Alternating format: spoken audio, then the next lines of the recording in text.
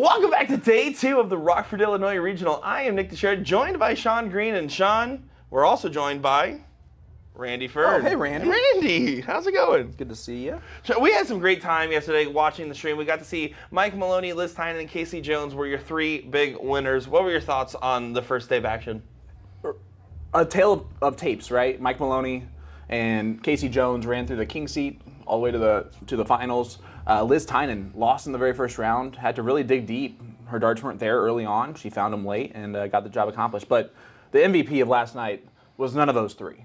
Hands down, Laura Lyles. I am a fan. The way that she carries herself, even at the line with this big giant smile, it was so awesome to see. And that's why it's so cool to be able to do these types of events, right? To get to know these players that we've never seen before, and how quickly you can become fans of players. Look out, this is true. The Laura Lyles happiest person in darts reel coming out soon, because it was incredible. Won over the hearts of every player in the room and everyone watching at home, it seems. And today with our expectations, right, you see Mike Maloney won his pro bracket. Yep. Casey Jones won his AM bracket. They're the team playing the pro-am together. They have to be favorites, right? You would expect that to be the case. That being said, there's a lot of great players in the room. Bob McCoy is here with his darts that were found by security in the parking lot last night. They ripped off his belt loop as he was leaving the venue. So happy that those were found. So he'll be on his game today. And speaking of that, last night we saw him go 6 into the perfect, and Mike Maloney had to take out almost a 10-darter to win that leg, and that match between him and Bob McCoy was something special. Oh, it was an incredible standard of which we were seeing. I mean, those guys were lighting up round after round, really not giving each other a break. And the only break that really came was one of mathematical error. And McCoy's like, you know what? I can tell everybody how to shoot the right shot 10 times out of 10 when I'm off the line. Sometimes when you're at the line, your brain turns to mush. And I've never related to a pro's sentiment more than that. 1,000%. The reason why it's so much easier for us to get that is because it's so memorized at this point. We don't think about that. So when we're at the line, we're not actually thinking about the math at all. We automatically know those patterns. And sometimes when you're playing a new format of a game that you're not used to playing, like split bowl, double in, double out, that math can sometimes disappear when you need it most. Yeah, couldn't agree more. And we have some great action to go down with the women's doubles and the amateur doubles as well today. Plenty of stuff that you're going to be seeing on your screen. So I think it's about time we get right into it. What do you think, Randy? Randy's ready to go. Thanks, Randy. Waiting for him to turn back into Magneto. But until then, guys, we'll see you soon. Hello, everyone, and welcome to the brand new Hard Rock Casino in Rockford, Illinois for the second regional tour stop of the 39th BullShooter World Tour. Today will feature Pro-Am doubles, ladies doubles, and men's doubles. I'm Sean Green, play-by-play commentator for this Rockford Regional, and I'm excited to welcome back my partner in comms this entire weekend, Mr. Nick Teixeira. Nick, it has been a pleasure to be here so far. Thank you for having me, and welcome back. I'm ready to rock on in Rockford at the Hard Rock, Sean. This should be a great day of our day 2 of coverage. And we're starting off with the ladies doubles here, and it's going to be a combo format. You're going to see that split score freeze game 1, game 2 cricket, game 3 fat bowl stack. So pretty interesting stuff indeed. Should be some great action on our dartboard. And Sean, it's my pleasure to have you here. It's been a fantastic experience, better than I could have imagined so far. The players in the venue are absolutely wonderful. I've gotten to meet so many new people this weekend already that are genuinely excited to see us here, to be here in this Rockford Regional. And man, if you're in the area, come on over. We got trips this evening. You can get in tonight. Sign up is on site, so come on over and get into that. Let's make this a giant turnout, because the Hard Rock Casino here, this venue is second to none, really. Yeah, this is a phenomenal setup that they have out here. And everybody that's in the room is absolutely loving every bit of it here. Stephen Park saying, thank God Nick Teixeira doesn't have to deal with Danny. Hey, Stephen, great. It was a pleasure meeting you last weekend. By the way, so they do the Grand Board Beast, like little like live chat tournaments and stuff like that. And so I tune into their live streams every now and again.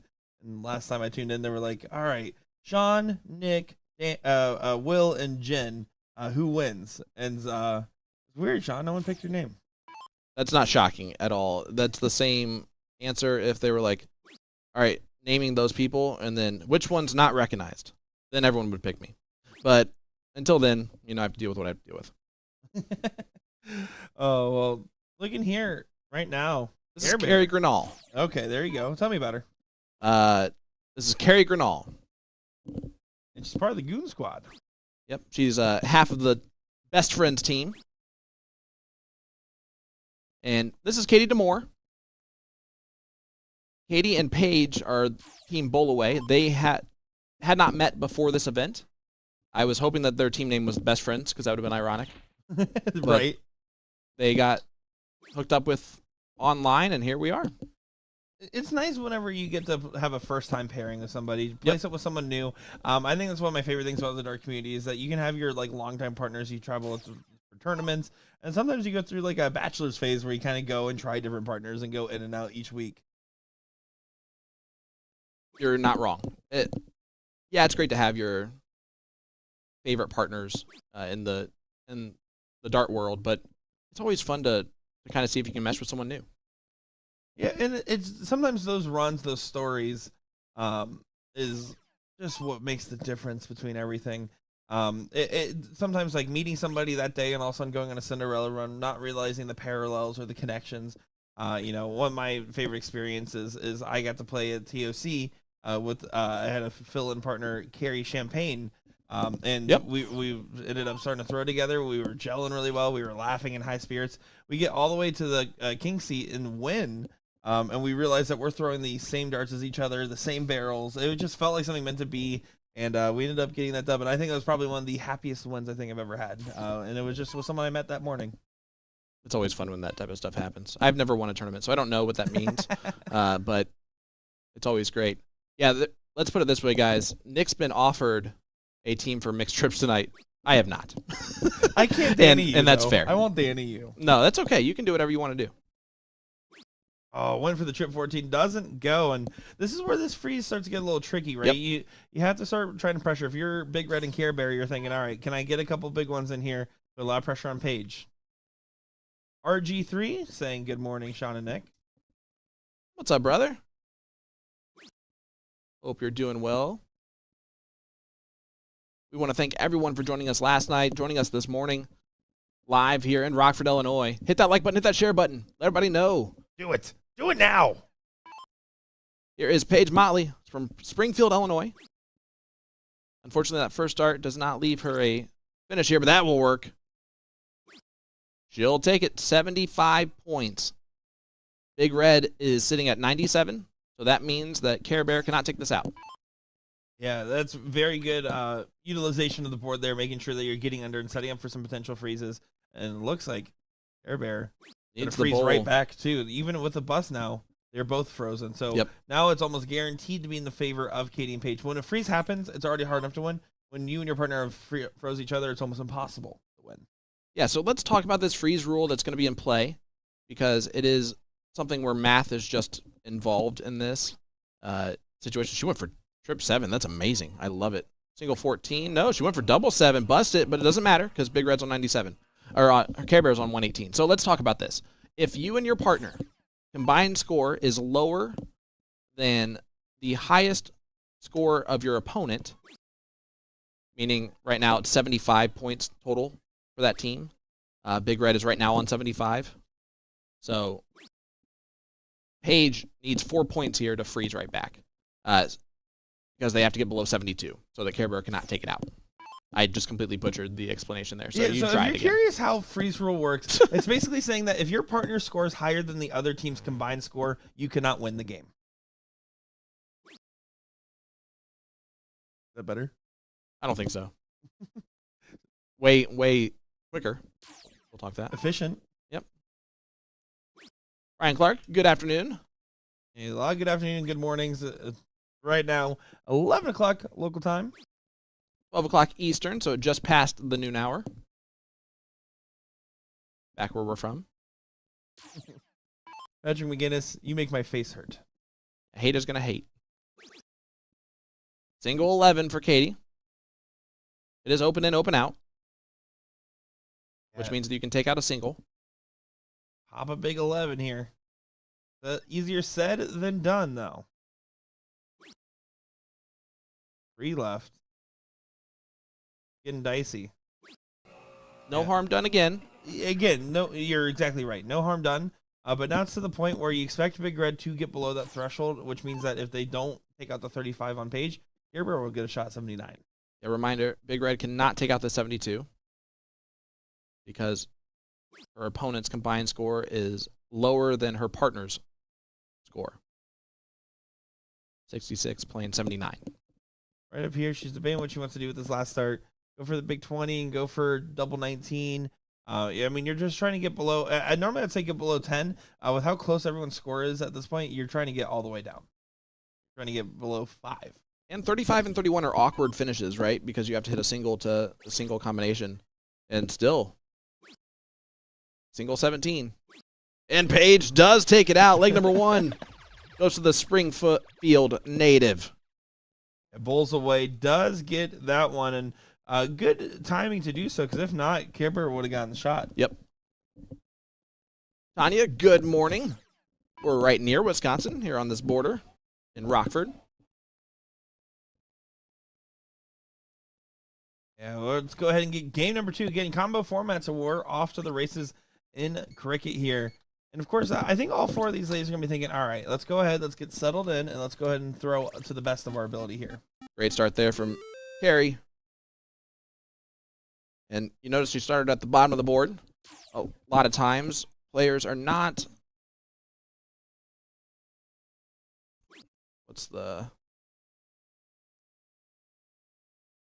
Players sometimes struggle to find the comfortability on top of the board. Is part of the reason, and the other reason too is that if maybe her partner also feels more comfortable, it could be a team strategy there, Sean. This is the best friends team, so they do know each other pretty well. You would have to imagine. They're I think they just realized that they were on the feed. no, I think what's happening is her friend is like, "Oh my gosh, you're on the live stream," and they're like, "Yeah, we know." She gave a frowny face back there. Oh, that's great. Does get the close on the 20s and then onto the 18s there. Yeah, also the right start here for Best Friends. Definitely trying to course correct from that previous leg. And again, it's a little bit, I mean, right now one of these teams coming right off the bye. Bulls away did not get a warm-up match. Best Friends did get a 2-0 win over Jin and Samar. I just say it how it's spelled. That's fair. And right now on board number 1, we do have the men's pro-am going on. It is featuring Jets Meat taking on C. Schultz and Jay Hillard. Yeah, they're currently in leg number 2 with Jets Meat, the Benny Durst-led team. Yeah, Benny's here. The Jets. And Got to meet him earlier. Best Friends is really just kind of dominating this league. They said, you know what, we don't want those 18s. We're just going to go 17-16 here. Throwing for later. Throwing a 9.5 combined. But that says a lot about Care Bear strategy, right? She started on the 19s there on that shot, opted to go 17-16. There's 2 reasons to do that. First one, obviously, can be comfortability on top versus bottom of the board. Yep. But second reason is they're not hitting a lot of 18s. You can kind of just leave that around and box them in. Playing a little thermonuclear. Boom.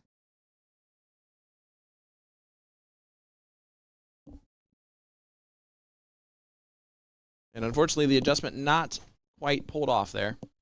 Yeah, not going to be happy that they didn't get the close there, but really no harm, no foul. Up 3 numbers and 38 points. Paige at this point, just focusing on trying to get the close here. He did take out leg number 1, did Paige. Is a 1-0 scoreline for Bulls away.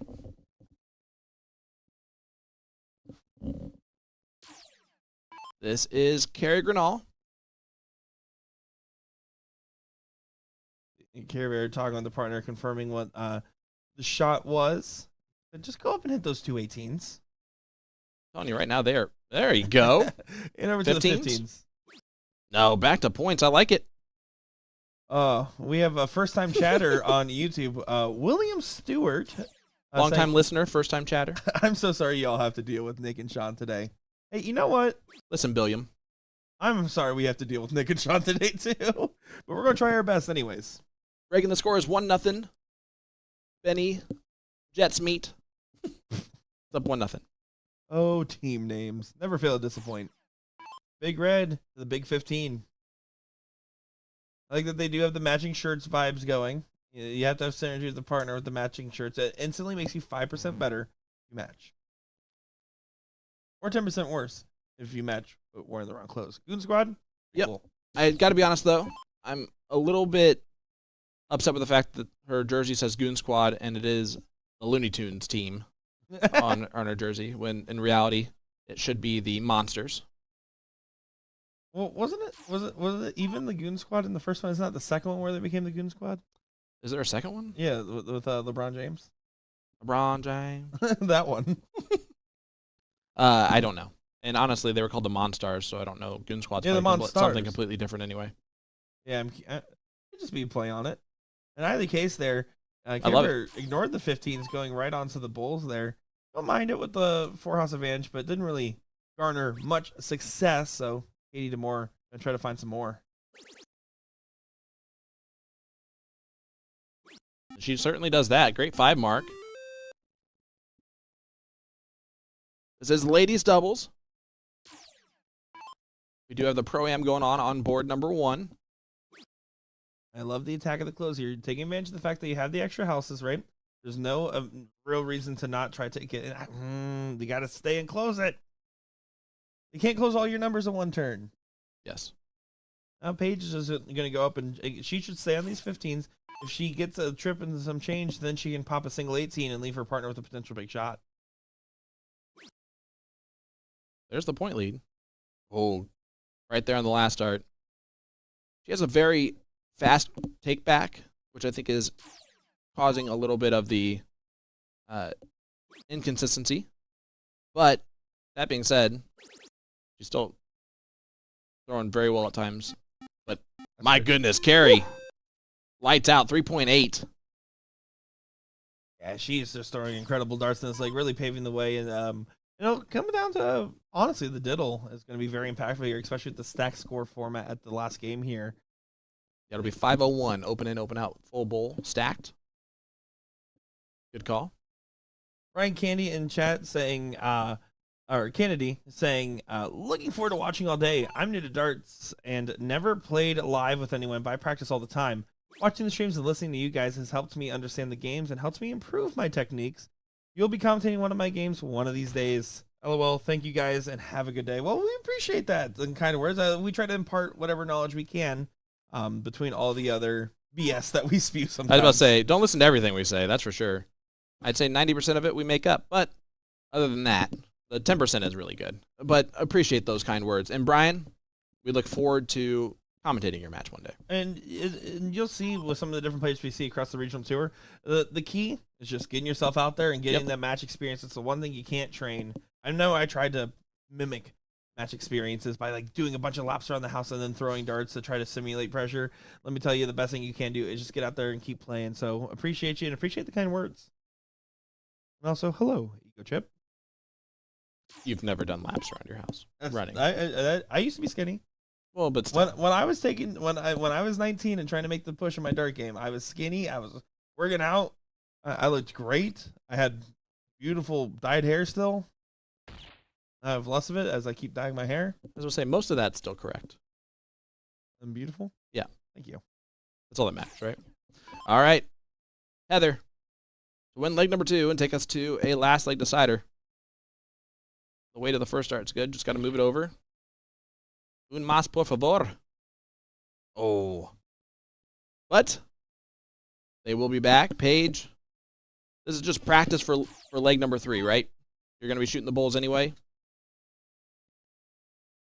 Even you didn't have to say that part out loud. We were all knew which part wasn't the same. Great darts from Paige. Oh, man. One bull here. Get it done, Care Bear. Does do so.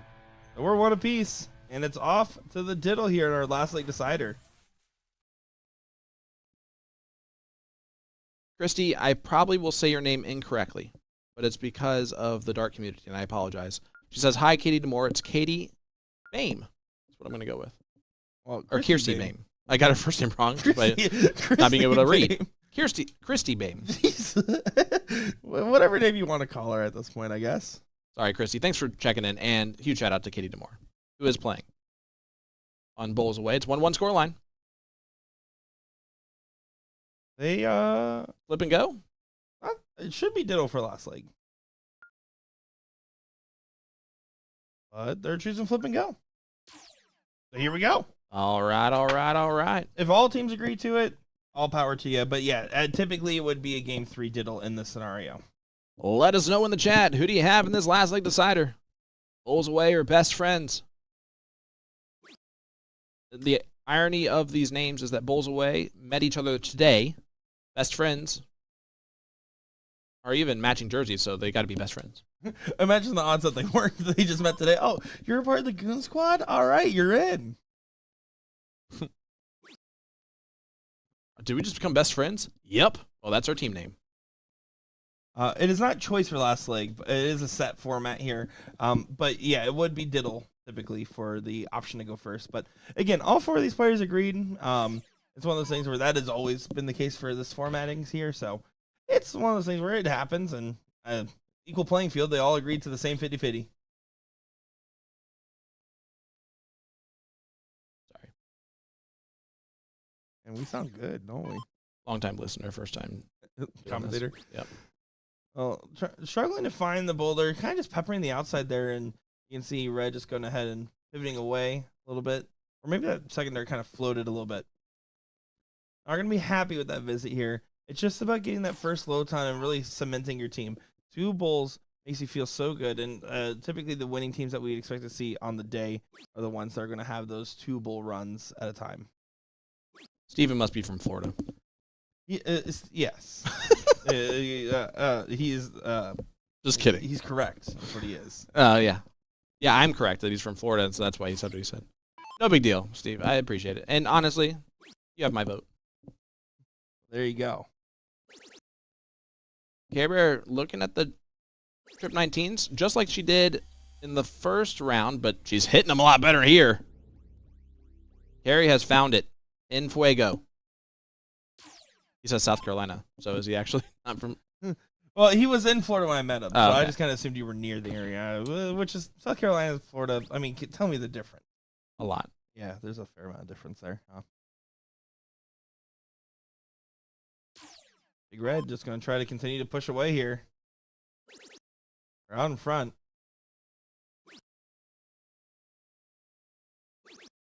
I was finding a double 20 in the last start there, so almost 100-point separation. The throw has basically been effectively stolen. Now Katie needs to find a couple bulls in her favor here. Yeah, Katie's struggling in this leg so far, but you can see how close she still is. She threw very well on leg number 1, and she does find one. Needed it. Keeps it in striking distance. Remember, in the previous leg, Carrie and Heather struggled to take out the finish, and that's what led to their defeat there in that leg. But great darts, and if you're going to miss by 2. Trip 16 on the first dart will do. And a 112. She's throwing a 31 average, shooting at the triples. I don't know about you. That typically, as an opponent, that would frustrate me a little bit. That she's shooting at that. I would always shoot at the bull if I could. But great darts from Paige to follow. 125 plays 124. But they're not affected by it at all. No, not in the slightest, right? I mean, this is going to be one of those situations where they're just playing the board, playing their game. And look at this. 14. Oh, stayed on the 20. Which single 20 does not leave you a finish. Sean, it's going to be okay. Hold together, man. All right, well, 14 bull would have been the better look there. But Katie, going to get a look at the 125. 15. 15 was the better shot there. Bullseye would have left 25.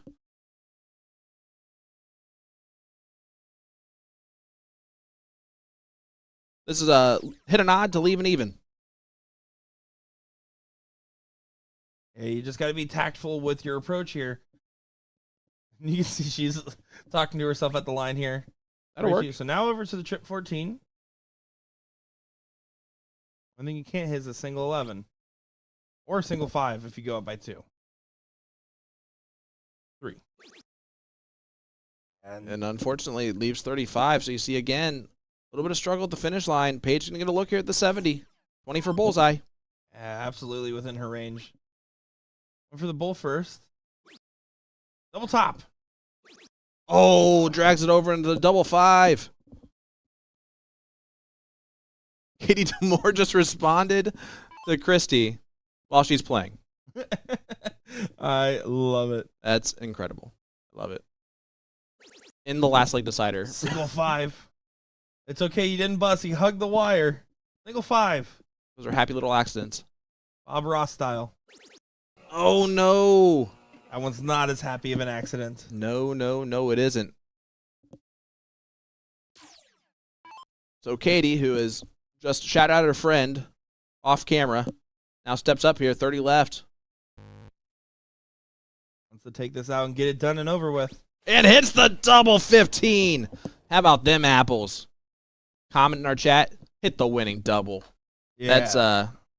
That's the stuff of queens right there. Oh, love it. I love it. So coming up next on our board here, would I miss some? No, the Dart nickname in the background on the back of the shirt that's walking away. You gotta love what you see here as you see another one there throwing on board number 3, right next to the mustache. Well, coming up next on our stream board over here, as we have a very full room once again. Look at that, nice padding out, and again, try to get people in over here. This is a great venue and setup. We got Team Overhyped. You want to know who that team is? I'm gonna guess it's Maloney and Casey Jones. Correct. Taking on J-Rod. And Slides. That's going to be the top 8 winner side. On the women's side, we also have Team Get Better versus the Super Dart Sisters. We actually had a chance to talk with Mike Maloney. I think it's about due time that we go ahead and see what you guys had to say. What do you think, Sean? Sounds good to me.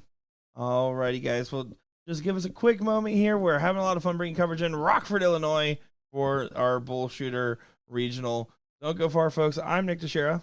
I'm Sean Green. We'll be right back. Hey everybody, Sean Green here with last night's champion of the Pro Singles Combo, Mike Maloney. Mike, what's up, brother? How you doing, man? I'm good. Is it better to wake up this morning, know you got the victory last night, and you don't have to worry about any more tour stops? You're now qualified for the BullShooter Invitational? Yes. Relying on Chicago 2 years in a row, even though I got it done, it's always weighing in the back of your mind. Yeah. Because it's a much harder in the AA when that's all you have to play, them guys. So it's nice to get it done. I'm not normally the regional guy lately with the lack of travel, but yeah, it's very nice to get it done and dusted now. Let's talk about this great venue. We're in Rockford, Illinois for the first time ever. We're at this Hard Rock Casino that's been open up a week and a half. Is this one of the best setups you've ever been in? It's pretty awesome. I found out that this is, I believe they said Akon was here last weekend. Yeah. I didn't know it was a concert venue, Yeah. and the bass was rocking yesterday. I think they turned it down at one point, but you could feel it. I'm throwing, like my whole body's vibrating. Yeah. But the huge screens, the space that's in here, it's pretty awesome. Yeah, it's a really cool setup. And to go to your point, we actually went to our camera on the stage for just a wide shot, and you can see the camera shaking I'm sure. profusely. It was awesome. We can hear the glass rattling in this room the whole time. It was rocking for a while. All right, so coming up next, what do you got moving forward for Mike Maloney? What are we at? TOC is only a few weeks away. And that's, 5 days there. After that, we have the Booyah Cup. I don't know what they would call it. Jeremy put in the top 8 of the to play a tournament at the KDC event in Kenosha. Yep. So I have that at the end of October. And then the last event that I have planned is the EDC event in New Orleans. I got great news, Mike. You guys are going to be there too? Those are my next events, Mike. So I'm also coming home with you for Christmas? I'll give you my list. All right, man. We're going to end here because BullShooter has been something that you've been a part of for a very long time. Just what does the tour mean to you? Is it cool to see it kind of growing, improving? What have you noticed about the tour in the past few years? Well, specifically, now we have 2 stops in 2 weekends. We've seen the 13-inch change over the 15-inch. I don't mind the combo. I would like to see longer format, especially with the lack, I don't want to say the lack of turnout, but the smaller turnouts for the pro side at least.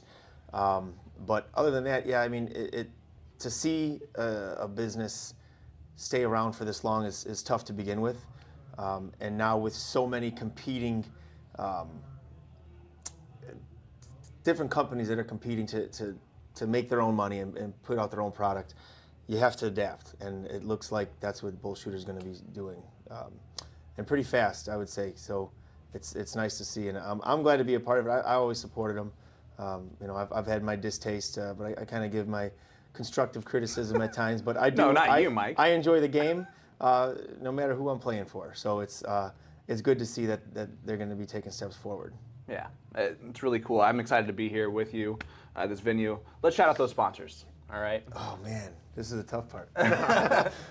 No, I have Danny Baggish and I company, Maximum Precision Designs, EDC Remote, Booyah Darts, and One More Darts. I know that I was not wearing my correct shirt yesterday. I put on the wrong one. I have two of them. One was sponsorless. I did not pay attention to that, so my fault. But unfortunately, now it's his lucky jersey. So Yeah. there's nothing we can do about it anymore. Mike, man, congratulations on your victory last night. you. Good luck the rest of the weekend, and good luck for the rest of the season. Thank you, sir.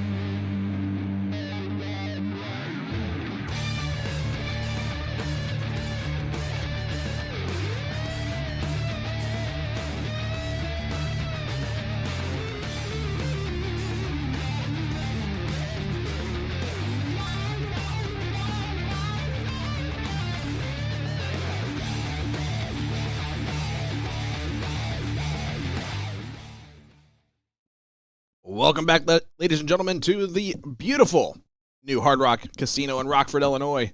The second regional tour stop, the 39th annual BullShooter World Tour. This one is our Pro-Am featured match. I'm Sean Green, play-by-play commentator, and I'm joined once again by Nick Durachi DeShera, Nick, Mike Maloney, and Casey Jones, or Casey Jones and me, if you're in Mike's perspective, are taking on J-Rod and Slides. I bet Slides is throwing in Slides. If he isn't, I would be severely disappointed. No, looking forward to this. As those are Slides. Of course they are. Look at those bad boys. Those Slides are sponsored by Nike. Absolutely thrilled to be bringing coverage of this one. And we had a comment here that nailed it best. Jessica saying, dang, 2 great matches at the same time. Yeah, the Super Dart sisters playing on our other board, going up against the team Get Better. Where they just have to get better, you know?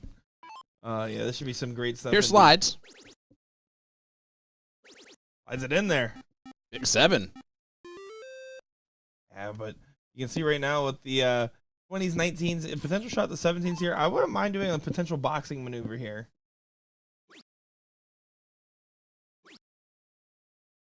A little bit awkward. He does try to do that. It doesn't go his way with just 3 big singles there.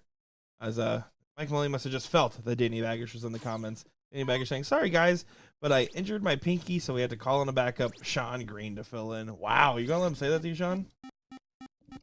Boom goes the dynamite. There for J-Rod Henry. That's Danny what we have who? to say. Yeah, that's... D-Bags? Is that what you're talking about? Whoa, whoa, whoa. That's Here. just an abbreviation of his name. It's fine. Here's Casey Jones. This is a rarity where we have 2 lefties.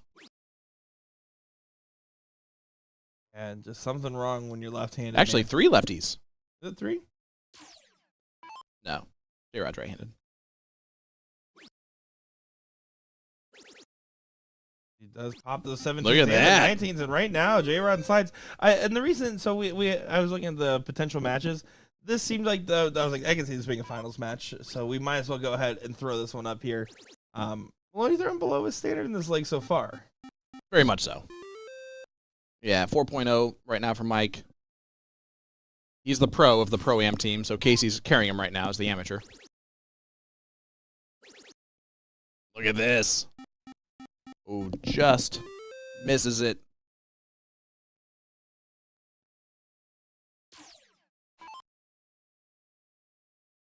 Casey needs a lot of 15s. Yeah, it's got some work to do here. I don't think that work's going to come easy. You kind of expect first leg going in the direction of J-Rod and Slides. Now, granted, it is a race of 3, best of 5. There is time. All cricket. Yeah, that is true. All cricket on the Pro-Am, all cricket in the men's doubles as well. Women's is a combo format. Danny Baggage, actually, weird. This is the first time we've mentioned you all stream long. The entire weekend. No one has mentioned you at all other than this. And if you don't believe us, go back and give us the free views. But for you, they're $5. It's true. J-Rod to win leg number 1. That'll help. Big dart from J-Rod Henry. Yeah, that pretty great performance from them. Very solid 5.45 and a 5. I mean, if you're combined 10 in the Pro-Am, you're going to feel great. You have to think, okay, for the AMs, the target line's around a 4 to a 4.5. For the pros, the target line's around a 5. So you're a combined 9 and above is what you need on winning averages. Mike trying to salvage his spot on Danny's trips team. Boom goes the dynamite there for Smash. Any few trips helps get you back in the mix there. Mike Maloney saying, all right, let's just get settled in, throw these darts. And now we got a different ball game. J-Rod gonna try to follow in suit, though. He's not going to squander this. Back-to-back 9s to start off this leg. Pro-Am, baby. Woo! Here we go. That's what the pros had to say. Let's see what the AMs have to say. Casey Jones, your amateur singles winner last night.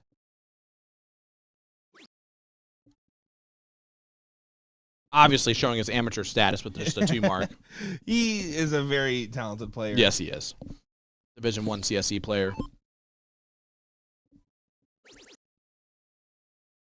Slides, though. Oh.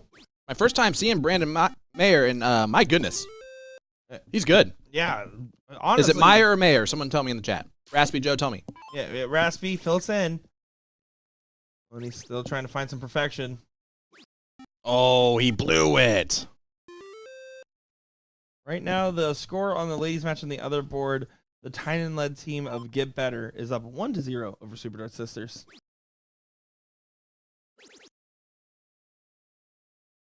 And ladies and gentlemen, you can actually follow along with the brackets. They are updated leg by leg with this league leader format that is used, which is actually really cool.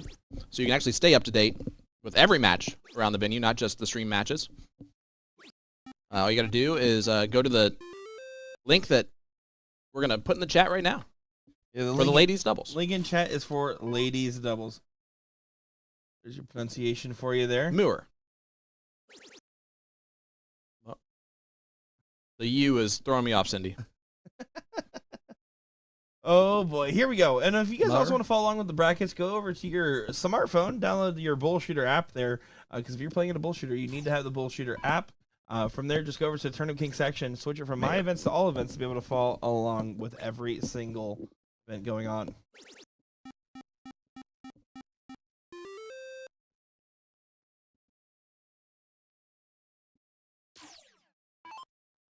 So you guys cannot see each other, which is the best part of this. But on YouTube, Ryan is saying it's mayor, and then Cindy is saying it's mutter, which is interesting because we're just going to go with slides. So here's Casey. I love it. Looking to point the 18s and not doing it. Again, going a 4.0 in this leg, did it in the last one. And uh-oh. Yeah, grabs his head there. He knows how consequential that shot can potentially be. Now Slides has an opportunity to attack the throw. If they get a 2-0 benefit here, that's massive in this format. Oh, absolutely it is. And it's looking more and more likely. Yeah, it does still leave the 9-mark shot here. Mike Maloney needs to go trip for a shot at the 17. That is a massive 5-mark there indeed. Good shot from Slides. Down 3. That's a stay. Yeah, and that last start was a little snatchy. He showed us that with his reaction there. Mike just walked in and goes, Casey. Paging Casey Jones. And this is going to be a big moment. Now, this is the 7-mark shot, or pseudo 7-mark. It's technically a 6. 4 15s for a close on the 17s is your shot here. And I don't consider the move until I get the 415. There's 3. Goes over. So he's forcing this to be a 4-3 on the Bulls here. With a close on the 15s, they still have to do. Yeah.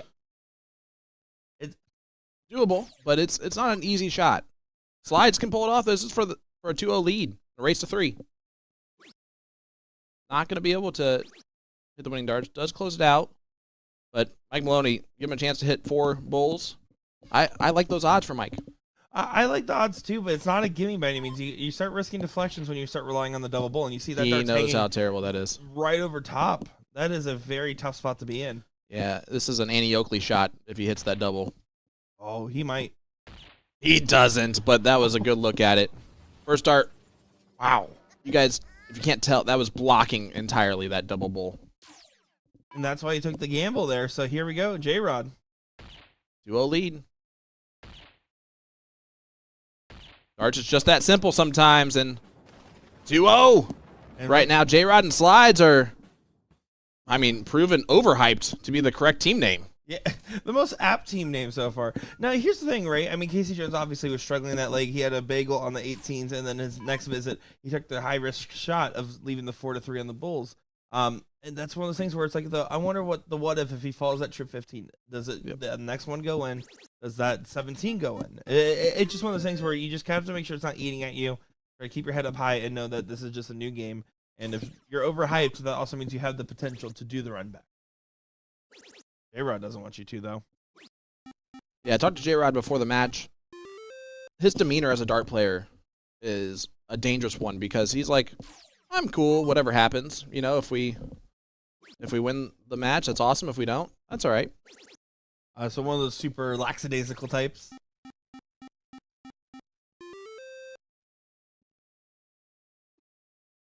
Danny's earlier one. Looking for a fill for my TOC trips to replace Mike Maloney's 4.0. Hot garbage.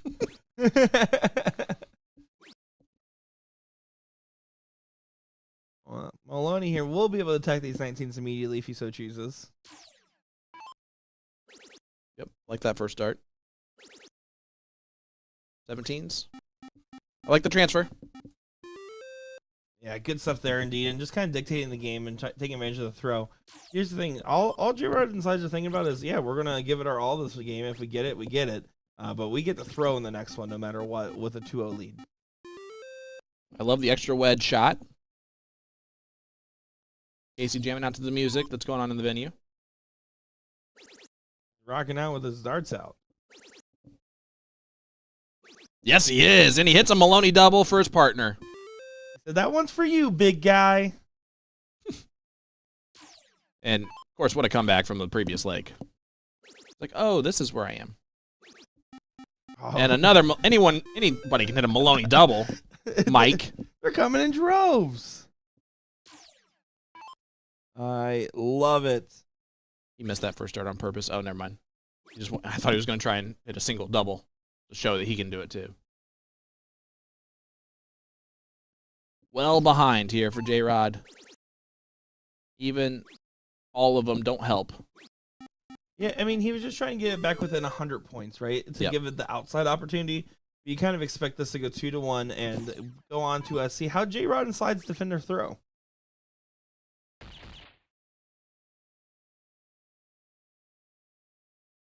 Casey's super upset for missing that last bowl. I think he just was ready to move on to the next leg. But yeah, that's the problem here, right? They have to break the throw next. Yeah, and right now Maloney and Jones, right, they're combined 11.66. Again, if you're throwing above a 9, you're already looking in pretty good shape. If you're throwing above a 10, you're feeling even better.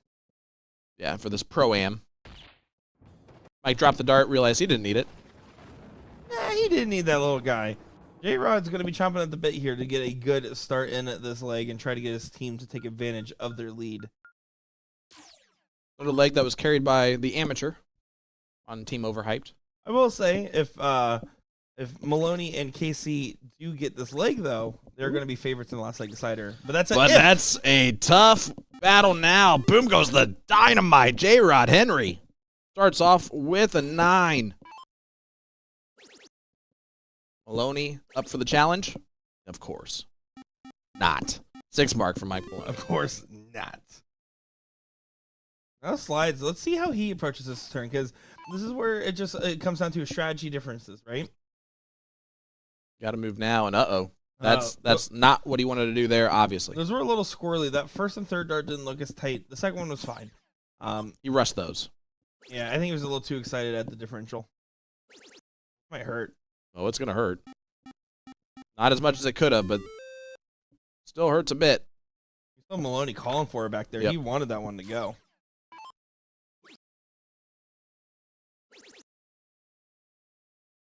Oh, J-Rod took the shot. A little bit of wires right now. Who gets that last start to go into the treble rather than to the side of it? I'm expecting advantage from Overhyped. Yep. Boom goes the dynamite. Mike Maloney throws in a 9 of his own. Yeah, they're doing a great job of challenging the throw, and Slides is going to have to recoup. He's going to be kicking himself from his previous turn. You just have to have that short memory and realize that there's more to the game. But now, back to back. Is he rushing a little bit now? I think his pace is not quite the same. I would agree with that. He's almost walking back from the line with pace, too. Just got to try and stay settled. And it's not even out of it. I mean, right there, that was a huge miss in the last start for Casey Jones. Slides, if he finds a couple in here, it could be a completely different scenario. One more of those.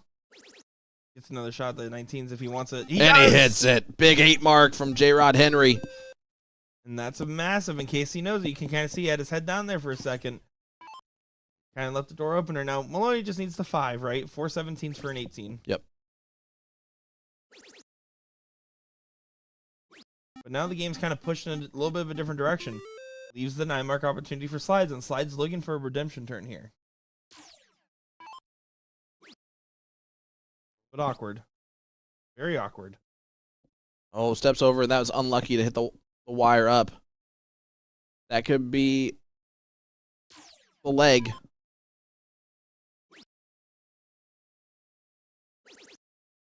Sixteens.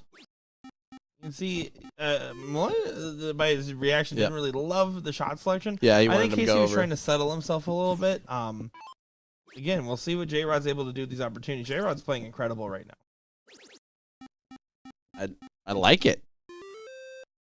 I like it, except you're asking Maloney, can you hit a 5 mark? And right now, Maloney's throwing a 7.33. You would expect him to hit a 5 mark. He went for the Maloney double on dart 1 there. That's that nonsense. That, of course, pays off because the dart gods favor Mike Maloney from time to time. They typically do. And yeah, J-Rod there tried to force Maloney to hit the 5 mark. Maloney does hit the 5 mark, so pretty much set to go to this last leg decider. And like I said, if the overhyped team gets this leg, they're going to be favored at last leg decider regardless of who wins the diddle, if you ask me. Well, if Casey does not take this out, it's 5 bulls needed. But it's Casey Jones. Takes it out in 2. 4.36, 6.75 from Maloney. Picked the right time to have a good partnership. But here we go, last leg decider. J-Rod, decent dart. There's a big opening here for Mike. And Mike takes advantage of it, gets it by a hole. So it will be overhyped going first in the last leg decider. You said yourself advantage overhyped before the diddle. Mm-hmm. Now, absolutely. Yeah, you have to imagine if Mike Maloney starts off with a 6 or more, it's going to be pretty detrimental. The one thing is, J-Rod is just on fire. He is throwing great form right now. And if anything, right now, if I'm J-Rod, I'm doing everything I can to make sure slides is nice and calm. If I'm Mike, I'm doing everything I can to hit a 7 mark. Does that. Yeah, great tempo setter right there.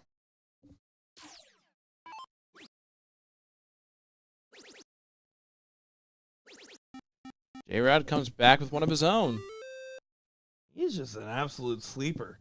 He's one of those guys where, like, don't get me wrong, I know who J-Rod was before heading into this, but he's just one of those, like, you don't expect this high gear that he just has in his store right now. He's crushing it. And Casey Jones takes advantage of the high ground.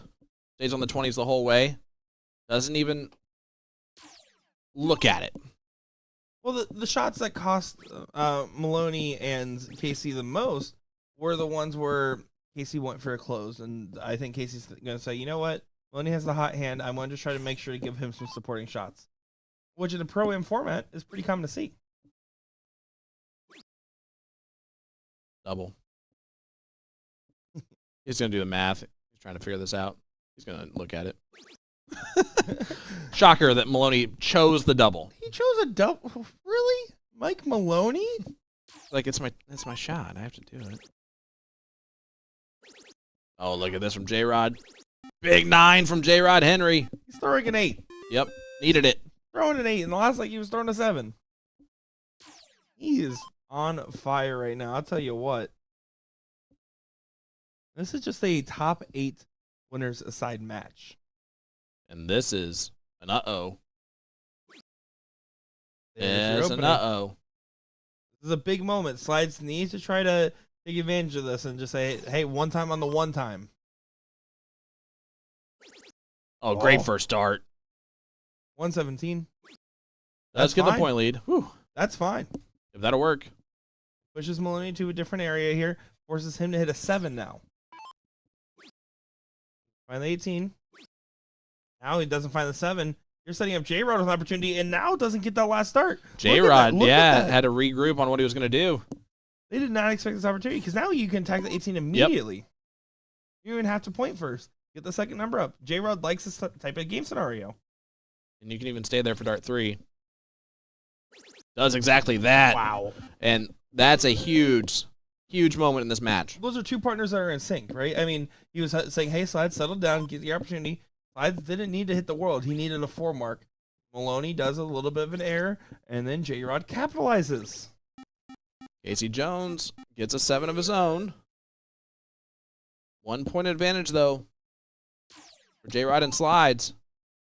Upset alert here for overhyped. Oh, this is dangerous.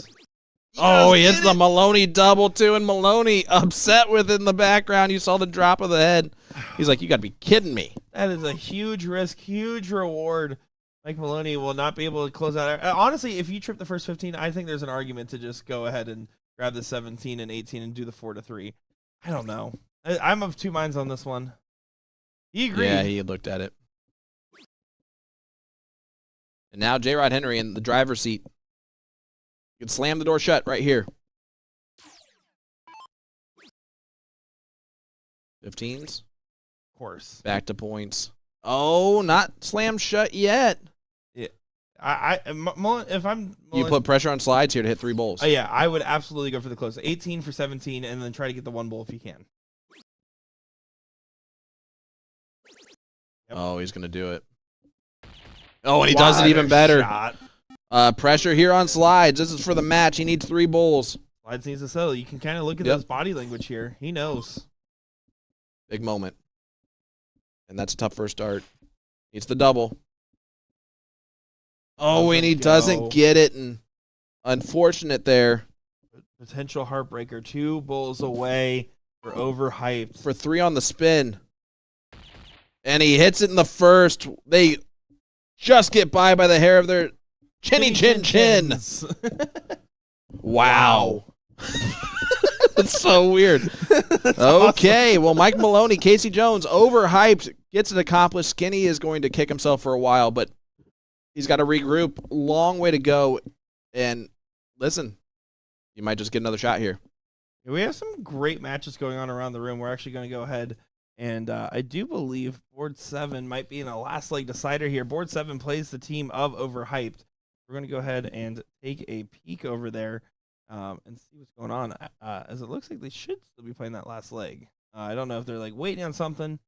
Maybe not. But you can see Benny Dersh does get that leg over there as well. And oh man, that's some crazy stuff that we're seeing. So we'll go ahead and just kind of put it on these matches over here. There's and Billy. There we go. There's the last leg decider, so they're just getting the extra 3 darts. So we're waiting on the winner of Board 7, so we'll kind of get some extra action here. Put on some music and get our next matches set up here. Sean, this is a great matches that we're seeing right now. Yeah, absolutely. Excited to see what's coming up. Stay tuned, guys. We'll be right back with more action right after this.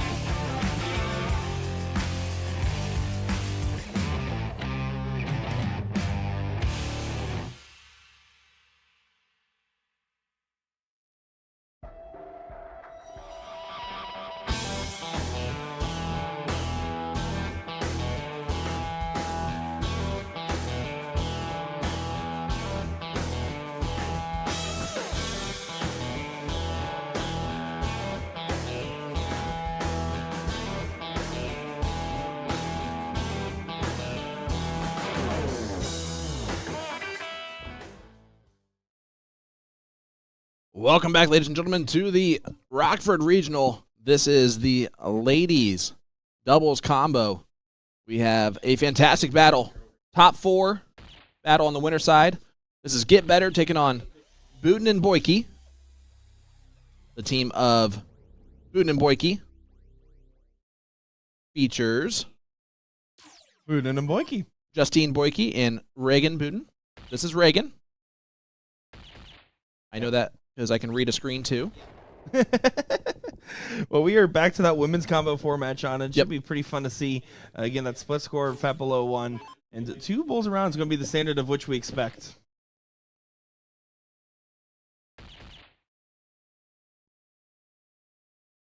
And how about Jen Carpenter? Great darts from Get Better. And, man, Liz and Jen on the team seems like a dynamite combination. Yeah, it does seem like really a recipe for success. One of the other elusive things we've been looking for, where's our 6-darter going to come from? We expect one or a couple across the 2. We're looking forward to seeing if that might be the case. Liz, though, going to focus on continuing to bring her score down, and Justine with the lax opening here means that this could be for some big punishments. Yeah, here's Liz Tynan, the ladies singles combo champion last night.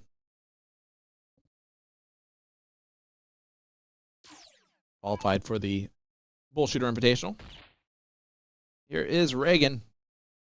I like Reagan's starts a lot. Her throws, good. Very clean throw. Very clean stroke. Jennifer, though, with 151. Liz on Could we see it? 1 dart at a time. Finds the first bull. Gets a second.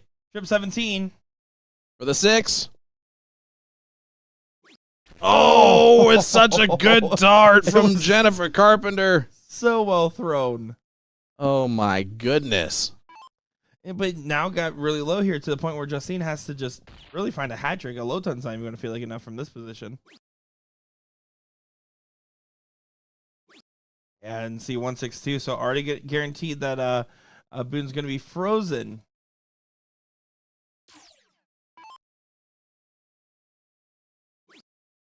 Reagan Boone is the significant other of J-Rod. There we go. Appreciate that, chat. Liz went for the treble 20 to leave 36. I like the move. She also can do that move.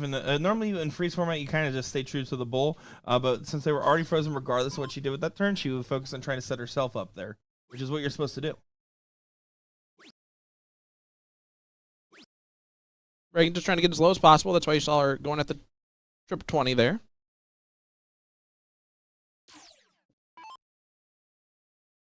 And it looks like over to the 16s we go. Happy little accent. Yeah. The double 12 now. Jumping around just a little bit here. And was on the perfect, and now no harm yet, but Justine needs a big round here. And a big round could do a lot of damage. I mean, she could just go for this. I think you take 1 dart. You have to. Oh, it's still on. Stay there. Oh. We're in sync today, Sean. We keep doing stuff at the same. This is not a bit we're trying to do for the record. Let me tell you about my best friend. What about Will? He's not here. He's at Which City? Guys, we're also live for the Which City going on USA Darts' Facebook page and also on our YouTube page, but we are sharing the YouTube page today.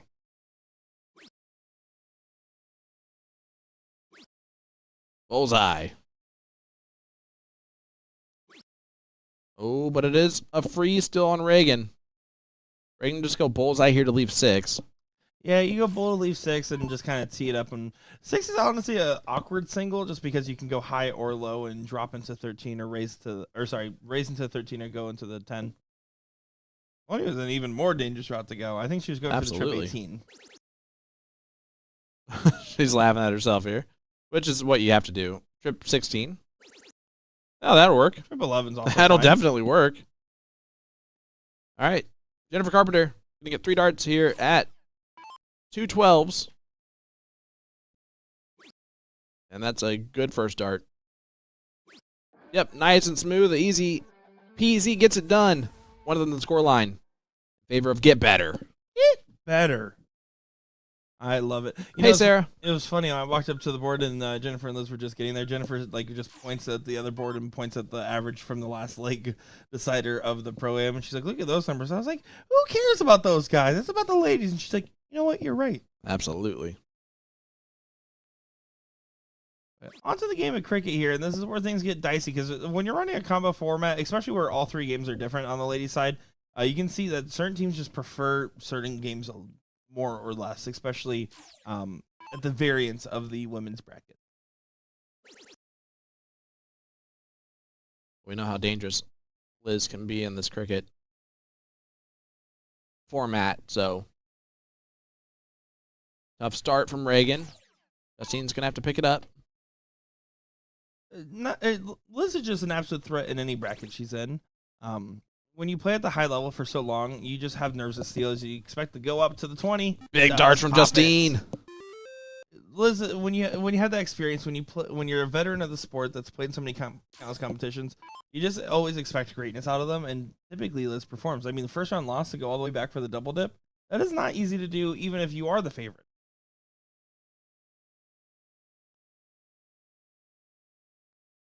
Well, those wild compared to what she's used to doing.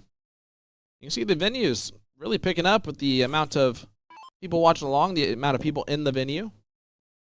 Yeah, it's definitely becoming a packed house in here for sure. And if you're in the area or can make the drive, you should. It is a beautiful venue, a great turnout. Get to hang out with us. Brand new Hard Rock Casino. We get to hang out with you guys. Everyone's winning. Call that a win-win-win. All I do is win-win-win. No matter what. You have money on your mind? Yeah, I do, usually. I don't know the rest of it. Yeah, that's as far as I got to. Seen here, another opportunity for another Look at saving those shot. mutton chops. That's a Bush Latte shirt if I ever seen one. I'll tell you what. Listen, if I'm Bush Light, I just make this into a commercial real quick.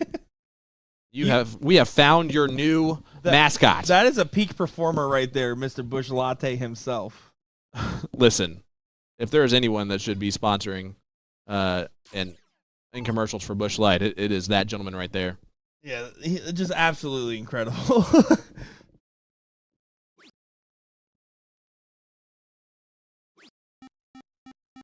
course, I don't think he's holding a Bush Light, is he? The irony of it all. I can't tell. You might need to zoom in on that. Get a beer cam going. Everyone out there be like, what's going on? Why did they zoom in the middle of the match?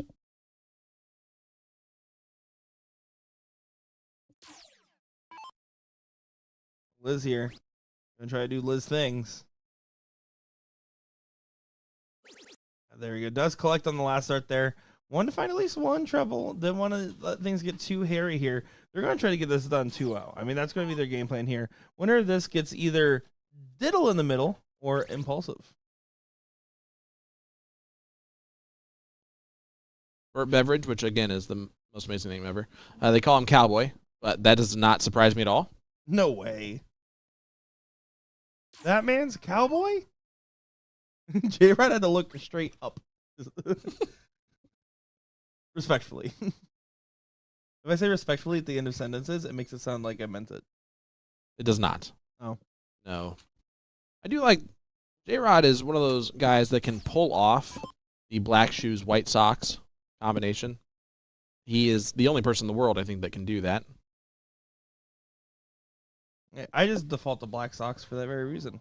Fair. Here. Black goes with everything. Let's hear. Gonna pop this single 19. Likes to go up first. Yeah. You expected it to get the close there. And that's a huge last start there. The kind of really push themselves out in front here. Yeah, Liz Tynan, your BullShooter World Championships MVP for 2024.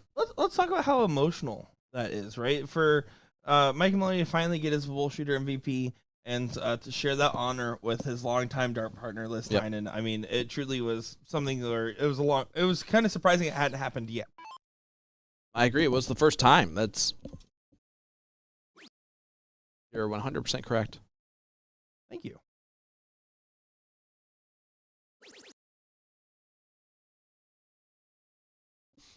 Ryan says, wish we could see J-Rod throw next to Reagan. I think we all know the implication that you're making there, and say that's probably true. Reagan said, watch this instead. How about a Big 7 mark? 7. She was almost frustrated about it because of the timing. Yeah, I would say that's a fair analysis, right? I mean, she's going to be like, man, if I did that earlier, would have been a way more advantageous position. And now Liz continuing to just dictate the way. And you can see, look at the average spread here, right? She's averaging above a 4. Everyone else is in the 2 to 3 range. That just kind of shows the separation that she is just one of the best females every single time she throws. And her off games don't stay off for very long. I agree. See what Justine can do.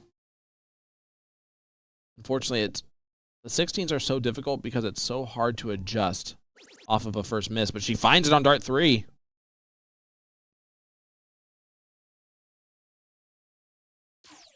Yeah, but Jennifer here in a good opportunity. Even if you want to tee it up and just play conservative and defend your numbers by going for some points, you can. But here, she attacks. I like this attack. Now you move. Oh, Yeah. no. She didn't even... She rushed that third dart, too. She didn't do her typical take back or anything. Yeah, I don't like to stay there at all, especially with the way Reagan's been hitting the 16. You kind of expect her to regain the point lead now. It's a good first dart, too. All over it.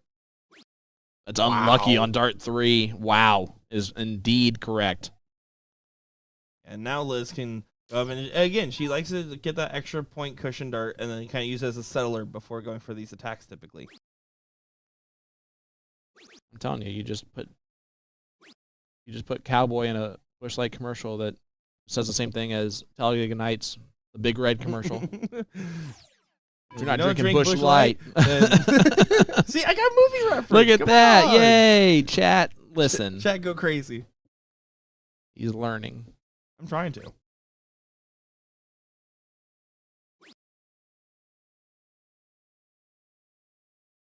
And if we're going to try to make a last stand here, or, excuse me, Justine was trying to make a last stand on the 15s. Jennifer going to try to make that their last stand after closing the 15s.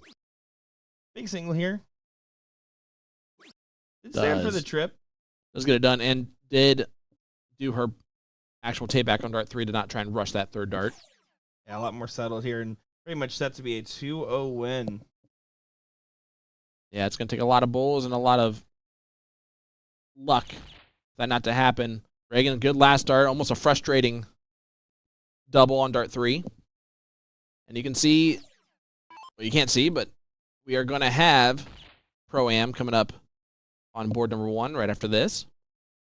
To be another one of those top 4 matches, correct? Yeah, exactly. So this is going to be the first semi on the pro side. Low ton darts 1 versus Jets meet. And of course, the winner of this will play either Middle in the Middle or Impulsive on the lady side of the affair.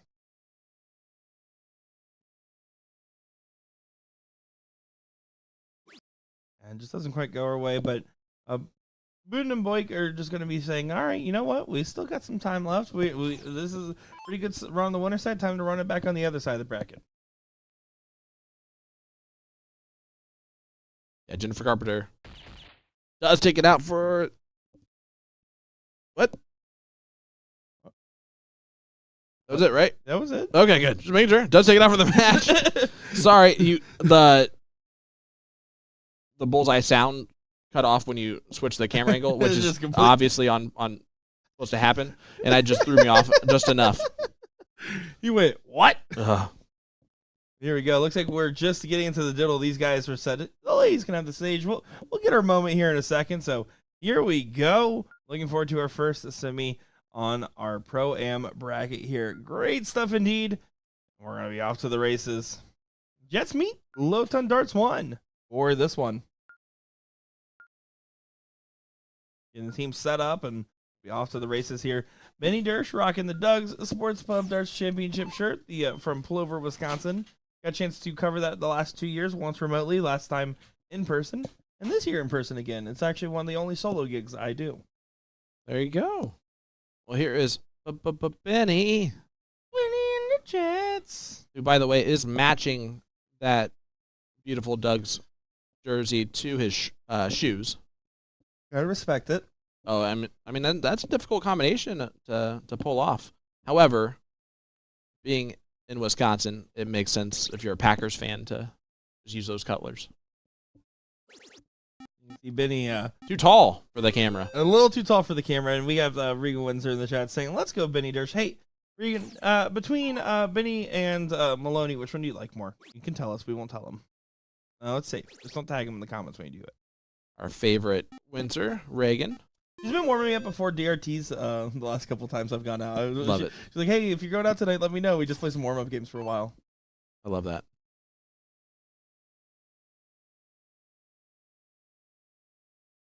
You can see our fearless leader in the background there, Sam Zamudo. Going on and boarding the players here. You can see he's watching the Jumbotron. He's watching himself on the Jumbotron. I think he's watching the players. Nah, of course. Here's Billy Garkey. Billy last night had quite a display, making it to the finals of the amateurs, and just fell short. Yeah, he was frustrated with how his night ended a little bit, but overall, he also didn't expect to get to that final. The way he came back on that, like the way that was about to go to a last leg setter against Aiden Cromwell, it was just absolutely incredible matchup that we saw there. A little bit of a slow start though on the amateur side of this affair. This is the Pro-Am. You expect the A's to lead the way, right? Again, that target line is that 9-0 combined. A 5 and a 4 playing together is a good target area to find yourself in. It's good to see Benny Dersh playing some darts here, the Rockford Regional. It's always great to have Benny in the mix. He's been getting more and more back into it. One of those guys that did have to step away from the scene was kind of fighting himself on the dartboard, having a little bit of the case of the itis. Yep. And I can tell you, when I saw him a year ago, his turn times were that's usually a big sign, is how long it takes for someone to get through their turn. Yep. It was very high. He's definitely got that reeled in pretty well nowadays. We saw the same thing with Don Stewart recently. You notice how Regan didn't tell us if she likes Benny or Mike more? Well, it's obvious. Pilar. That's the answer. That's what I was thinking too. That's meat. Big darts. That's Drew Prashka. Billy Gunn try to make a grab on the corner pockets here. But at this point, I mean, again, you're kind of on the outside looking at this leg. It's just about making sure your arm feels settled and you feel settled in general going into the next. Yeah, again, this is semifinal here on the Pro-Am side. Race to 3. All cricket.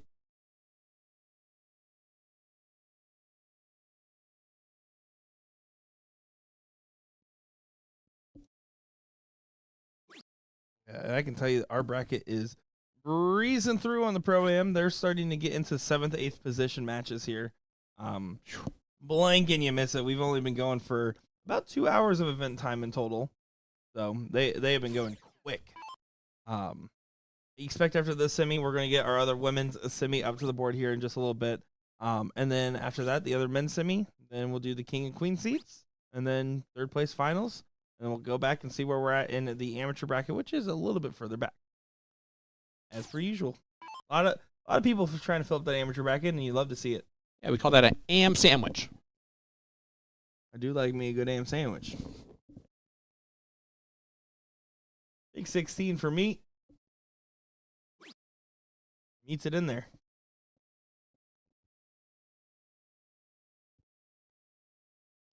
Yeah, Reagan says there's a potential Benny Dersh Mike Maloney matchup, and that is correct. I guess that's when we'll know the answer, right? Yep. Good darts from Meat. Yeah, great visit there. Pretty much cementing this first leg to go in their favor. Reminder, if you don't like your dart nickname, it could have been Meat. That's true. Mine was the boy for the longest time. It's still the boy. It is, but I'm starting to get to the age where the boy is a strange nickname as I'm turning 27 next year. The man boy would be. The boy man. Man boy. Boy man. One more bull. And he does. The Jet, leg number 1 goes to them. He throws a 3.75, which he's going to be disgusted with, but they got the job done.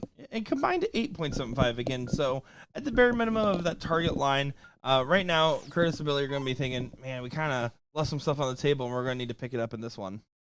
Here is Curtis Witherby.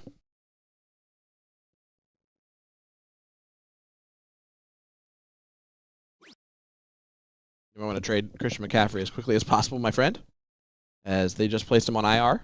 No way. Yep. Are you serious? I'm not a wolfin. That's crazy. Sorry, guys. My fantasy team needs this. I want to accept that terrible trade from earlier.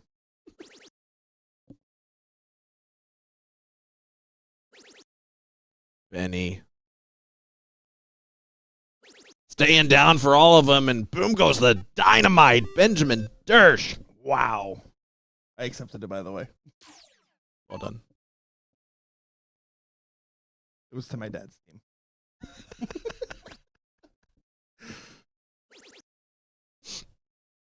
That's what Dom gets for not watching. That's what he gets for leaving a trade up for 5 days. Fair. And not paying attention to the injury. Great darts overall from all 4. Here's Drew. Yeah, the standard increasing in this leg so far. Yeah, Drew Proshka. My first look at Drew, and I really like his throw. You can almost tell that he's learned from Benny based on his form. Would you agree with that? Yeah, it's funny when you see someone like that, where they just kind of take that coaching under the wing approach. You see back in the day with like Phil Taylor, Adrian Lewis is kind of like one of my favorite examples, where you see how Phil picks him up out of the bar, and Adrian's form definitely has some big similarities in it. Yep. That's what we're seeing right here. It's a mentor with the mentee. That being said, I have no idea if Ben wasn't just one of the pros that needed a ham today, and they just happened to hook up. Yeah, if anything, it could just be similar. Because also, you can see with Benny's throw, the way he kind of arches his dart in his elbow, it kind of looks like Tom Evans from earlier as well. And they definitely have not played together, from my understanding. Oh, drops it. Goes round the outside, and then hits it, but only a 3 opportunity for Billy. Masterful double single last night. Check out. Great darts from Billy. Would have loved the 9, but he'll take the 6.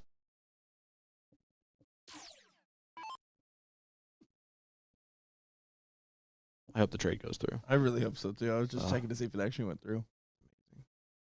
Incredible. I tried to screw you and just backfired completely. Victoria says, let's go, Billy and Curtis. Guys, let us know who you're cheering for. Let us know who you have in this one. Sean Green, Nick Teixeira live here. Rockford Regional, 39th annual BullShooter World Tour. This is the inaugural Rockford stop here at the Hard Rock Casino and eventual hotel. Yeah, I certainly hope that, and I do believe that we're going to have this stop again next year. Just because I want every player to have the opportunity to check this out, as Witherby finds a great round on the board. Boom goes the dynamite for Curtis Witherby. Paul Rogers, hello, my friend.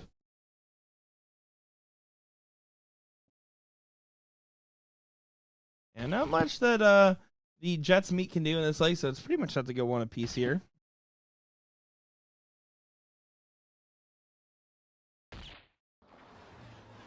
Not a bad round by any means, but you expect this one to go in the way Billy here. 3 bulls to get a leg on the board.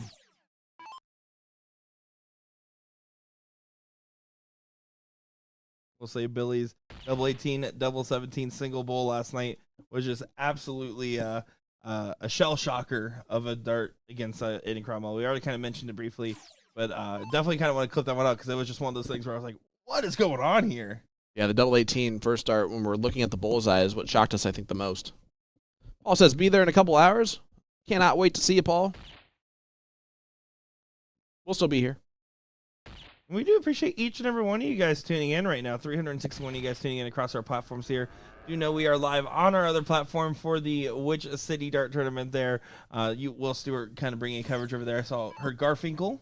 Yep. If you're mic as well. If you want to go over there and listen to Garfinkel from time to time, that'll be a win. But unfortunately, Will's also on the mic. You mean fortunately, as looks like Witherby does get that 6.0 and a 5, combined 11 versus the combined 9.66. Again, you see that raising standard there. Yeah, that'll do. Leg number 2. 1-1 score line, race to 3. Again, it's all cricket. And look at that. Heather saying, leaving Peoria now. See you here soon. Love it. It's so weird today, dude. Why are you doing that? And it's not even like the same stuff that we would normally say. This is Sean Like- Green finding out I've modeled myself to be the BullShooter Sean Green for last no. year. Not ideal. I hate to tell you that. For yourself, not for me. You're not wrong.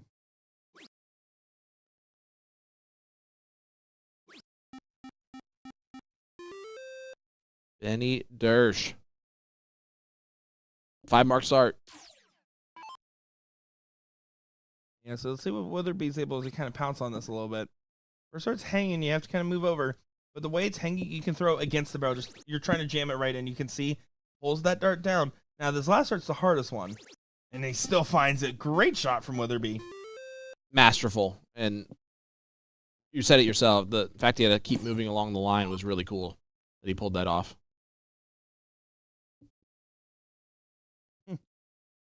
Daniel Floyd saying, if there isn't a Nick DeShera commentating in the bullpen, then why are we here? Yeah, he was a big fan of me going behind Danny Bags with the headset and commentating. I liked it. I really enjoyed the fact that you pulled that off. And the best part is the only thing that matters. Paul Murphy said, so can you leave the chair here? And so that's all that happened. And then it became the timeout chair. If a partner missed 2 bulls, they were sending people to the chair Smart. in the bullpen. What you should do. I definitely think you and I might get a game, and because it looks like we'll have a little bit of a session break today between events. We might get a little game break in there and have some fun with it.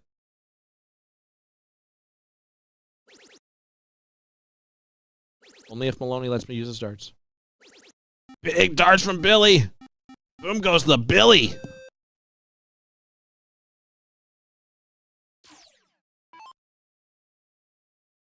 His dart nickname has to be Billy Goat Garkey, right? I would hope so. I mean, what else could it be? Just Billy. Countless other things. But Countless other things. kind of like how the Jed is the perfect nickname for Benny Dersch.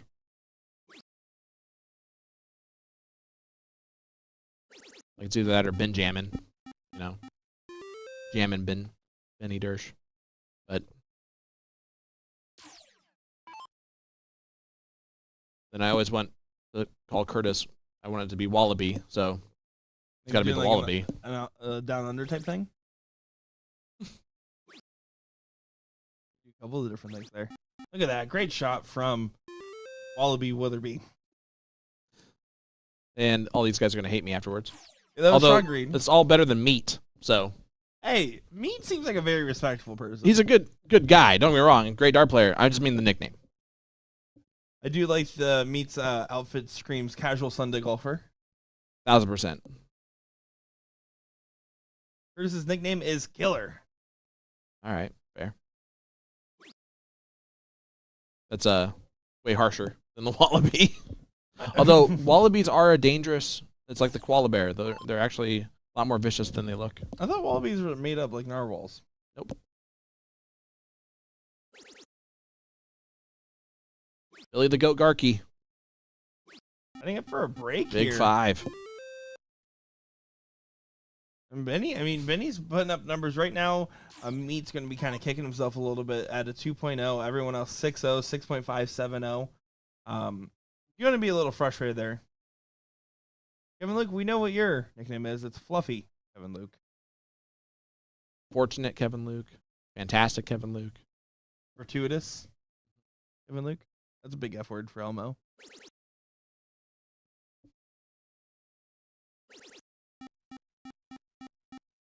former Kevin Luke. That'll be eventually. Oh. That one made me sad. I don't know. Didn't like that one as much. Single 15 and then grab some points here. Grabs a 15, grabbing a little bit of points. Now he has to just stay. Does find the last there. You got to make sure to find at least a single there. The triple there even better because now that means Meat does not really get a chance to shoot at this pseudo white horse. Instead, going right over to the bulls. Try to set Benny with a potential shot. Yeah, Drew just kind of regroup.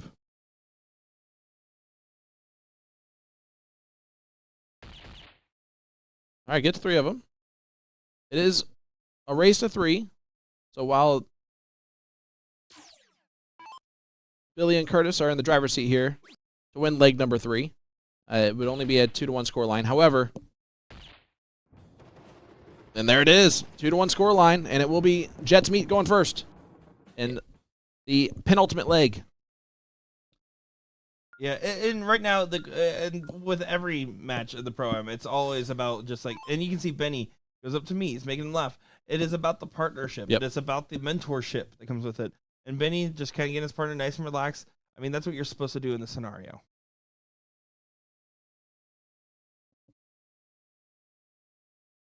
Big moments here. You got to start off on the right foot. He knows that, again, back against the wall a little bit, needs to try to take off that pressure from his partner's shoulders. And the one thing is you don't want to put too much on your own when you do that.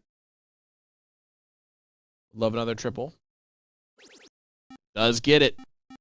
And not happy with the 7 mark is a little bit interesting.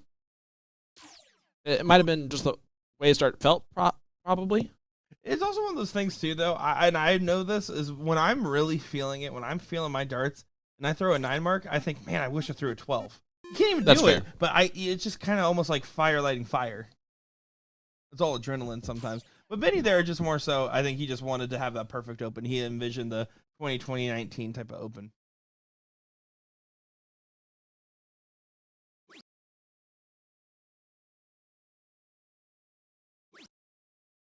You know, there is one thing I do want to talk about, because you guys have beat Benny for the first time. I've got a chance to get to know him lately, but I even played against him in leagues back in the day as well. Yeah. And let me tell you, he's one of those guys that his mentality of the game and his positivity has absolutely grown in the last couple of years. You know, there in the pre-2020, there was stories. There was times where he was letting the moment get the best of him to sometimes let those losses affect him more than he would have liked. And he's been conscientious of that. He's been trying to reframe himself, his mentality, and his approach to the game. And you can see that. You can just watch by how he interacts with his partner. And yeah, he does the walk-off. He still does his own things to keep himself out of his own head. But I do love to see the conscientious change in your demeanor. I completely agree. I'm going to also say that it was probably a necessary thing for him.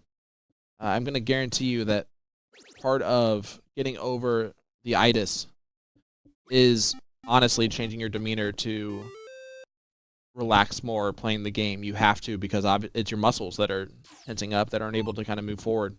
And it's your mental state that is causing that to happen overall. So you got to kind of change that aspect first. It's one of the ways that, or one of the things I had to do to get over my itis when it happened. And it just happens that way. Listen, the secret of the sauce is to have a throw like Benny Dersch and have mentality like Laura Lyles. That is what it, and Thomas, we didn't think your comment was negative. No. It just actually brought up a great talking point, because I do think you need to congratulate it when a player takes something like that seriously, and it's something that he has definitely thought about and been conscientious of. And personally, I've never had a bad interaction, even pre-2020 when I was playing against him in that league. That's probably because he's beating up on me, but that's a different point. Fair. Drew finding his game again here in this leg. Solid darts. And even Jesse Johnson chiming in and saying he finally is enjoying the game again. He told me he lost that for a while. Hard to love the game when everything in your head saying, I hate what I'm doing right now. So far, we're seeing like this is going to be framed up to a last leg decider. I gave my prediction before the fourth leg finished last time. What are you thinking about this one? Man, that's a good question. I think that there's going to be X factors here, right? And the X factor is going to be Drew. Can Drew keep up this level in that last leg decider? or will he go back to his moments of missing on the wrong side of the wires? That'll make the entire difference because Curtis, very solid pro, and we saw, of course, Billy make the finals of the men's last night. So, got to be a great player to do that. Yeah, good point there, Sean. It's going to be interesting to see how this one shapes up towards the end of the line. I agree with you. I think the X factor is entirely on Mr. Meat, and he knows that, right? The thing is, I almost wish he didn't. You just kind of have to treat this as just any other game, any other moment. It's hard when the jumbotrons are on the screen and you're playing to get into a seat match, but that's all you have to be thinking about. Great last. That 15 on the last start. I do love that he's slowed down a little bit. I think that's made a huge difference. It certainly does. Don't get me wrong. If you're a rhythm thrower, let me tell you, it is sometimes imperative to say, hey, get out of your own rhythm for a second because it's causing something. Something's going haywire. Yep. On the other side, if you're a super methodical player, sometimes it's okay to get into a little bit of a rhythm and not always go into the same precise setup. There's always a happy medium on both sides of those coins. There's always a Goldilocks. To take us to a last league decider.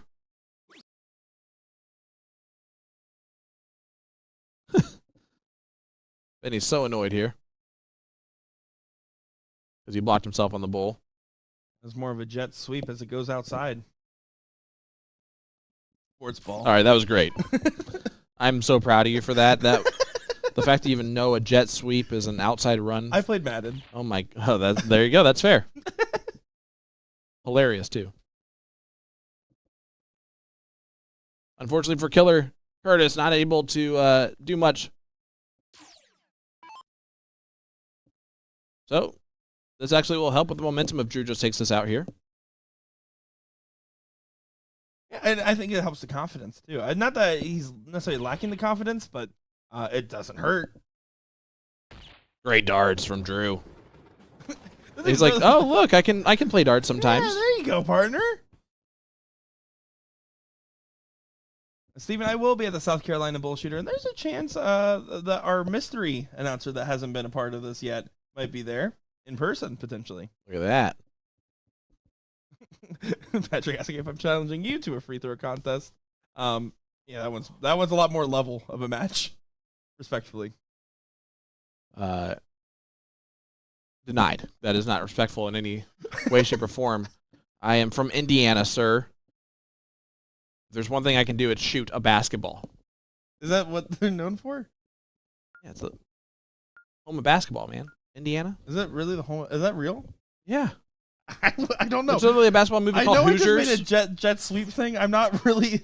It's limited to football for sports for me. And specifically Madden plays. That is true. All right. It looks like it's going to be Curtis starting off this last leg decider. Will that make the difference? It's a bare minimum last start. Needed that last one. Yeah, and Benny now can go on the attack here.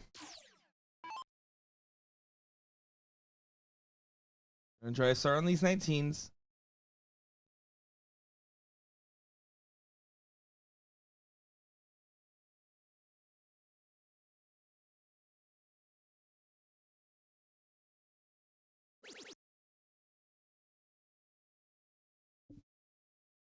Look. Sorry. This is exactly what Benny wanted to do. Except, see, there is the one thing where Benny is more traditional in his strategy, and he goes for that stay. I would have loved the look on the last start, especially with the pro am combo. It takes the pressure off the am to hit those big last start closes.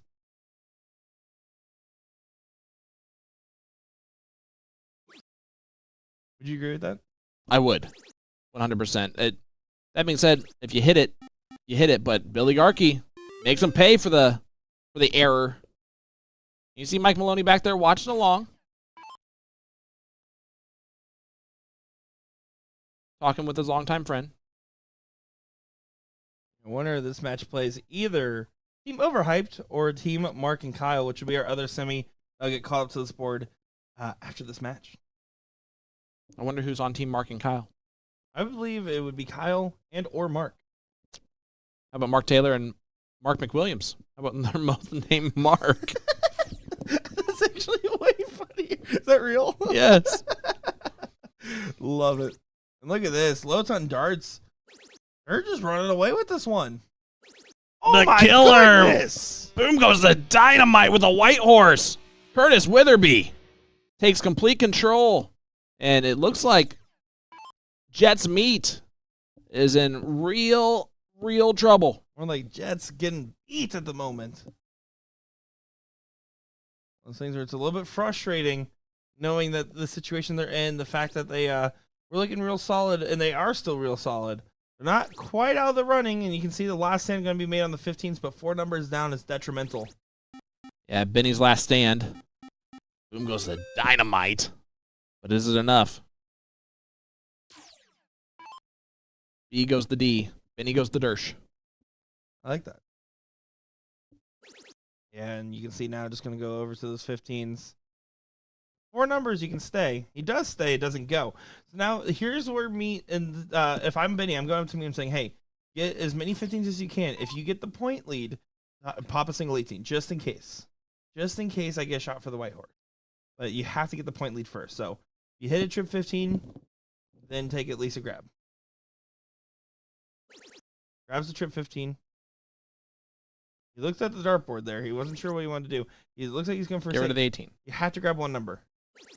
And there, I mean, Boom goes the dynamite. it's a great shot, but what it does is also a guarantee that Benny won't have a shutout shot this next turn.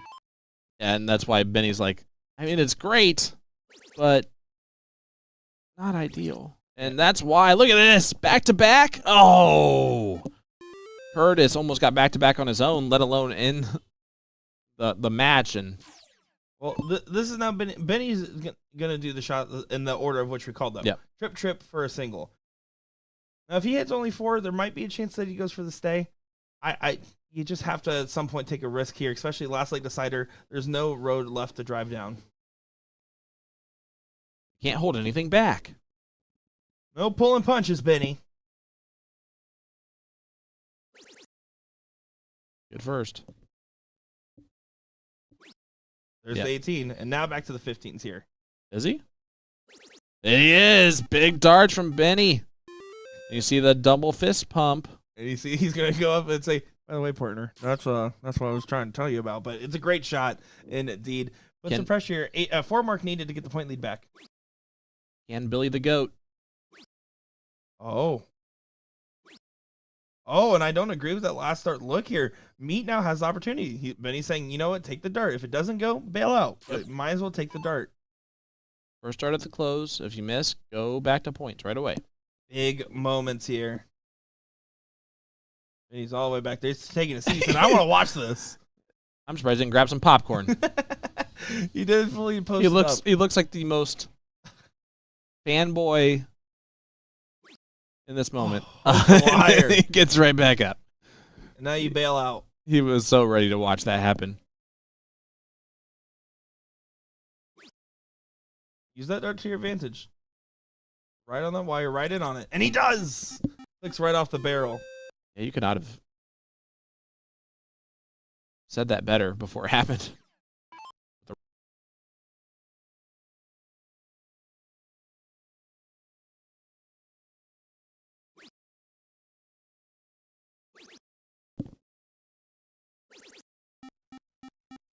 All right, closes the 15 with a double and does do some damage for Curtis Witherby. Trying to stay out in front, but Benny's going to get a look here. The same look that his partner got. Yeah, this is a big moment here. This is a way to save this and what is otherwise pretty much almost a guaranteed leg for Loton Darts for the last couple of rounds. They've been doing a great job fighting the corner pocket. This is a huge moment right here. What a shot this would be. Benny Dersh, deep breath. Starting Visualize and execute. There's Step one. So weird, dude. 17s.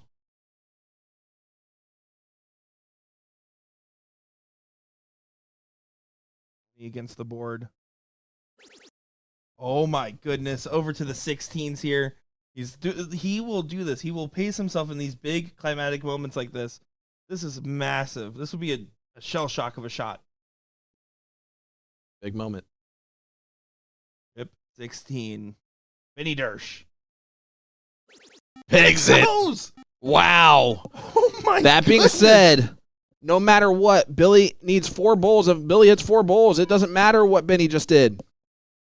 Oh man, this is down to the very end of this. This is incredible. This to cement the nickname Billy the Goat, Garkey. Oh Oh, my. Billy. 2 more. 1 more bowl.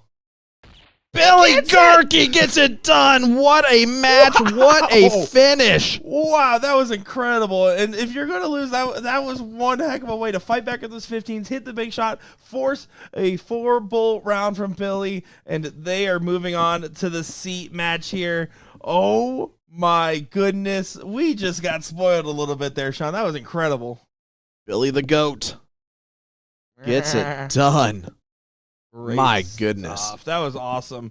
And coming up next now is going to be the ladies. I think they were actually staying out to the side, letting them finish out that leg before getting in there. Yep. And nothing wrong with that at all. So that's going to be Diddle in the middle versus Impulsive. And then we're also going to have, just starting in just a few moments after, be Overhyped versus Mark and Kyle, our other semifinals. Looking forward to this, Sean. This has been incredible stuff that we're seeing so far. A lot of fun, man. It's been a lot of fun. I'm looking forward to how this finishes out. Me too. Well, we'll give these ladies a couple of warm-up darts, and as soon as they get underway, we'll go ahead and kick the mics back on. Don't go far, folks. Give us a like, give us a follow, give us a share. Make sure to support out your friends over at USA Darts if you have time in between here to go check out the Witch City Classic. We'll be back in just a moment.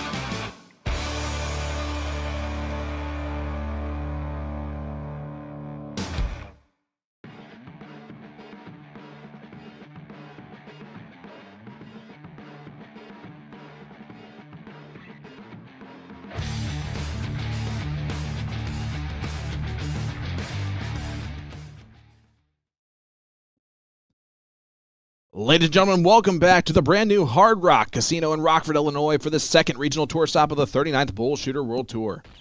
This is the ladies doubles combo, and it features some players that we have seen before on stream, starting off with Becky Najedlo. Yeah, great to see Becky back on our live feed. Had a great time watching her play in the Queen City match against her longtime dart partner, Laura Lyles. Yep. So welcome addition. Crystal Anderson making her first appearance on a live stream. One of those national female talents that many people will be familiar with. I'm excited to look at Christy and Kelly here as well. Yeah, it should be a great battle. Crystal, unfortunate start. Here is Kelly Kilmer. And just going to be trying to focus on getting that consistency in the scoring. 1 to 2 bulls around. 2 bulls is great. 1 bull is necessary.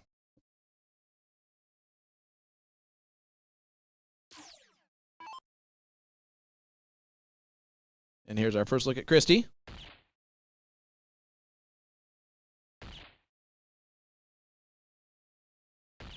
And a great look it is, finding a hat trick there. Start us off on the right note. Christy Ho. Huh? Hey? How do you guys pronounce her last name? We're going to go with Christy for now. You just ripped it. I mean, it's Huff. It could technically be Huff. Could be anything. Anything's possible when you're in Rockford, Illinois, Sean. Yeah.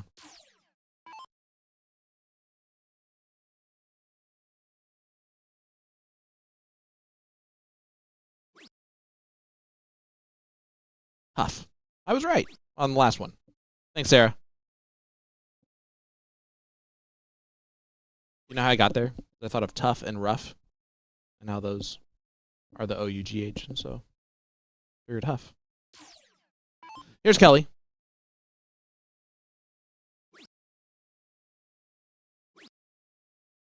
Trade went through. Commissioner approved it. Love that the commissioner approved it. My dad's the commissioner. He didn't check the news. Your dad deserves all of that. He's gonna be so mad at you. I know all 5 of you were really worried about my fantasy football. I'm so excited that that is a situation that's occurred. It might be my favorite thing ever. You know what was funny too? I didn't mention this. When he first sent me the trade, I thought it looked kind of stinky. He said, "Ask Sean what he would do then," and that's why I asked you about the trade today. And I said no, absolutely not. Until the IR news came out. So funny. Don't worry, guys. If I get last place in my league for the second year in a row, I have to retake the SAT. Well, Christy Huff actually is from Mishawaka, Indiana. So we have a Hoosier on the stream. Hoosier. This is both Becky and Kelly are Wisconsinites, along with Crystal, I believe. Crystal might be in Iowa. I think Wisconsin sounds right. It's all the way down to 20 here. Crystal on the outside looking in so far with this leg. Going to be pretty frustrated with her position. Not much she can do except just try to Wisconsin. drill in a couple big rounds. More than likely, she's going to be the one that has to take it out for her team, given the position. Christy's probably never going to get a look at a finish at this point in this leg.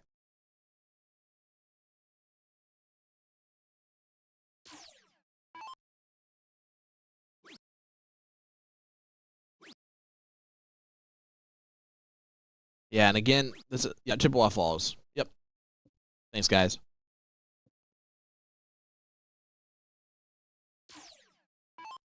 So here is the Hoosier. I'm just going to focus on bringing this down again. No real way to take it out. And if anything, I'm not even using the bolt to try to lower my score. I don't want to accidentally bust. She does go there. I would go double 15. Double 15, exactly. Yep. It does. And now you can hit the button. Not much you can do. It's going to be up to Anderson if she gets an opportunity, but Becky's going to try to deny her of such.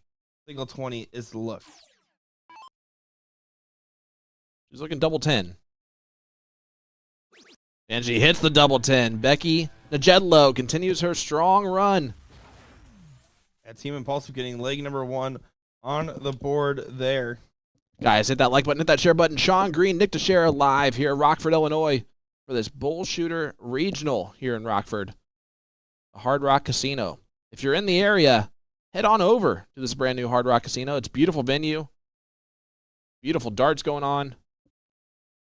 And I'm telling you what, you're not going to find a better PA system in a dart hall, that's for sure. They're rocking out there, man. I'm going to be honest. It's making me want to go out there and throw and hang out and do some fun stuff. But I guess we're supposed to be here to work. Is what they told me. What? This isn't work.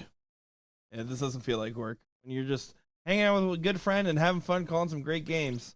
How much you complain about? And even today, like when you're hanging out with an acquaintance. Wow. Okay. 4 mark for Becky there. Decided to stay down. She does like to kind of stay on those 1917s there, so kind of expected the stay. See what Chrissy's able to do with the open shot at these 20s here. It'll be fine. Wants at least one more 20 here. Doesn't get it, so now Kelly, if she gets 2 singles, will have the point lead here. If I'm Kelly, I'm telling myself, don't even consider the move until you hit 4. Hit a 4 mark here, get settled. If I'm settled after 4, I either stay because I feel like I have a good lie, or I just go up.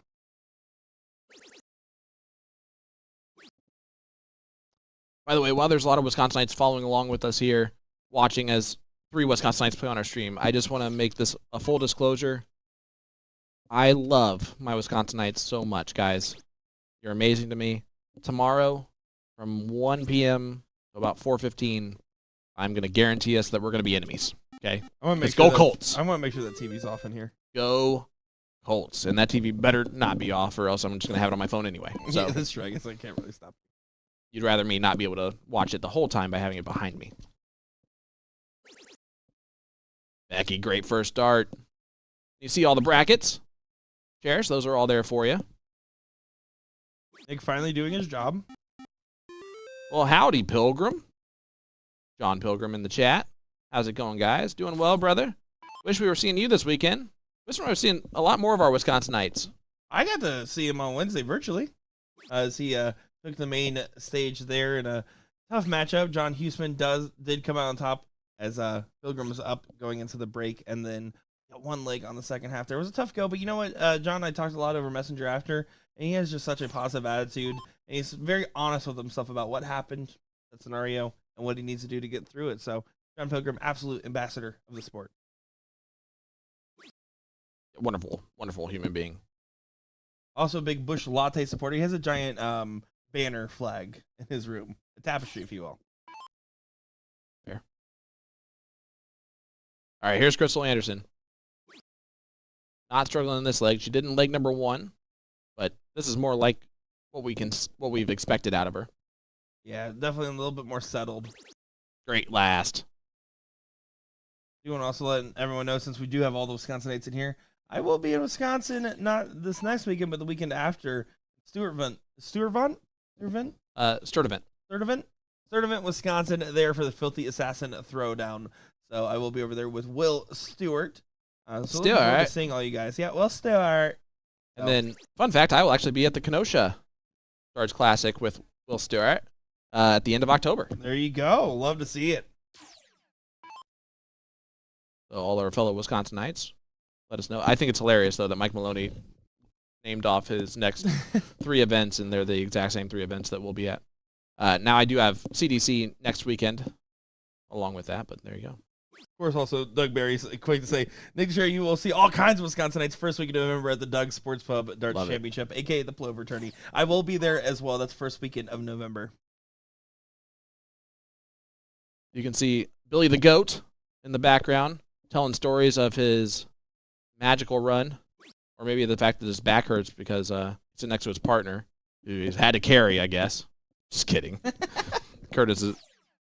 I went out there and said, Curtis, I tried to make your nickname the Wallaby, and I guess it's already Killer, so that was a fail. But Billy the Goat he did not have a nickname, so it is Billy the Goat Garkey, which Billy makes the perfect Goat. sense. He's even got the little bit of the beard that kind of has the longer goatee aspect of it. Oh, goatee, I just got that. And the greatest of all time. Oh, yeah, I like it. John, the nickname giver. And then Billy Goat, you know. For every Billy Goat nickname you give out, there's also the Sunshine State Santa nicknames you give out. So, Hey, fitty. I would say 100%. As that's still his nickname. whether he likes it or not. Has he come up with a different one? No, he has not. 1 point difference. So, Chrissy here, again, to focus on defending your 20s a little bit. I'm telling myself 4 mark before I move. 4 mark before I move almost every time. What about a 2 mark before you move? Well, that one's a little bit awkward with the way they're hanging over. But she So stays right there. Obviously, barring blockages and stuff like that, that does also affect shot selection. But I'm assuming that the treble is open, right?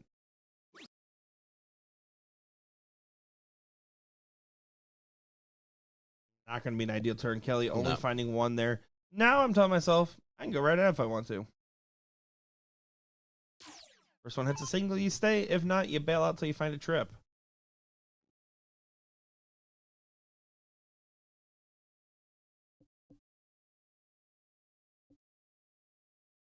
Yeah, it does go to the 18. Not going to be happy with that. You can go back to the 20 now. You find that trip. And there, it's a high risk, high reward with the stay. He doesn't really do much and then just kind of hands the opportunity back over. Becky can just pop a 6. Yeah, and Becky's a killer, too. I wouldn't put it past her to do this. Let's see if it pays off.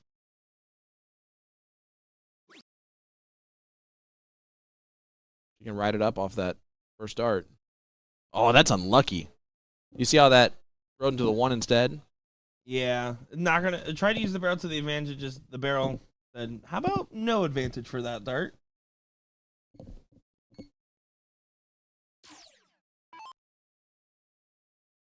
All right, Christy steps up 23 points.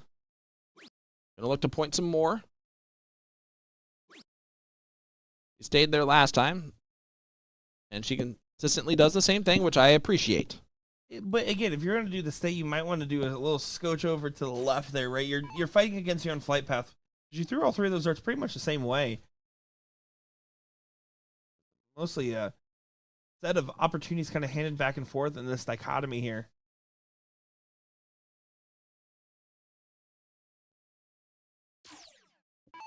Crystal Anderson. Will she be able to do 45-point difference here? She wants to take the look again. This time she is. Gets rid of it. Back to the 20s. Even with the miss there, did a much better job of doing her job. First time I got to commentate Crystal Anderson would have been for her appearance on Team USA this year for women's at the NDA Team Dart. Definitely has a little bit of the twist of the wrist towards the end of her release, and normally she tries to release before that, right? Right at the top of the throw, right before that little twist in her follow through comes out. Yep. And when those darts go haywire, it's because she released late. And you'll even see how the dart flies towards the dartboard. It kind of flicks back and forth a little bit. We talked about the float last night.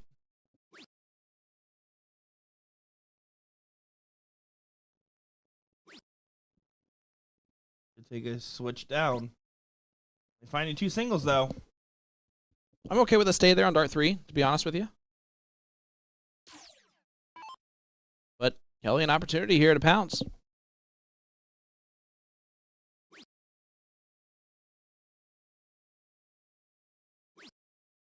Only 2. Frustrating leg from Kelly. They are up 1-0. That is the bonus. Crystal does her job here by just adding more points and getting rid of the 17. Get rid of the 17 first. Main job accomplished. Bonus. That's a big bonus, because that's not what I said. Ooh, she went for a kill shot. She turned that gun sideways.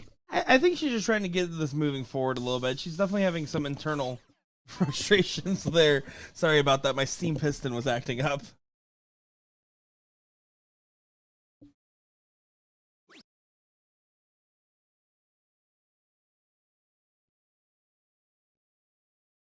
Unfortunately, Becky not able to capitalize on the open 15s. Only a 2. So Christy, a chance to close the door here in leg number 2. Make it a 1-1 score line. And then get to a last leg decider.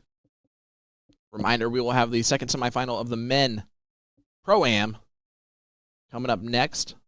Yeah, it just actually released their hold there to get them going. Mostly because I realized that the bracket's actually moving so fast that if we don't get it started now, it is going to lead to a It'll catch up, yeah. holds. So, so we'll probably catch partway into that semifinal there. Just because everything's going so dang fast. Running a tight ship out here. That's a big round from Kelly. Does what she needs to do there. Yeah, don't count them out quite yet. They still got more to show.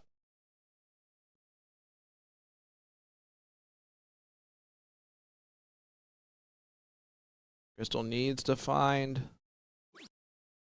another 20. Gets the point lead back, but man, big moments are born from big opportunities. This is an opportunity for Becky. Yeah, it's absolutely massive opportunity. A single doesn't really. I mean, I still think if you hit the single, you can go for the swing. I don't think she will unless she hits a first start trip. Now you gonna stay And stay for all of them. all that dart. Yep. One more of those would be great. I'll pulls it away a little bit here. 29 points up.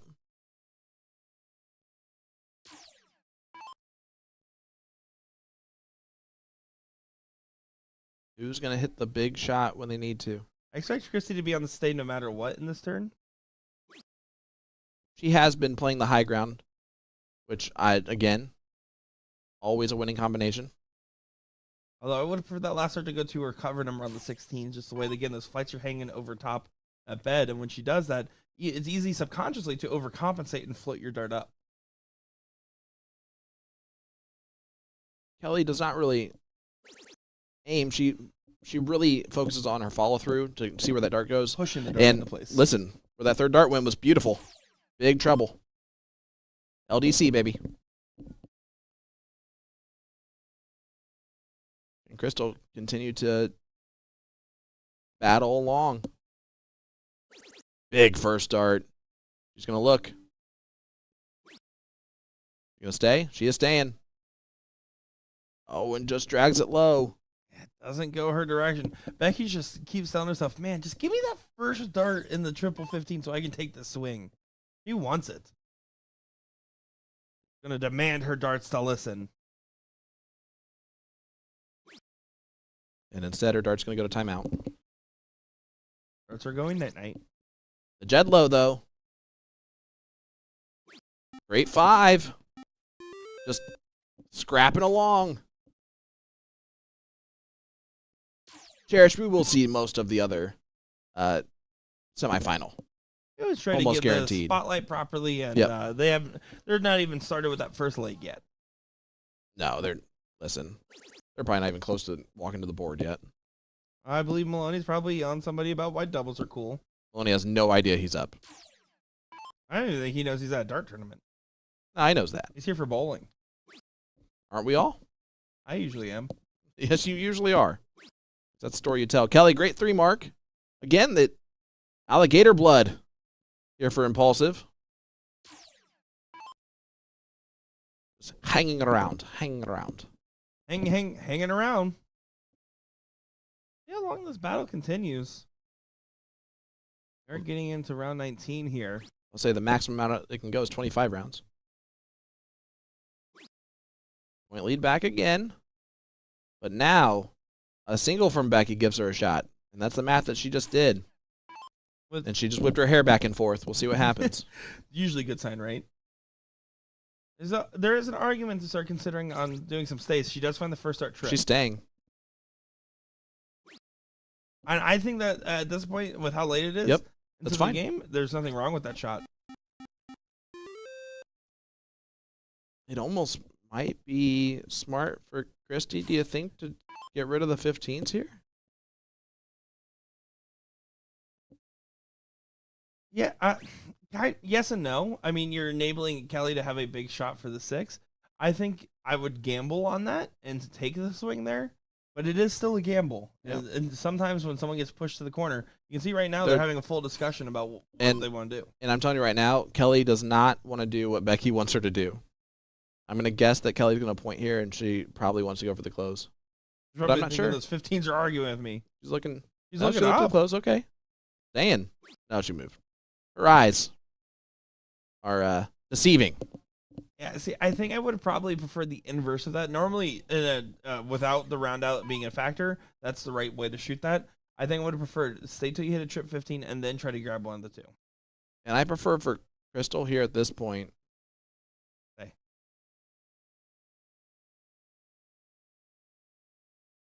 Yeah, this is probably the last time that you can even think about taking the 15s out just to get rid of them. Otherwise, if I'm diddle in the middle, I stay on the 20s the entire rest of the way until those are gone. Becky is going to take the first start look, maybe. See. No, it goes right at the 15. I want her love to it. stay. She's looking. She's looking. I know. She's staying. And she hits the double. Big dart. Wow. She said, shut up, Nick. I know what I'm doing. 85-point difference now. And it's absolutely flipped itself on its head. Round 22 of 25. Now at this point, though, you stay on whatever numbers you can. You point as much as you can. Yeah, but taking out those 20s versus 15s on the points is so massive. Because now it's just 16s versus 15s. So that 4 mark there does not get the point lead back. Kelly, 3 16s away from really kind of putting this in the driver's seat. Yeah, incredible focus and way to kind of keep themselves absolutely in the mix here. But honestly, I like this more. I love it. Big 7 from Kelly. What a time. What a time to do that, Sean. Okay, Kay. Kelly Kilmer. Okay. Crystal needs a 9. Oh. Get 6 of them just to keep knocking on the shoulder here of Impulsive. This is for the match if Impulsive wins this leg. What a battle. Becky, big moments here.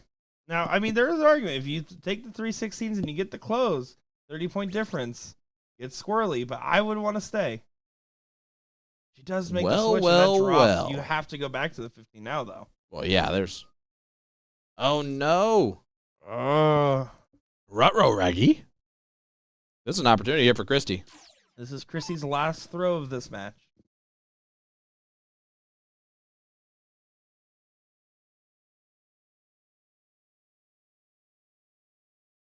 I'm one. At least a single. At least something. Give your partner a little bit of an edge. Kelly's going to just force a runaway here. Trip here is huge. Oh, unable to get it done. So, yeah, they're talking it out. And if I'm Kelly, maybe just point.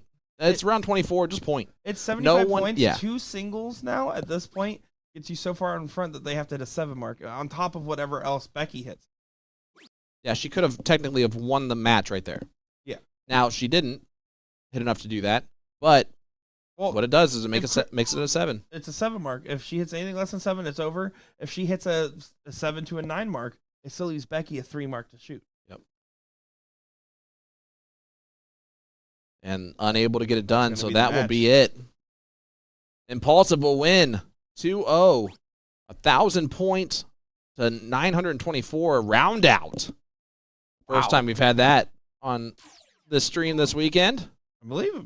First time this tour as well, and debatably since last year. I don't even know if I recall seeing one. You see Becky's like, well, I still want to finish it. Which technically would have been a situation where we would not have had that record. Yeah, she almost ruined that statement immediately for us, but does get the job there, so Impulsive moves on. 2-0 win. And the men are off and running here in the second semifinal. Leg number 1. This is custom.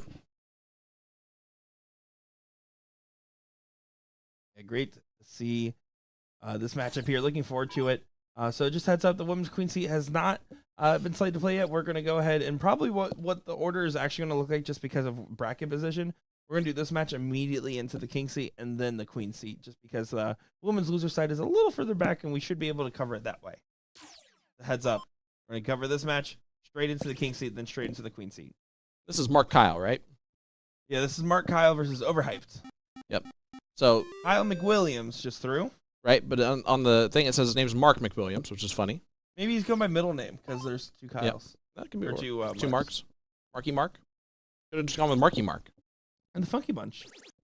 Well, that was a funky bunch. Boom goes the dynamite smash. With a big 9. They escaped the last match by the hair of their chinny chin chin against J-Rod Taylor. And slides. Well, and Casey said afterwards, he said that he was absolutely in his head, and secondly that he hadn't had his first drink of the day yet. He was kind of going into it dry, and I expect if that's the case that he might be a little bit more settled here.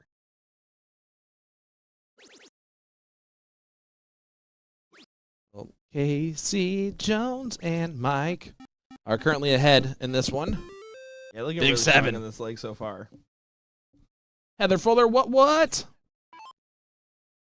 going on, Heather? How you doing? Thanks for tuning in, and thanks to each and every one of you for tuning in. Make sure to go over to BullShooter.com. You can go over to the tournament section and see all the stops that we currently have slated, and many stops more to come with our 39th annual World Tour here for Arachnid. 39 years. A lot of years. That's 13 more than me. It's even 3 more than me. That says a lot. Again, huge shout out. I mean, buddy, our faces are on 43,000 G3s around the world. 43,000 G3s around the world. Crazy stuff. All because you decided to go to Skybox in Florida. For a random blind draw on a Friday night without knowing anything about it other than that's where my father-in-law wanted to go. Casey Jones decided to be a point H first, but gets it in there. That's the dead center bowl. 1-0 lead for Overhyped. Trying to overhype themselves to the king seat match. Well, they will take on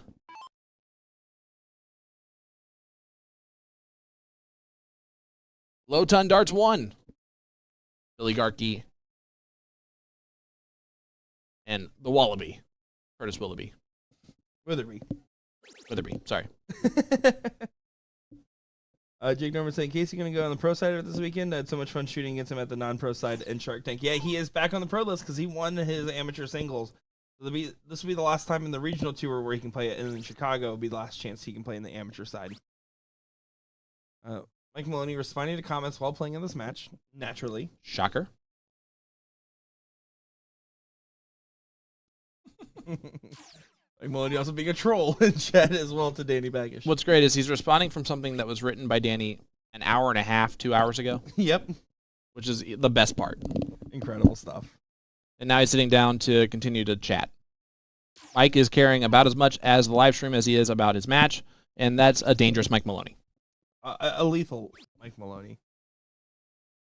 He's sitting down. He's just having to sit right now. He's just, He's on his phone. He's tapping his foot. chillaxing.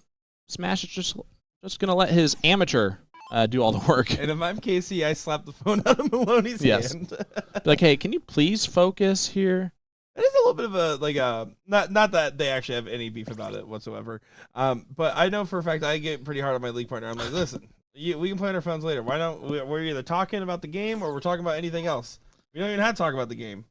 Jason Watt, not only is he wearing his logo on his jersey, we did an interview with Mike earlier.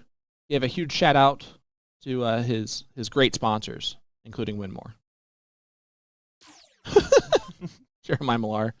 Well, that's about as high up as you could reach. Wow. First of all. No, I'm just kidding. Jeremiah. I, for one, am excited that the Beast is back in our chat. I am so excited to see him here. Jeremiah, miss you, buddy. No, a whole he bunch. obviously doesn't. I really do. Right, joke. I really do. Brutal. Well, but, it's... Yeah, I do love... Oh, that's a broken tip. I do love watching Jeremiah Millar's different videos and lives that he does every now and again.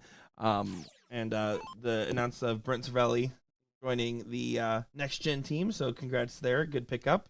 Yeah, absolutely. And look at this. Big darts from Mark Taylor, a.k.a. Custom. Does own an apparel company under the name Custom as well. Mike Maloney supposedly owns an apparel company. I think it's just the front for Danny Baggish. You went for Maloney double and missed that widely, but inside, which again is the important part of the Maloney double.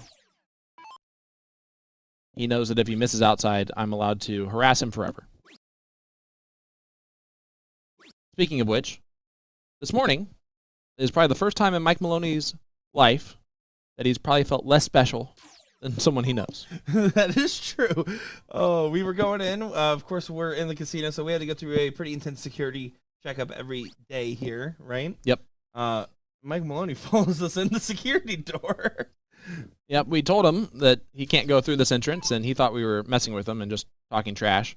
And so he just followed us in anyway, which is hilarious because then he had to be turned away by security. It was awesome. Oh. That was so great. And But he did bring you a breakfast burrito, though. he really did, and huge shout out to him for that. And he paid for it, too. Didn't even make me pay him back. And, you know, I can't tell you how much I appreciate that. That's a coffin shot Yeah, pretty great stuff across the for a board 2-0 here. lead against Mark and Kyle. Yeah, not much that they can do in this league. And right now, I mean, the Casey and Mike are kind of in an autopilot, pretty consistent high gear. This is B+ for them right now.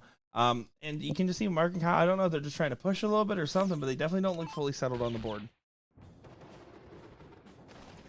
Well, overhyped, up 2-0.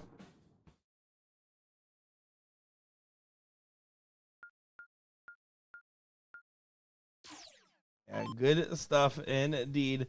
Custom will begin the start over here. Needs to take advantage of it. This is an important moment here.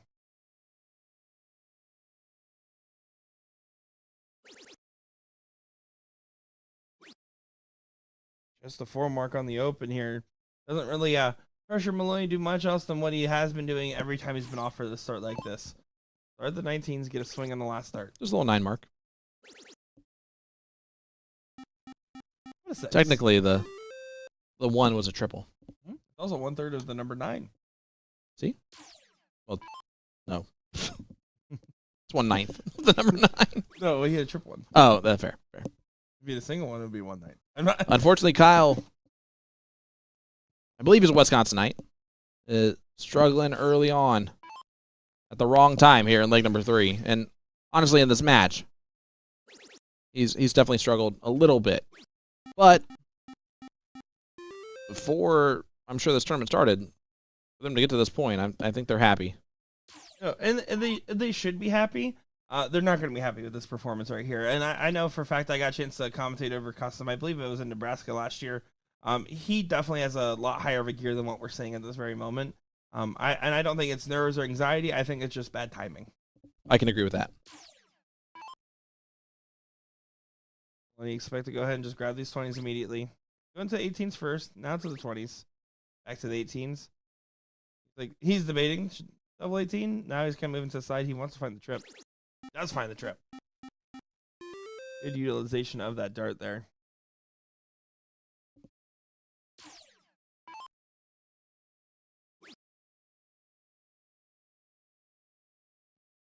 And this is bad bad electrician syndrome here for Kyle McWilliams. I mean, just the wrong side of the triples on the wires there, and it's not panning out. It's almost panning out as well as it was for me to make that statement. Here's Casey. Gonna try and just hit a little white horse here. Easy peasy lemon squeezy for Casey Jones and Mike. They're now up 2-0 and in the proverbial driver's seat to make it to the king seat match. They will do battle against Curtis Witherby. And, of course, the GOAT.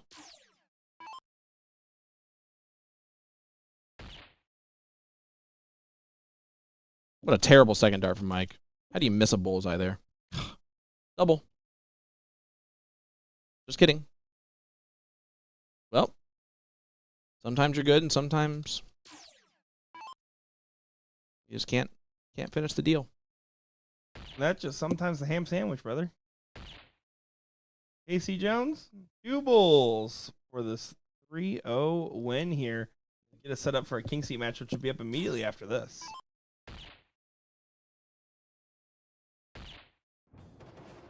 Cody, if you can reach out to them to get on our live stream to do the singing, I'll happily let them do it. Otherwise, you get what you get and you don't throw a fit, and it's me. And that's a big victory for Maloney and Casey Jones. And unfortunate timing for Mark and Kyle to just not quite bring it the way they wanted to.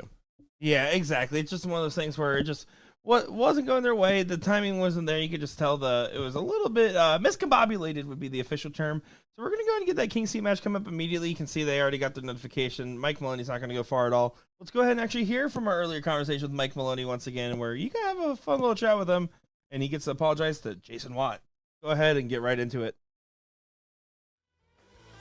Hey everybody, Sean Green here with last night's champion of the pro singles combo, Mike Maloney. Mike, what's up, brother? How you doing, man? I'm good.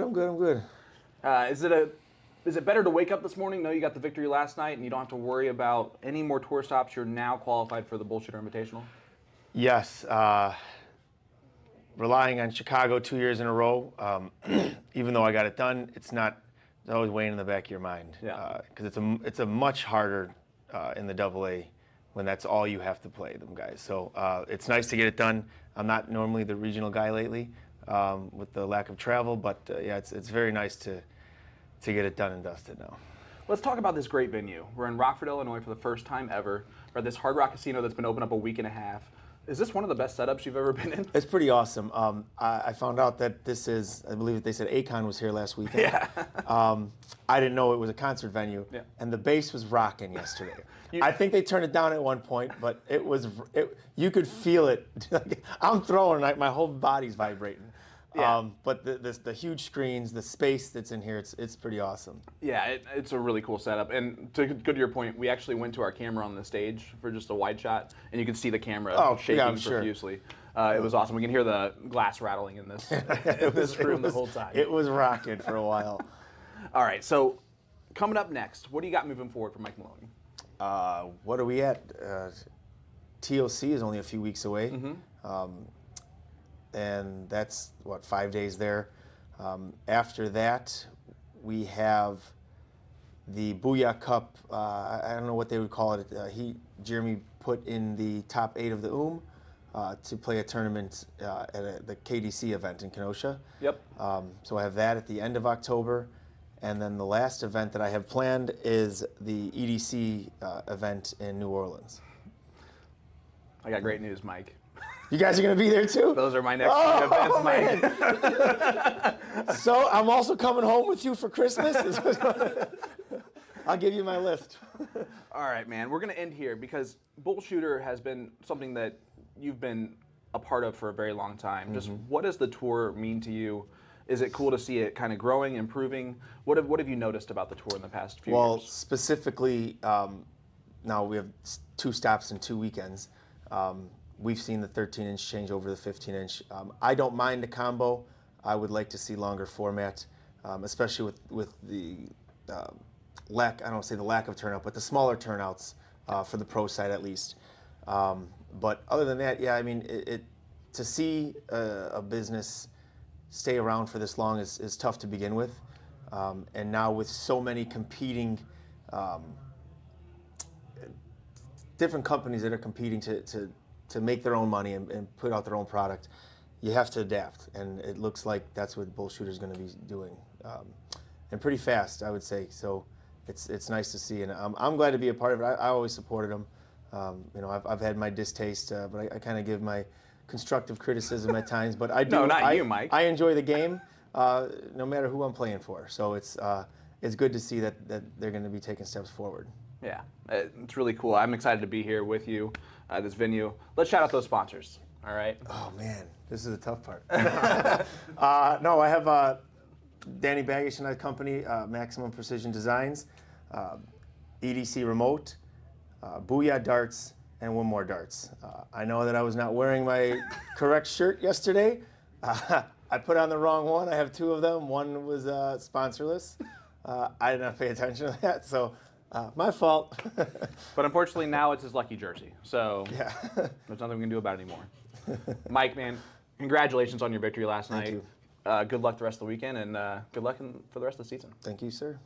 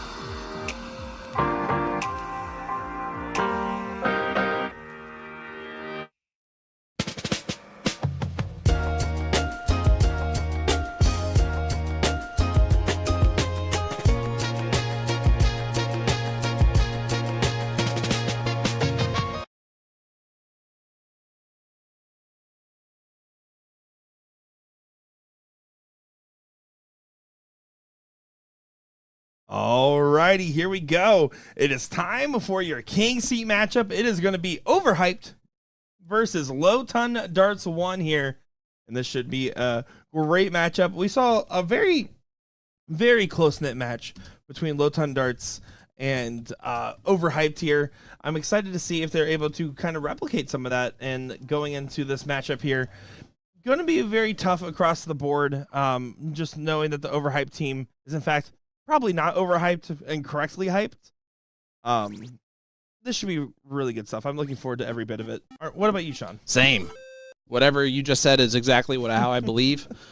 Because I'm going to guess that you're excited for this and that you're looking forward to it. Yes! That's it. Yep. I don't know if you saw me pause and stare at the camera there. It was a good look. I did not see it. I kind of was out there talking about the tournament stuff. I basically said, hey, there's a board right in front of the door we exit out of. Do we even need to have that one in rotation anymore? Can we go ahead and take it out of the mix? And he's like, yeah, we could probably just go ahead and take it out of the mix. Well, Billy the Goat Garkey. Boom goes the dynamite. Because we definitely walked out there and then froze for a minute realizing someone was throwing. And then she's like, she came up to me and she's like, it didn't bother me at all. But also, you guys could have just kept moving. Would have been easier. And where are you going to go? And that's why I just moved. Yeah. I paused for a split second. I was like, I just need to go now because now I'm just standing here in the way. Now you're just staring at her. Jenny says this is going to be a match. Guys, let us know. Who are you rooting for in this one? I don't know if I'm the right tone here, Low Ton Darts is. Yeah, Low Tone Darts 1. Is that their name? Is it Low Tone or Low Ton? No, that was typo. That's okay. The other team's overhyped. Maybe they just have very bassy voices. Like baritones. All right, here's Billy. See if you can keep up the new GOAT status that he has achieved. Looking likely. Yeah, they're doing a good job in this first leg here. And you can see combined 9, but with Maloney at the 4, he's going to feel like, this leg is not going to be won or lost because of his performance. And Casey Jones definitely looks so much more settled than before. Finding 3 in the bed, but might be too little too late as you expect Witherby 2 16s and then over to the 15s or up to pad. Yeah, big 9 there from Casey. Double from Curtis. Again, I think players do that on purpose against Mike. I got to be honest with you. Big follow to Maloney, because if you know Mike at all, it gets under his skin. it does a little bit there, but if anything, it also is the type of under the skin that motivates him, not makes him waver. Okay, you see, I'm just practicing for the start of the next leg. He knows Billy the Goat about as clutch as it gets. Of course he hit it. Of course he did. 5.33. His partner throws a 5.67. So Killer and the Goat 1-0 lead on Overhyped. Yeah, really, it's overhyped versus underhyped because I'm kind of loving the good start for Low Ton here. Now, of course, that was with the throw. It's up to Maloney to start off strong, and his starts have been pretty consistent today, as finding about 6 to 9 almost every time. Chris Witherby in almost the chat. Every time. And let's go Curtis and Billy. I'm going to guess there's a relation. He's biased. She's biased. I didn't look at the spelling beforehand. Fair. Could still be a male, but less likely. I do know a male Aaron, E-R-I-N. Fair enough. Yep. Interesting. I only know one of them. That's a good start there from Curtis.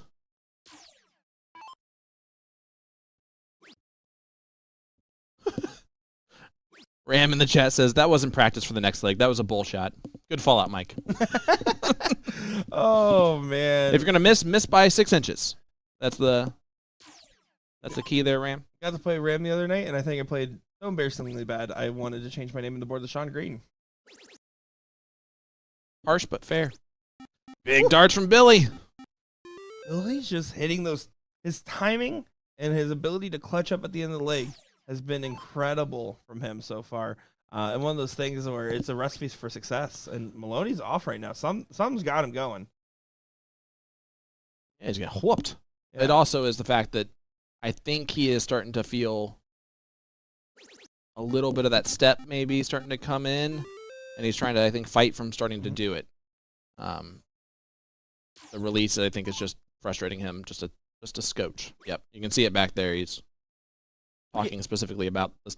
It's the staccato of it that feels weird. That's a good word. Yep. Staccato? Yep. Nice word. Staccato means like the choppiness of it. Yeah, it's also one of those things with Maloney where I don't think environmentally anything's bothering him. It's just purely him against himself a little bit. Oh, of course. And, Casey Jones has done a good job of picking up his own game here. So he knows, hey, if I am shooting well, what am I doing? Well, he's turned to 6 right now, so even it's frustrating, it's still a 6. But it's the type of 6 that doesn't feel as clean as normal. As Mike Maloney then immediately goes into the chat. He said, let me calm myself down. I'll talk to Ram in the comments. I think if he has headphones in, I believe he's probably listening to us. But he does not have headphones in. Yeah. Well, he's playing doubles as well. I think he said, gosh darn it.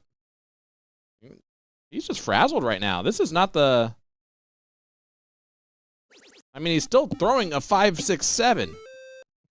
Jeremiah Millard says, know your audience, Sean Green. Slow down on the big words. It's a musical term. I thought it was a shoe. That's a stiletto. Only the 3 there. Wanted to try to take advantage a little bit more. Not going to be able to do so. I don't think there's any alarm bells going off yet, though. Honestly, this is set up to be a chalk match across the board. Wouldn't be surprised if it's just going to go all the way across those are the board blocked. on holds. Yeah. I would agree with you. I think that could be the case, which means that we're just waiting for the last leg decider, right? Yeah, so in the meantime, do you guys want to talk more about my fantasy football trade? No, I'm just kidding. Let's not go back into it. Not at all. That being said, hilarity. That is great. This is the king seat match of the men's pro-am. Mike Maloney, Casey Jones, taking on Curtis Witherby and Billy the GOAT.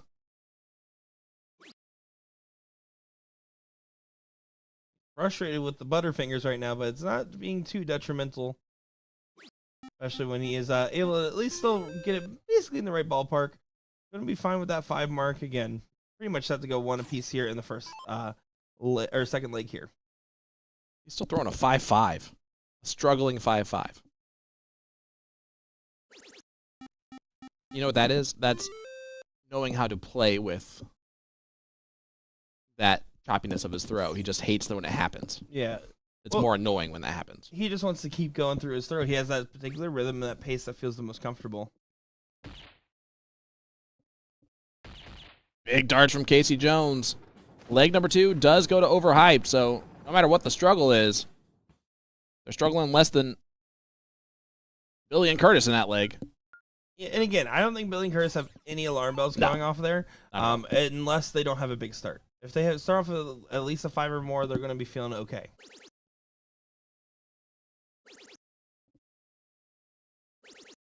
Look at that. Great start off from Witherby. Killer. Boom goes the dynamite. For Killer Curtis. Maloney's blocked out. It does just go ahead and pop up the 20, but pretty inconsequential darts, so basically forfeiting his first 2 singles. He's just going to focus on getting this close here. Big old single on this last there. He's moving to aim for the trip. Big single. That's fine. You have to get that close there. You don't want to give Casey a free shot.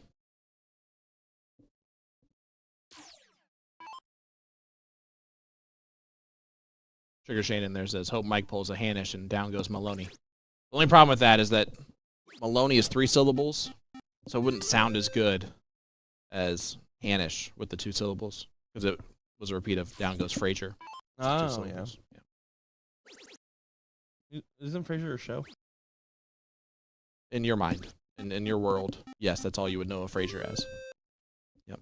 Big 6 mark, including, again, a Witherby double. Whether it be or not, he wants it.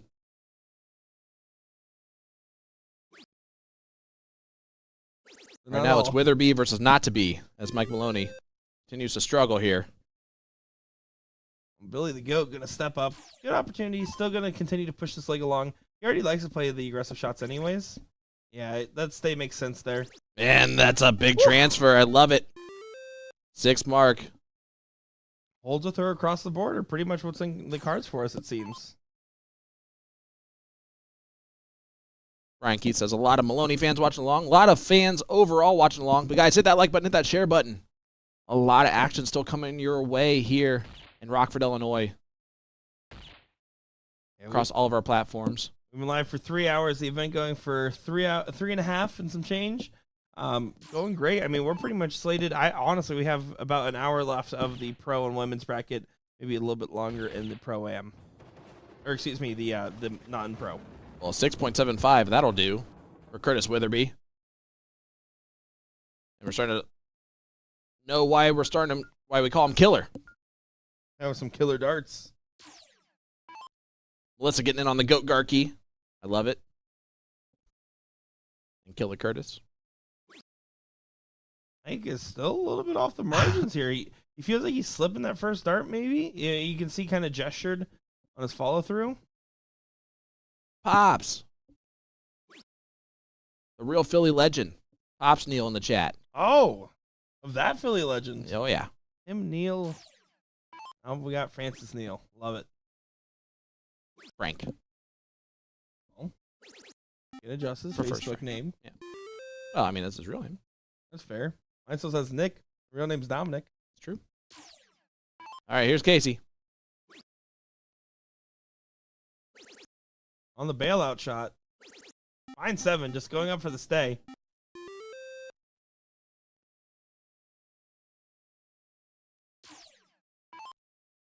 Billy on the 19s. Gonna try to afford himself an opportunity. Gonna take the look. Yep. Oh, He did that third one a little bit too quickly. Yeah, you notice he started to sailed. move on dart 3, yeah, it sailed a little bit Yep. there. but understandable.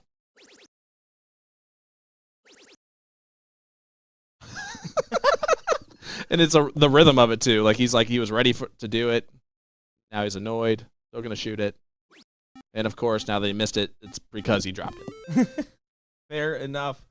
Let's hand the shot back over here. Again, the 9-mark shot.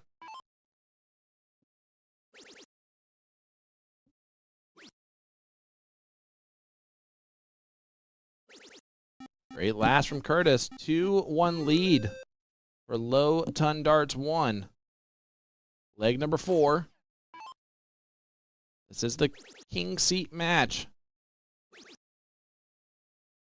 And Maloney double from Maloney's partner. Big 8 mark from Casey Jones. My, how the turntables. Yeah, that's a great find there. And Billy, even if he beds a number here, is going to feel like they're still a little bit on the outside looking in. Not going to bet it. Needs to get at least a close. Just the bare minimum on this turn. Mike Maloney loves opportunities like this to be able to run away with a leg. 18, 17, 16. It's going to be what he's looking at. And Casey's done a good job of trying to pick up the slack here, and this is definitely some slack from Maloney. And again, it's not by total average, although it has dropped to a 4.33 in that given turn. It's just the way he's throwing that average. There's a difference between a good 5-0 and a bad 5-0, right?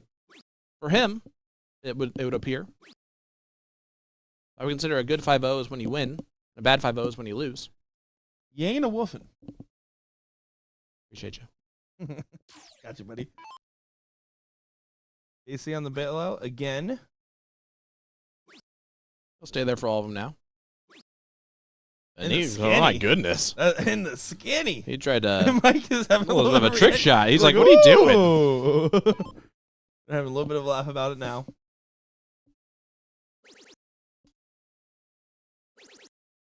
Great darts. Yeah, just 6 there. It means a phenomenal shot, but not enough to really take anything away from just the current position they're in. See, Mike's focusing on the tee up first. He doesn't feel settled with his darts. There's not much trust in his darts right now. This is the opportunity where Curtis and Billy have to pounce. Because Mike Maloney typically will snap out of it by the time they get to the last leg decider. You're not going to expect him to throw under a 4 in the last leg decider. Get it done now. I'll say. Yeah, I like that switch. I think that's You're It's the right within time. 40 points. Yep. Under 50 is the target line. That's a good time to do that. And if I'm Mike, I told Casey, a lot of 20s.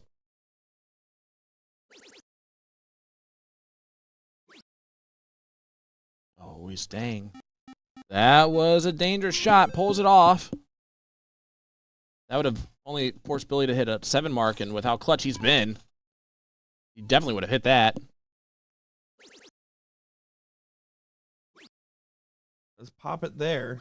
Gotta love the triple for single. Yeah, it's just one of those things that we're in that given moment.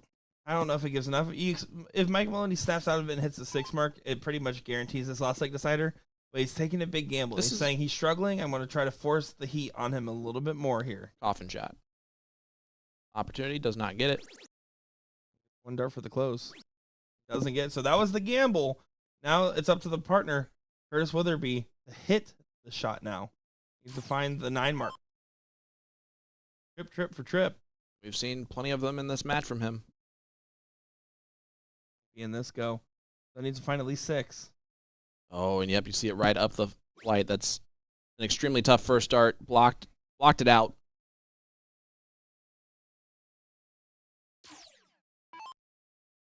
It was almost the one spot you did not want to land that. First one is another double.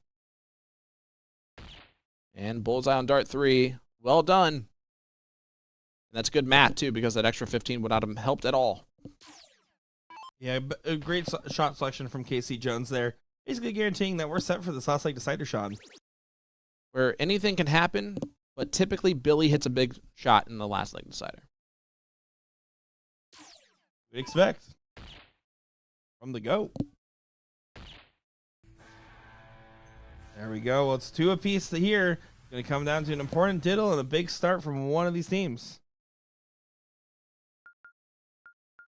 Mike has been very, very skilled on the diddle, except he's going second here.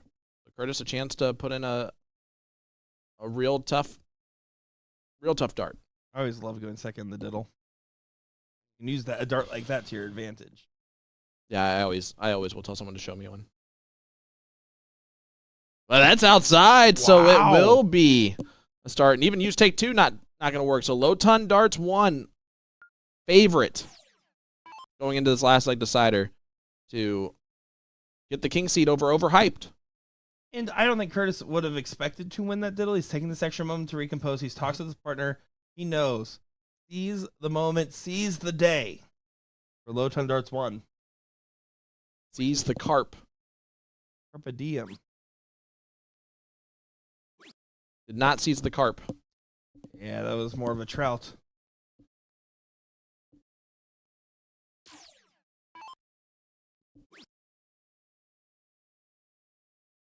Oh, but look at this.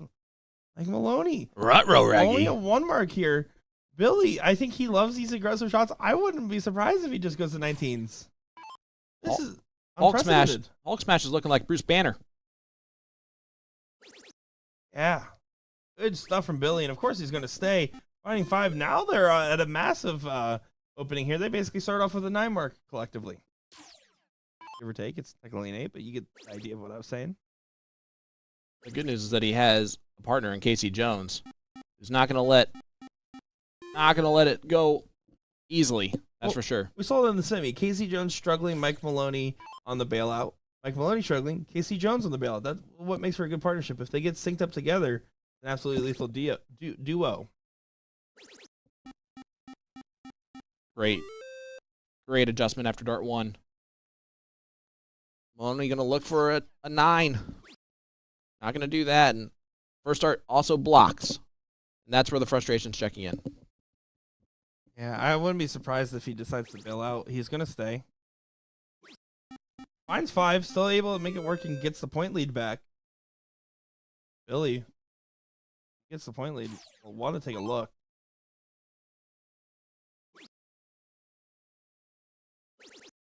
And the GOAT does that, yeah. And goes back and hits another triple. Look My at this. goodness. Team underhyped. Doing some crazy stuff right now. I love how their start name is Low Ton Darts 1, and they're playing cricket. I love that the low ton darts 1 in case there's a low ton darts 2. They want to cement that they're number one. They are the number one. Low ton dart. They're trying to be number one right here in this tournament. Inching closer and closer. Every triple they hit to the king seat. And what a time for the killer to throw in another white horse. Boom goes the dynamite. Wow, what timing, what capitalization. That is just phenomenal stuff. And I am absolutely kind of floored a little bit here, as we kind of predicted it would come down to last night decider. We were just watching everything leading up. The way that Mike Maloney fell off is going to be darts where he's going to aggressively be throwing at the board between now and when it's time for him to throw that potential third place match, as this isn't quite over, but you have to imagine it's pretty much all she wrote. We're talking about Billy. And He Curtis. goes, yeah. Karis goes, whoop, whoop. Low ton darts is a shop. There you go. You can get all your darting needs. What's the one for? They could just have gone with the shop name. Maybe there's a second location.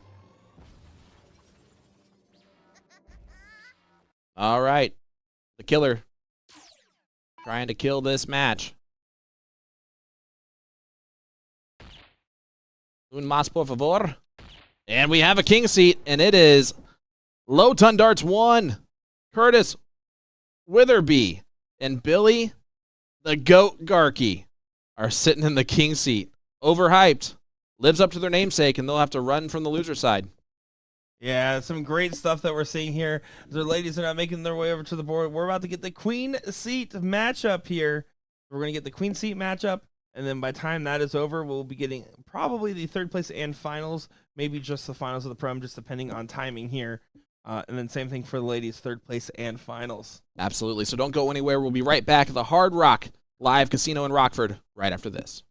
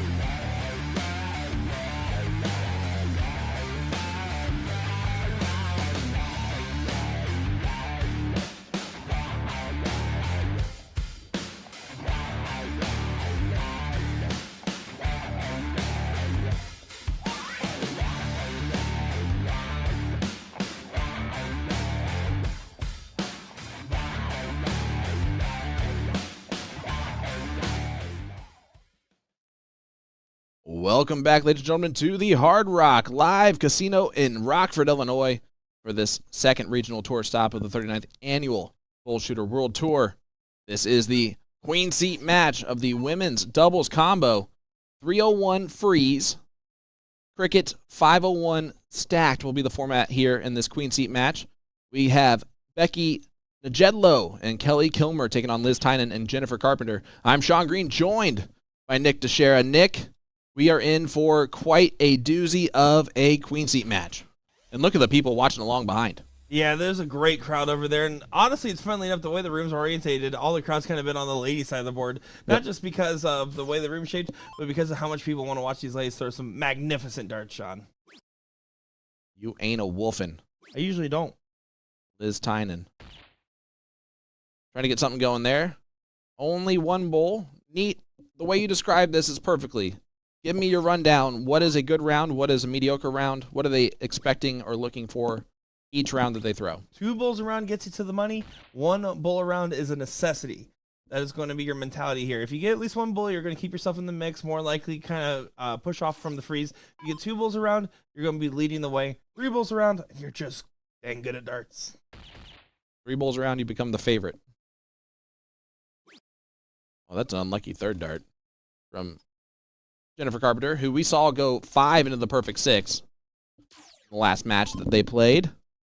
This is Becky Najedlow, 3rd place finisher last night in the women's singles combo.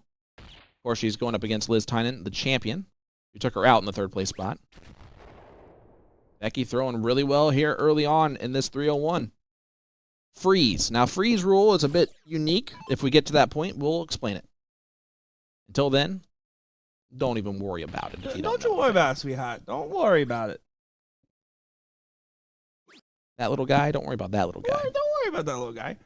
I just want to let you guys know, this is the 4th or 5th time I've heard Chapel Roan play on the loudspeakers, and I'm here for it. I am going to the Pink Pony Club. I heard Teddy swims twice in about a 20-minute time frame, which I don't hate that either. He follows us up next week. Does he? Pretty sure. Oh man, maybe that's why everyone's playing it, just to see if he's here already, just to make another viral YouTube clip of him showing up while his song's playing so we can sing along. He just walks out on stage, gets everyone jacked up. By the way, and Jennifer Carpenter, nice low ton. Still, the freeze rule's not quite in effect here. Becky's going to get a look at this 81. Anybody in the room has a silver Sharpie, let us know. Not going to explain why. So, Mike Maloney, I know you keep a silver Sharpie in case people want autographs. You just bring that to us. That'd be great. That would be awesome. 64 left, 14. Bullseye for leg number 1. Boom goes the Becky. As Becky Najedlow takes out leg number 1. A nice little 9-darter. Well, and that'll do. And that was so important of a leg for Impulsive to win. And I say that simply for the fact that we'll be completely transparent here. With the way they round out in cricket and everything, you don't have a lot of confidence going into your cricket game here, especially against the team Get Better, which is probably the best combined team in cricket in this bracket. Yeah, they don't need to get better as Liz Tynan starts off with a big 9. Boom goes the dynamite. Yeah, that's about what you would expect for the start off there.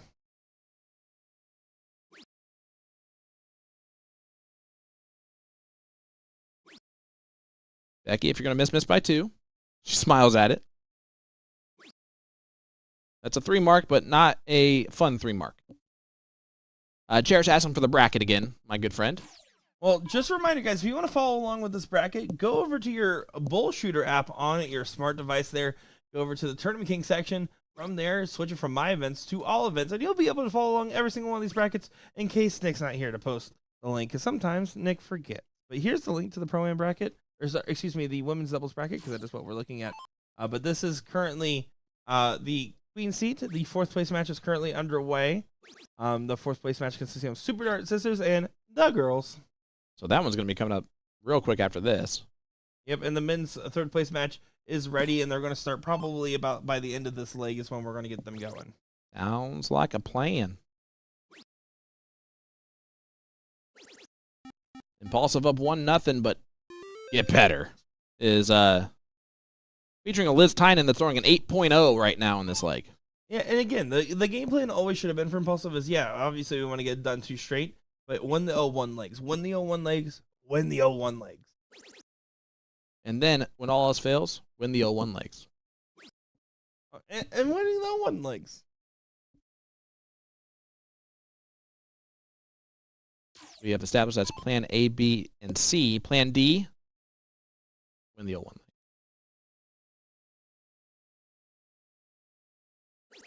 Jen gets the 16s closed, going to transfer right over to the 15s. Yeah, for a great shot to get this solidified going into the Bulls. Hugs the wire there, but nothing to fret over. They're in pole position for this. Liz Tynan. I mean, again, talking about Tynan the Tyrant and how well she plays darts at the highest level. Always just lock in. And so, again, her career is always the big what if of what if she continued to travel and kind of go around as much as like Paul Murphy still does, for example, right? Yeah, in that same class. And Liz, another one of those players that can easily switch from soft tip to steel tip and be at the top of the level every time. Which is honestly one of the more impressive things about it. That Paula Murphy can also do.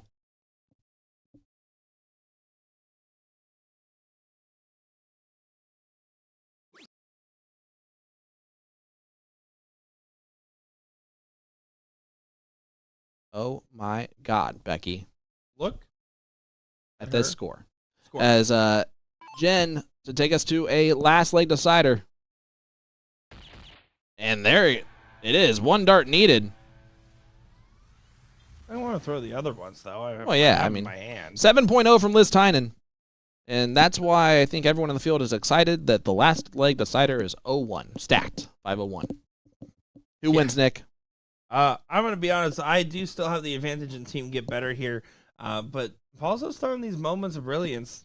See if they're able to shine with resilience. That's not going to help. Liz should be able to beat that 90% of the time. And I say 90% of the time, that might be a tie. I think that's tied. Looks pretty close. Yep. So now Liz will go first. We'll switch it up the order here.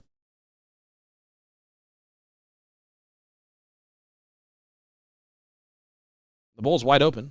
That's not always the case on a double diddle. He's capitalized on it. Does do so. Let's see. She can kiss this off.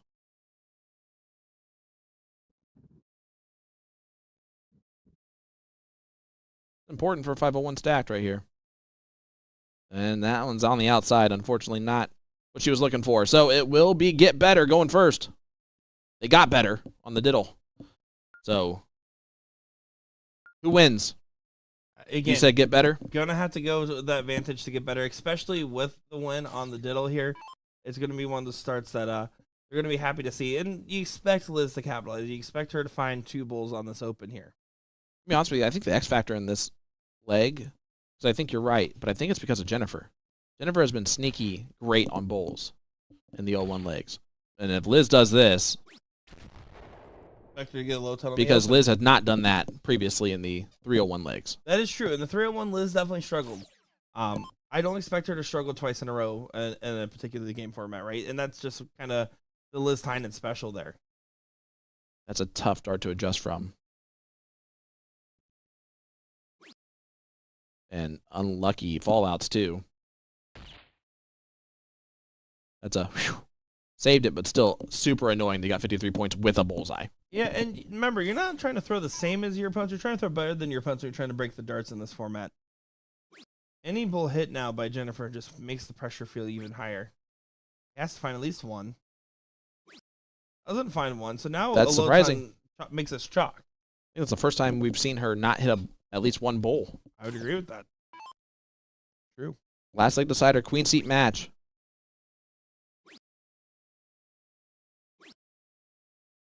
You win this one, you only potentially have to beat this team one more time. Yeah, it's you can't expect the double dip. We did see Tynan do one last night. You just can't expect it. You need to have that advantage. It's so hard to beat somebody in 2 best-of-3. And honestly, you really can't expect it in this type of a tournament where the turnaround's going to be so quick from the third place match to the finals, whereas it's not going to be the queen seat winner waiting for 3 hours, you know? I absolutely agree there. What's the scoreline of the 4th place match right now for the ladies? 0-0, so they're still in that first leg. All right. The timing does work out well. The men have been called up for the 3rd place match on board number 1. I think they are sending off to the side here, waiting for them to finish this leg, though. What gentlemen? Yeah, so nice of them. Good first start from Jennifer. This is what I was talking about earlier. That's a hat trick from Jennifer Carpenter. Back at 386 here means 6 darts minimum. Yeah, get better. Is going to have a hard time getting much better 9 darts than minimum. this. Yeah, unfortunately, impulsive. Imploded here in this last leg. They're also going up against a 38.5 and a 31, so that doesn't hurt. Bullseye for the match. And not quite over with yet. So you're saying there's a chance. There's always a chance, Sean Green. Hat tricks leaves 180, which is a checkout that you can take. Hat trick leaves 180. Be a big moment. And no, it does get away here. Now, 6 darts for 45. I'm going to go ahead and bet that they're not going to need that many. Nothing's guaranteed until the winning dart goes in, though. How about now? All right, how about next time? Heard you. She did not. I don't know if that guy's jinxing it or looking for it. I think he was jinxing it. No, he was looking for it. Just kidding. Little column A, little column B. It was definitely he was looking for it. Well, just leave a finish. You never know. Ideally, Kelly unable to get that last dart. So Liz, 15 left. Not the easiest. It's never easy to hit a single. Unless you go directly in the dead center like Liz Tynan just did. Wow, what a victory. Liz Tynan, Jennifer Carpenter are your queen seat. They will need to be double dipped in the final, which will be a very difficult task for whoever is going up there. And let's head over to the 3rd place match. We got overrated Mike Maloney Feeling overrated. and Casey Jones. Yeah, that should be a good matchup here. So it's going to be up against Snicky and Nycannon here. So excited for this one. Should be a great matchup. Maloney was definitely very frustrated at his form. Dart's just not really going his way. Yeah, Dylan Steinke and Daryl Nycannon. And, I got to say, it is great to see Daryl out throwing again. I got to meet him, I believe it was this past India or the one prior. Actually, I think it was the one prior. Got a chance to meet him. He had one of the longest darts I've ever seen. Then had a cancer diagnosis, has been in and out of surgeries, and had to take months and months away from the game. To see him back in the mix and throwing into what is a 3rd place match in a big bracket here, it's absolutely great to see. Benny, it was good to see you, man. See you in the morning, my friend. Unless you want to play trips tonight. All right, Benny, we'll play with you. I mean, I'm in. Just saying. I'm pretty sure your significant other was with you. Maybe not. I don't know. But if she isn't, she plays darts at all. There you go. Got a team. You're going to have to carry us, by the way. For the record, Sean said no to playing with me earlier. But yeah, if I get a chance to play with a pro. I take that personally. You're not a pro. I'm emotionally a pro. I think even you would disagree with that statement very much so. I think I'm emotionally a pro. I carry myself great as a competitor. I have been told I am so likable, and it's hard to beat me. Well, that's fair. I do the Laurel Lyles approach. Yeah, where it's like not fun to win. Yeah, you feel badly for winning. Exactly. Well, that'll work. Daryl right in that. Leaves Mike 1 dart to win. Yeah, I mean, it's just ridiculous. They're not pulling their darts at this point in time. How dare they, Sean Green? Is looking forward to getting our 3rd place matchup here. Best of 3, because it is the loser side of the bracket here. Important to note. Yeah, Mike Maloney, the champion of the men's pro singles combo last night. Booked his spot in the BullShooter Invitational. Here's Dylan. Dylan Steinke. Boom goes the dynamite. Yeah, starting off with some fire there. He's part of the friend group of the Rabbit, Kevin Schmitz, and Ryan Sofa, the Sofa King of Wisconsin. Mike Maloney goes 7, which is not nearly as good as Dylan's. Great friend group, as long as you don't like having a liver. You're not wrong. I can in here in his first swing. And do you? Daryl. Oh, look at this. Oh, almost perfect start. 5 triples in a row. Danny and I talked about this a lot last week. But I love when you have a team where someone else diddles and then the other person goes first. So Daryl, in this case, diddled, found the double bowl, let his partner go first, and then goes up and hits a 7 mark going second. Love it. I think that's really smart play. I think it's hard to win the diddle and get a strong start. It's just too many variables. I think just taking that off your plate, more likely you and your partner are good enough to throw the bowl, especially at this point in the tournament. Oh, man, they're part of the Sugar Shane friend group. Oh, way worse. Drama. A lot of drama way there. Worse friend group. Let me tell you.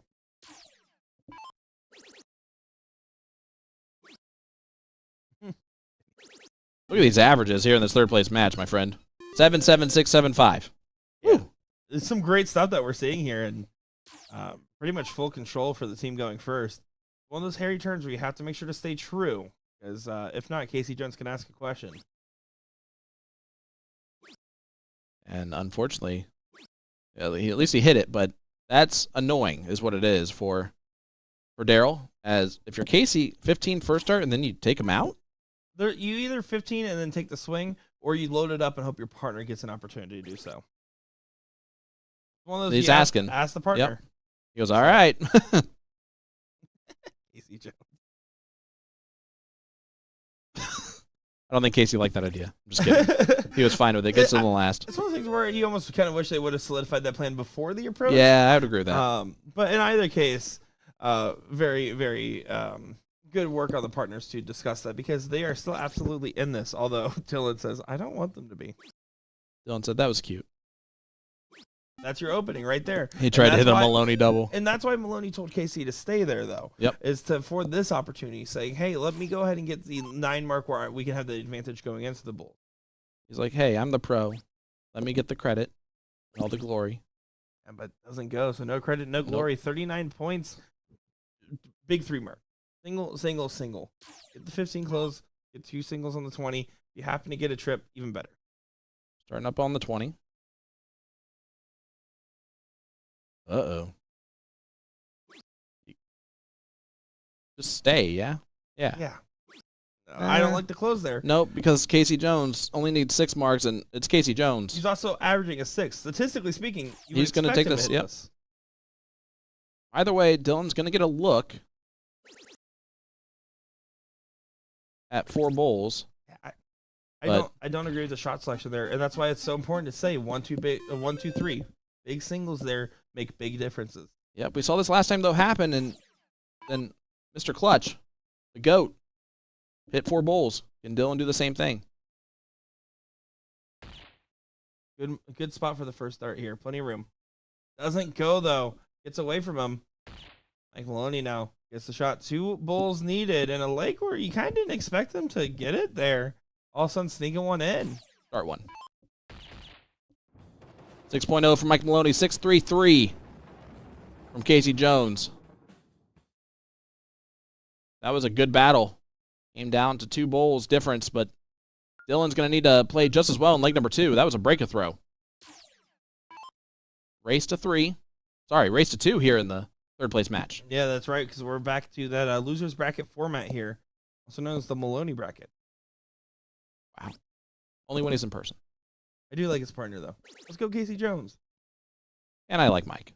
Especially because Mike brought me breakfast this morning. That was super sweet. Someone tuned in on Wednesday to the CSC and asked why Danny and I were being so mean and if we were actually mad at Mike. They were convinced we were. And I was like, that's his business partner. And Mike and I are pretty chill, I would say. Yeah, I would consider Mike a good friend at this point. I would agree with that. He weirdly does that so that we say good things about him, but then we don't anyway. Very smart too. I mean, he's one of those guys where I'm a big phone call over text. If he calls me, I send him the voicemail because he talks too long. That's coming from me. I have nothing to say as regards to whose phone calls I answer or don't answer. But I'm telling you right now, if Danny Baggett was faced with the decision to call someone and have them not pick up, and if they don't pick up, he wins $1 million, he'd probably call me. The base is back to a thumping. Yeah, they're rocking out there right now. They're back to Akon level bass. I can almost feel the bass in my body right this second. And we're separated by an entire room. I bet they're feeling it out there. Look at the stage cam. Like just on our, just want to see if it, not as much. There's a little bit. Hey, there's Paul. Yeah, Paul Rogers is here. You can see Paul down over in the bottom left of your screen over there. He is the greatest stream Dart fan, I think, out there. He watches every single stream, every style of stream. If it's a Grand Board stream, if it's us, you will see Paul Rogers in there. Best Buys fear him with the number of tablets he owns. Let me tell you, they know Paul's going to be up there grabbing something. Absolutely love his support. Him and Jennifer like Means the world. Yeah, absolutely.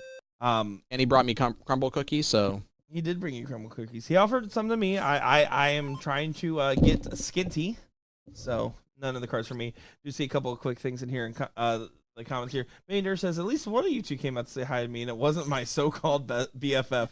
I'm sorry, Benny. You're right. That's real. That one's on me.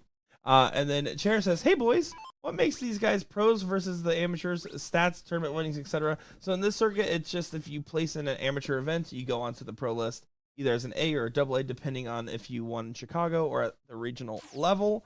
And so the pros are simply just defined as anybody that has pro status from winning a regional in the last several years.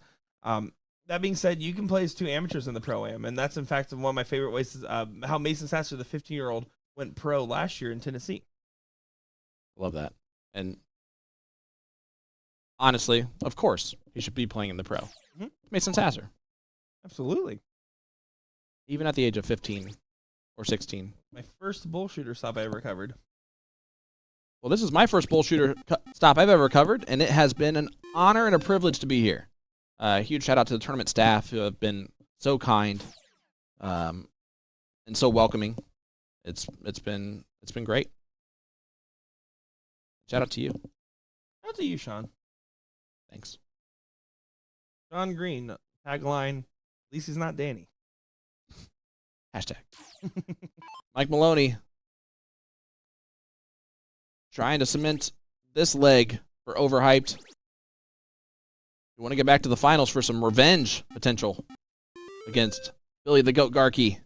It looks like he's starting to snap out of it. And honestly, right now, the one thing is like, I just wish, I really hope that Daryl's not thinking too much about the previous round, right? Because it really was the 220s for a 15 shot that completely flipped this entire match on its head. Yep. But darts happen that way sometimes, man. Darts do be happening. Cherish, no problem. Happy to answer questions. Thank you for asking questions.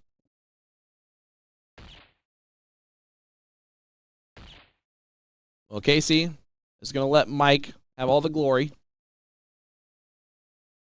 See if he can smash in one bowl to get back to the final. Yeah, and we're going to be getting right into that final as the women's 4th place match is still playing out. So we're just going to go ahead and ride on through with the guys and then back over for the women's final. And then we'll cover out the rest of the amateur bracket, wherever that may be. All right, so Mike Maloney and Casey Jones for Team Overhyped are going to be in the finals. They're taking on Billy Garkey, the GOAT, and his partner Curtis Witherby. Sean Green, Nick Teixeira will have that final coming up for you in just a few minutes as soon as those guys are ready to go. Nick, are we going to send it to interview, ads, overhead shot? What are we doing? I want to shout out Super Darts for having a great, beautiful setup here, and you can see positioned perfectly under that Hard Rock Live Rockford sign. Thank you for all your support there with Super Darts. Get all your supplies and jersey needs over at their booth or over their website, superdarts.us. Let's go ahead and hear from Mike Maloney real quick in an interview, just like you said there, Sean. And we'll be back in just a moment's time for some more great action of our wonderful time here in Rockford, Illinois. I'm looking forward to it, Sean. Me too. We'll be right back. Hey everybody, Sean Green here with last night's champion of the pro singles combo, Mike Maloney. Mike, what's up, brother? How you doing, man? I'm good. Is it better to wake up this morning, know you got the victory last night, and you don't have to worry about any more tour stops? You're now qualified for the BullShooter Invitational? Yes. Relying on Chicago 2 years in a row, even though I got it done, it's always weighing in the back of your mind. Yeah. Because it's a much harder in the AA when that's all you have to play, them guys. So it's nice to get it done. I'm not normally the regional guy lately with the lack of travel, but yeah, it's very nice to get it done and dusted now. Let's talk about this great venue. We're in Rockford, Illinois for the first time ever. We're at this Hard Rock Casino that's been open up a week and a half. Is this one of the best setups you've ever been in? It's pretty awesome. I found out that this is, I believe they said Akon was here last weekend. Yeah. I didn't know it was a concert venue, Yeah. and the bass was rocking yesterday. I think they turned it down at one point, but you could feel it. I'm throwing, my whole body's vibrating.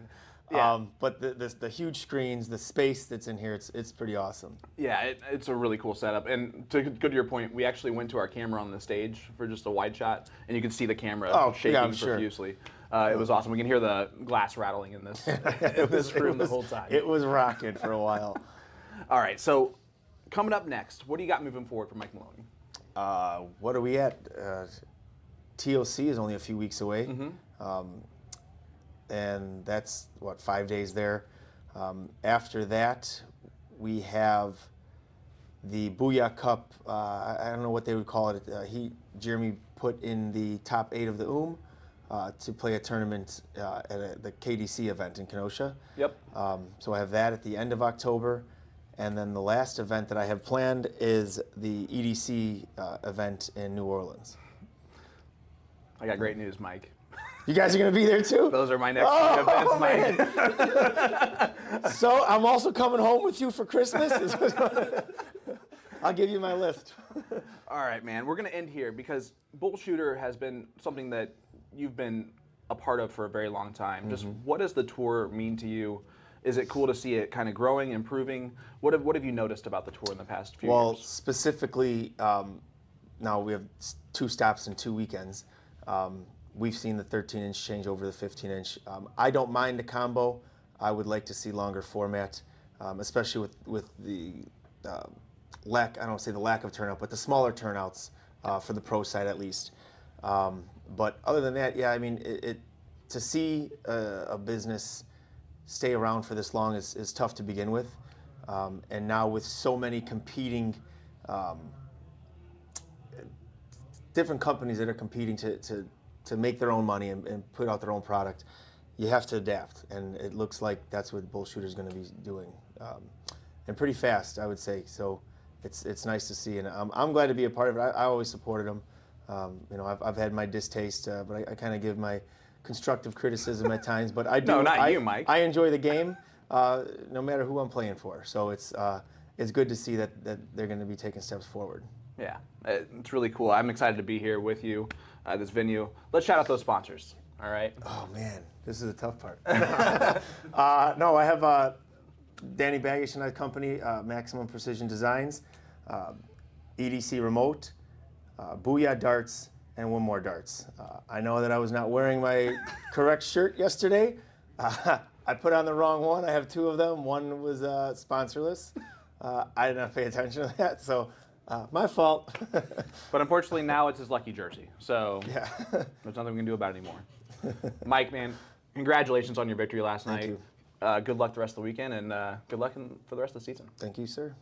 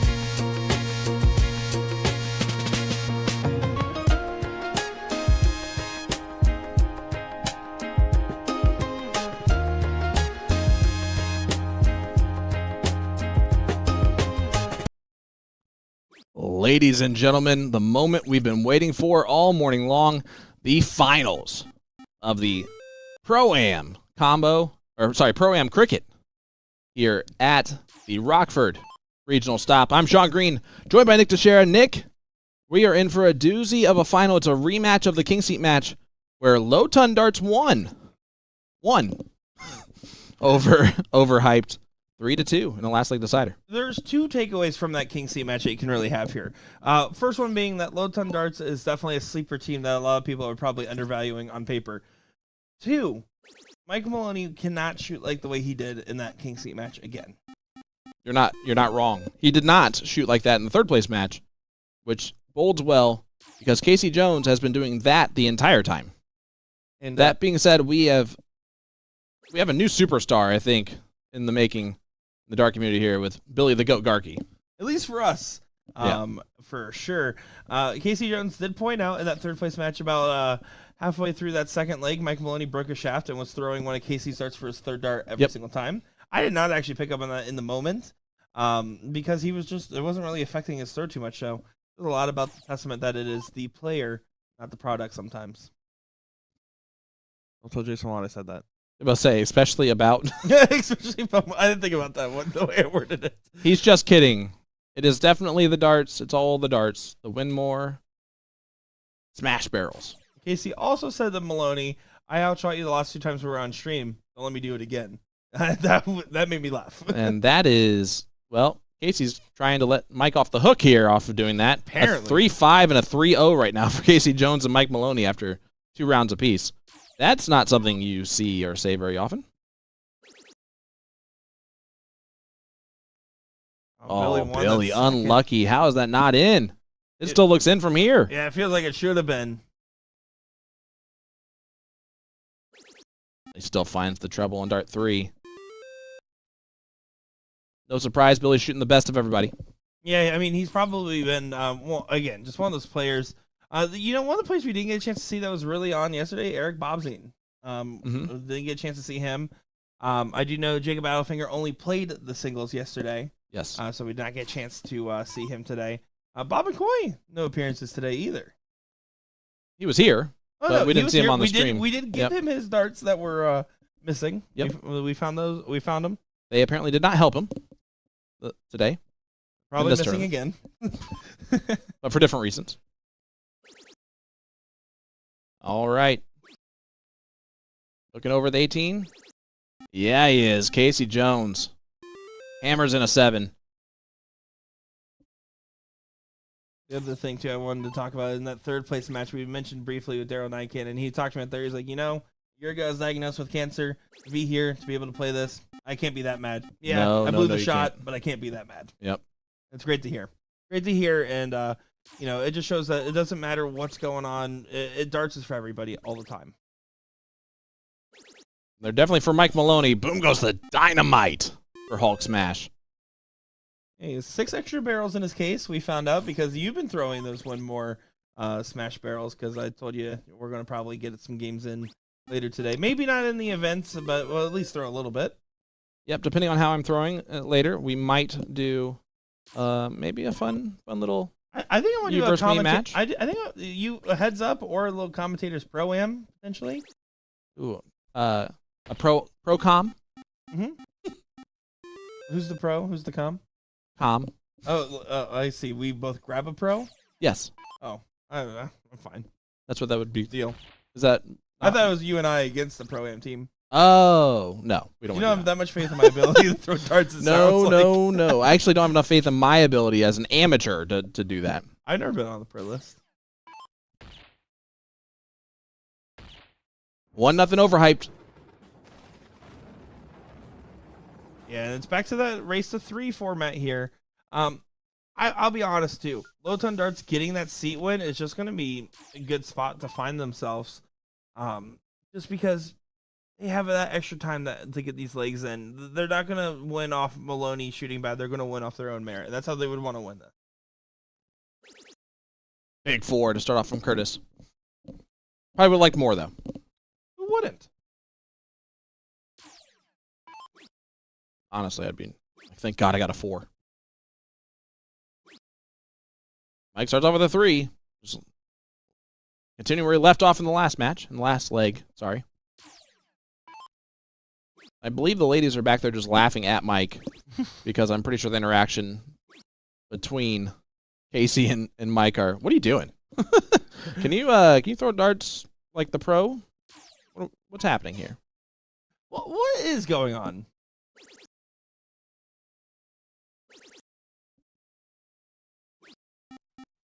Good stuff there. Casey is trying to just sling Mike over his shoulder and carry him. Fishing a stray, Matt is. Reminder, this is the final. The king seat is low ton darts 1. So Mike Maloney and Casey Jones will have to double dip if they want to beat the killer and the goat. Killer goat. Pretty sick team name. Yep. Yeah, so now Billy here. He needs to try to get an opportunity. And you can see he wanted to attack those 18s immediately. He likes that aggressive playstyle. With the X on the 20s, it's so concerning because if I'm Casey Jones and I close these 17s, I'm going to pop the single 20 every time. You would if it was the 19s versus the 20s. He has to get the close. Doesn't get the close, so he's not going to get that dart now. You can see that frustration. He does just go up and close that last dart. Yep. But he's annoyed by it. Well, if you're going to shoot in that order, then you have to start that close. If you're going to say, if I hit 2 singles, I'm still going to go up and close, then switch your shot order. Because right now, your 2 singles aren't going to do you any benefit. And I was going to say, but I'm happy I didn't. We've seen Curtis Whitehorse the 17s, 16s, 15s 2 different times so far today. So that was an opportunity for him to do it once more. Whoa, whoa. Whoopity whoop, whoop, whoop. All right, he did catch that one. Good job, Mike Maloney. No wonder he doesn't play steel. He'd be stabbing himself every It would hurt. third dart. Good last from Maloney. And again, that rhythm break from himself, you almost wonder if he hit the 2 trips, because if he hits 2 trips, he probably would pop that 7.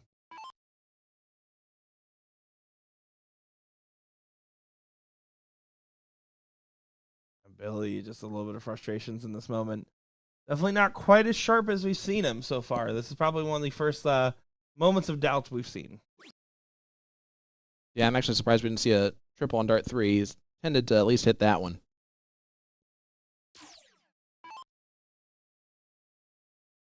Yeah, and Casey Jones now. This is a big moment. Grabs the 17s, back to the 16s. 15? No, I would so- say. Yeah. If he tripped it, you go. He Yep. didn't trip it, and now he left the 7 mark, and that's why he kind of had that big facial reaction here. They gave an oh shoot. Gosh darn it. Because they don't name him killer for nothing. Be a killer shot. Not going to happen. And low ton darts definitely not quite to the same standard of what you saw him in the King Ski match so far. No. 3-5 and a 3-0. Off the margins. Oh, that'll win that leg. And it's 2-0 overhyped. It might be quick to go to the second dip here at this point. And if I'm overhyped, I'm going to keep doing what I'm doing. If I'm low ton darts 1, all I'm trying to think is, all right, you know what? Let's at least get a leg or 2 in here. If we happen to come back and just win it here, that's great. Let's at least get a leg on the board. We don't want them to have the entire world, all the motivation. Yeah, you want them to have the whole world in their hands. Billy's just having a seat, taking a load off. Regrouping.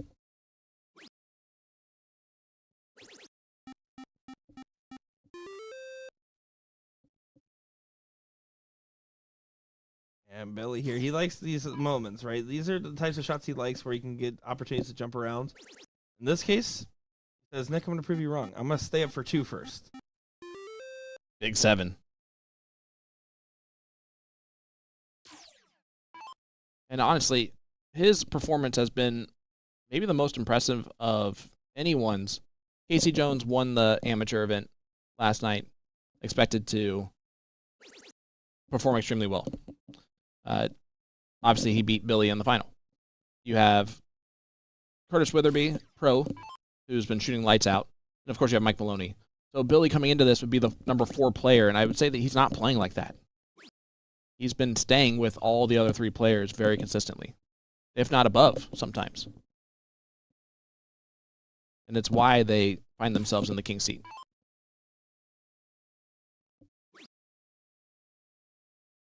Of course, I mean, again, the overhyped team you would have obviously expected to have won the king seat just off paper before the match it would have even started. Yep. They're going to be thinking to themselves that it was theirs to win and theirs that they lost. That's going to be motivation. That's fuel for the fire. That's going to keep continuing to push them for more and more and more. Billy the GOAT. Annoyed by the last start, but that'll do. Frank, hello from Dayton, Ohio. Hello, Frank. Thank you for tuning in with us. Guys, let us know where you're tuning in with us. Sean Green, Nick Teixeira, finals here at the Pro-Am. Hit that like button, hit that share button.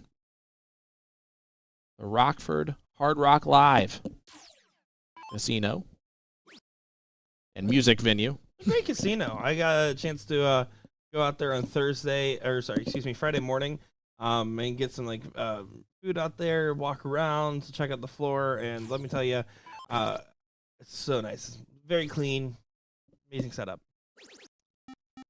Hey, I'm asking for a friend if boom goes the dynamite, Mike Maloney. I think that last start did not go anywhere near the 17. Oh, I think it did. I think it reflexed off of it, honestly. I think if we went back and looked, I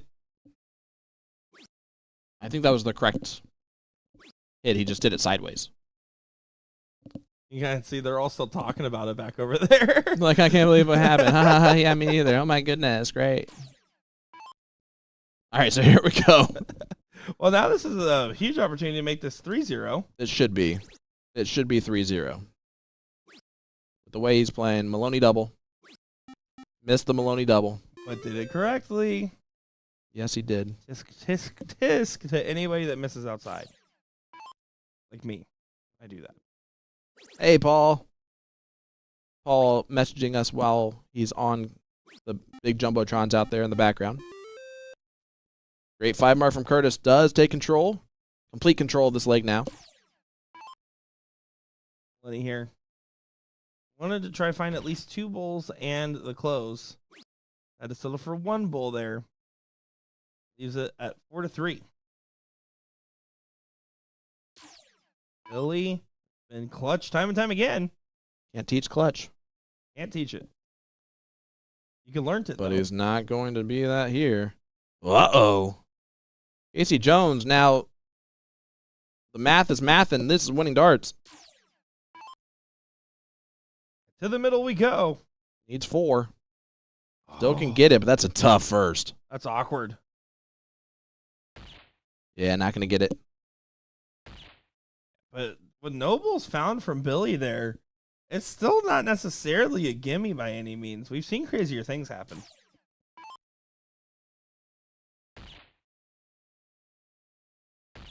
Just count them on up. No! Oh my goodness. We've seen crazier things happen. Dart 1. Yeah, 2 bulls. Dart 2. And there you go. 3-0 victory from Overhyped in the first dip. Does it move to a race to 2? I actually believe the way that they've been doing is just keeping it race to 3 for both Perfect. dips. I love it. From my understanding. We'll see when they actually get into the board setup here. Oh, that's not true. Look at that beard. We got Davisburg, Michigan checking in for talks. We got Justin Hightower from Idaho. Scott Miller from Weirton, West Virginia. Mountain Mama. Randy Robinson, Rhinelander, Wisconsin. And then, of course, Heather Fuller from Super Hot, Arizona. And then Sean Phelps from Oviedo, Florida. Is that how you pronounce that? Yeah, Oviedo. I've Sean Phelps and I have a state tournament title together. We plaqued and got a trophy years and years and years ago.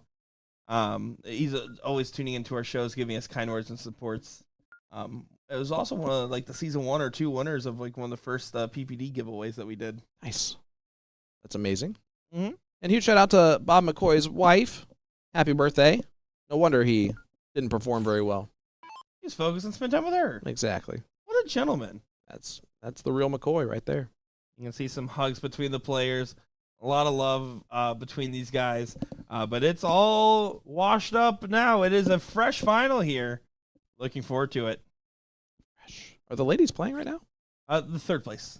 Oh, that's right. So they were actually waiting for the final. They were standing off to the side, and then they saw it go to the second dip. Like, all right, we're done. Yep, waiting. we're gonna play. Yep. Well, and we're done waiting. That's fair. They had the option. I left it open for them to decide.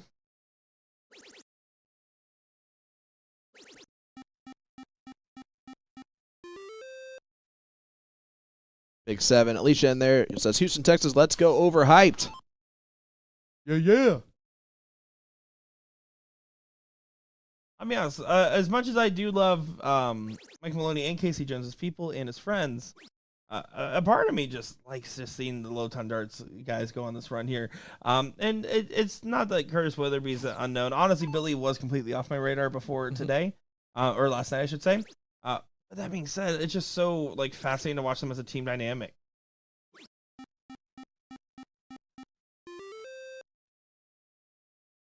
Now, obviously, Casey Jones has been a Division I player for the CSC Challenger Series and all of that. My first time really seeing him throw in person is here right now, and I have been super impressed. Very good form. Philly legend in the chat. What's up, Tim? Good Frank in here earlier too. Frank deal. Good old Pops.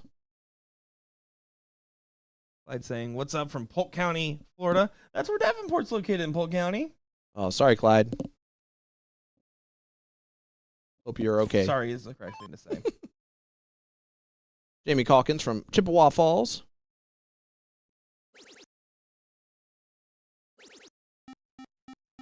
And he says, anyway, both teams lose? No, unfortunately, everyone's a winner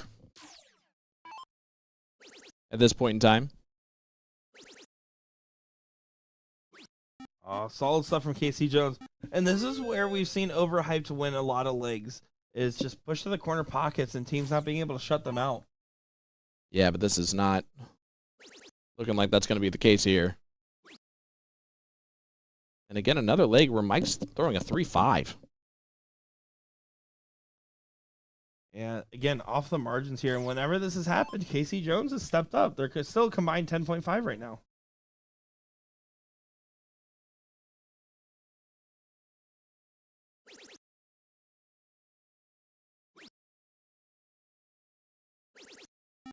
Good 7 from Maloney. And yeah, now it's at a point where they're starting to push it a little bit. Mo Maloney, no relation, in the chat saying, come on, Mike. Mo's dark nickname is Mom. I like it. And look at that. Billy not being able to collect. A big moment here. Casey and Mike had a little conversation about the approach. You try to get the shutdown this 20 here. I think you stay for that close. Mike's calling for it. Oh, and he's Mike's calling for it. Yeah. You have to stay up there. Why do you have to stay up there for that close? Because if you're going to shoot the second dart at it, it makes no sense to not shoot the third. If you hit the first. Like, the whole reason you go there and switch on dart 2 is because you have 2 darts. He's hit pot 2 marks. committed. Yeah. He's pot committed to put it in poker terms there. On top of that, it's, again, 20s versus corner pockets is harder than 18s versus corner pockets, and so on and so forth as you go down the line here. Maloney's going to definitely take a shot at that 20. And back 16s where he flights up into the 8s. That's unlucky. Yeah, it absolutely is unlucky. Billy's going to try to go on a little bit of a redemption episode here. Oh, no. The GOAT misses the big target. John Green, the only person allowed to call me Mom. Thanks, Mom.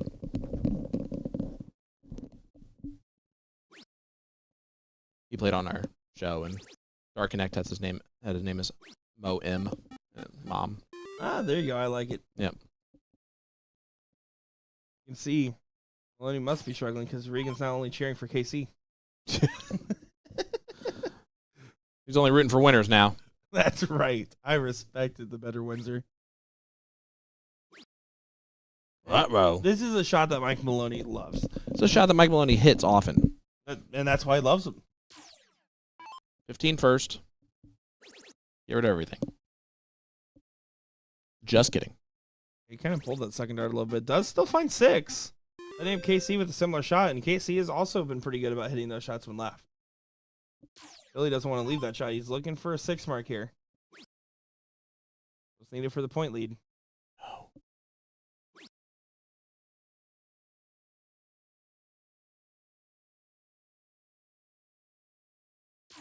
Casey Jones. 18s.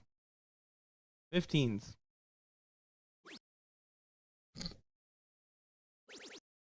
I don't agree with the start there. I get the idea behind it. I think you just need to have that confidence swing on one of those two numbers at the beginning here and then ride the wave from that direction. Finding 4 marks is not going to be bad. But again, you're at one house battling 2. You need to take opportunities when given while approaching with the point lead.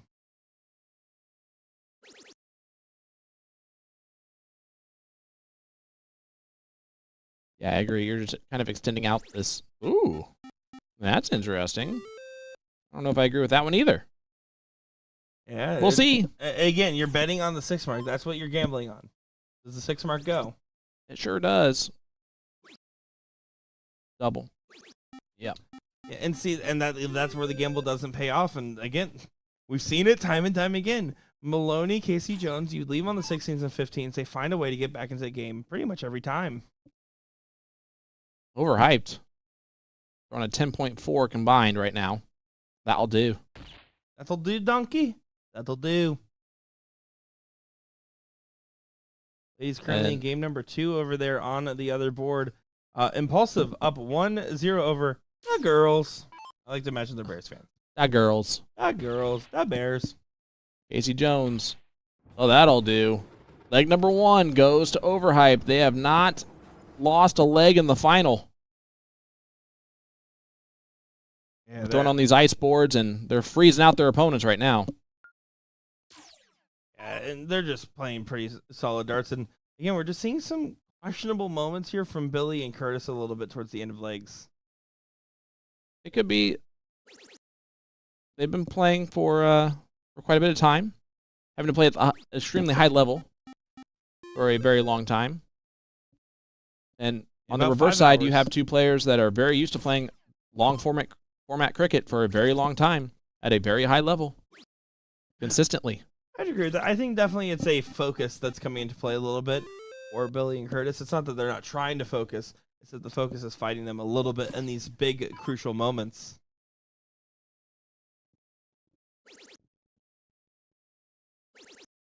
Good 6 from Billy. It is, again, a race of 3 here, as far as we know. It is. I said on the board, I double-checked it when they were switched in between games. Good, I tried to do that, and I could not pull that off, so I'm happy you did. Casey Jones continuing to be an amateur. Doing amateur-like stuff. Like 7 marks. Curtis now. Trying to fight. This is the second final where we've seen Billy and KC both in it, right? We saw it in the amateur singles finals. Probably getting tired of playing against each other. Well, I'm sure Billy's tired of playing against Casey.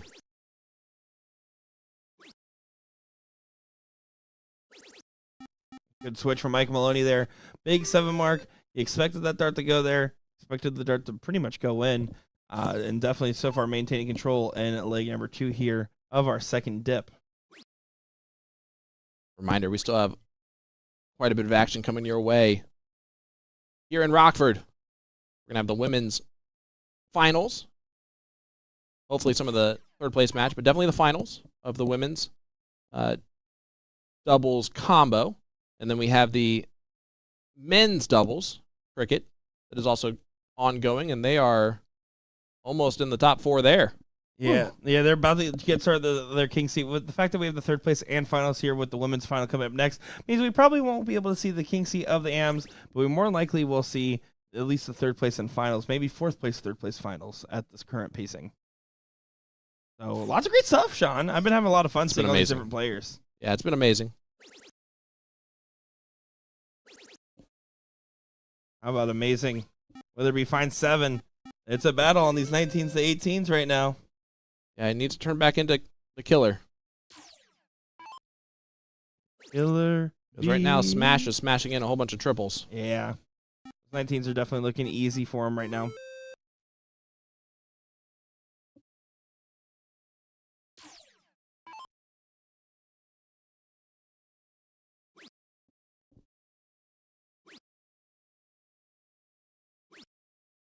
Just 3 singles there from Billy doesn't help push the envelope. Casey Jones. Here's the thing with Casey, his unknown quantity, is that sometimes he's taking these aggressive I'm the guy shots, and sometimes he just kind of wavers off them. In this case, just going for 3 big singles for the close. That's exactly what he does. Except he hits the trip on dart one. Jennifer Locke is shooting in the blind draw. Paul Rogers chiming in and saying that. Awesome. Love that.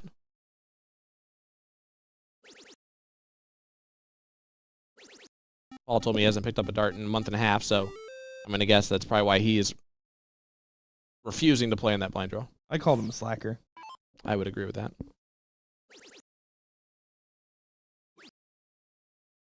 Double. No, he actually, that was different. He did not take the opportunity to shoot a double. A 4 mark there gets the point lead. I think he just wanted to take it outside of the 7 mark shot, right? He didn't want to go leave Billy the trip in a single. But it's Mike Maloney. He hits that double every time. Except when he doesn't. In this case, though, inconsequential. Yep. 11-point separation here. Mike Maloney kind of sighs because he doesn't really love the direct go-at-it shot. If you get in 1, you're fine. If you take 2 darts for 2 singles and then you only hit a single 19, you're in a little bit scarier of a situation. Casey Jones says, Mike, you would have hit that double. And then finds the big trip on the last dart there. So does get themselves out of shallow waters. Great dots. A 68-point separation, meaning a lot of 16s needed here. At least to close, need a trip. Not enough. Not enough. It helps. Not enough. Not enough. But it does help. Mike Maloney averaging a 6. And goodbye to 16s.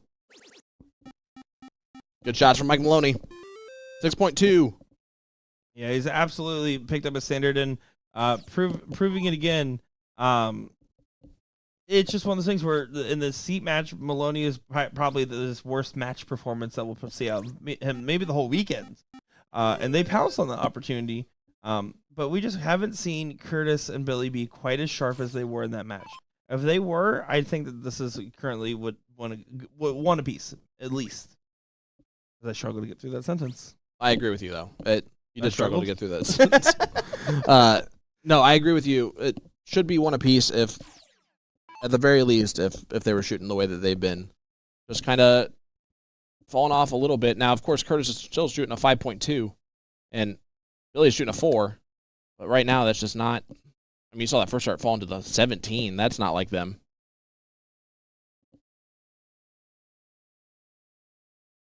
And Reagan, you're not wrong. Casey is liking that Maloney double today. See, again, Maloney does on dart 1 for no reason whatsoever except for to do it. And that's where it's the wrong shot. Completely. I mean, it went in. He did that to annoy me. I will say it every time. I've always been a fan of using the 16, 15, and 18 in my doubles. Very rarely the 20, and only if I ever feel blocked there. I'm a big fan of doubles that I typically would use in 01, which is normally the 16s and 18s are my preferred setup route. 15s when I'm bad at math. 4-2 lead here for Overhyped, who seem to have been hyped up exactly the way they should have been. A very aptly hyped team, it seems. And it does look like right now, the ladies just about the tail end. It looks like Impulsive might be winning that 2 straight. Yep, they just did. 2 straight over there. You can see, let's get the winning dart for Becky as we are now going in to our third leg over here. And Low Ton Darts need to try to get a leg in this final. It's one of those things where when that's unlucky. They're 0 for 5 in the final, and that idea is going to be eating at them just a little bit here. Yeah, they're both frustrated. Billy's not. Billy's fine. But Carter's definitely frustrated with his game and with the way that they're performing here in this final. the opportunity that they've been given that they really have not capitalized on at all. See if they can still turn around, though. It's not over until... I sing. Sure, or if overhyped wins 3. And that's a pretty good round there from Billy. That'll do. Again, it's just getting for them. It's just getting this first leg underway. Just getting one leg under the belt, take a little bit of pressure off your own shoulders, and start relaxing and throwing the darts they both know they're capable of. Casey Jones doing Casey Jones things. Boom goes the dynamite. It goes without saying. I'm going to still say it.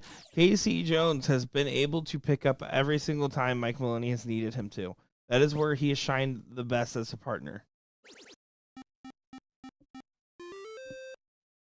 Oh, fist pump there from Curtis on that last start. Was it a real fist pump or was it an ironic one? I think it was one of those he knew he needed at least a triple. Okay. And it felt good. Mike finds dart 3. Billy the GOAT. And what's he going to do with the shot here? Looks like a split decision between the 19s and 16s a little bit. He likes to play that aggressive close game. I wouldn't have been surprised if he went like a 16, 17, 15 kind of shot. No, I think he just pulled the 19 on the first dart. It might be the case. I was thinking of that situation, but Casey Jones decides to take the 7. Could have stayed on the 17s for a potential another 9 mark, but It's the better shot in that situation. It's forcing Curtis here to have to hit at least a 5. Gives a potential for Maloney to close the numbers depending on what happens here. Curtis needs his last start. Does find it again. Must hit last start treble. Does find last start triple. after this match, I think Mike needs to consider potentially, he gets a big 9 there, potentially making a Hulk Smash backpack. I believe his name's Casey Jones. Because right now, Casey Jones is carrying Mike Maloney. He absolutely is. Even with that 9 mark from Mike. Billy Wants to give it back. But stayed up there. He wanted the 8 or the 9 instead of the 8. Gets 7 instead. Casey just with the hot hand right now. I Yep, think I would have especially wanted on the 17s. I would have wanted to eliminate those 17s for that very reason. Yeah. Stayed. Yeah, I think that last start, I think Billy's kind of looking at the floor. You kind of see his laugh. He is like, man, that kid has been hitting him, huh?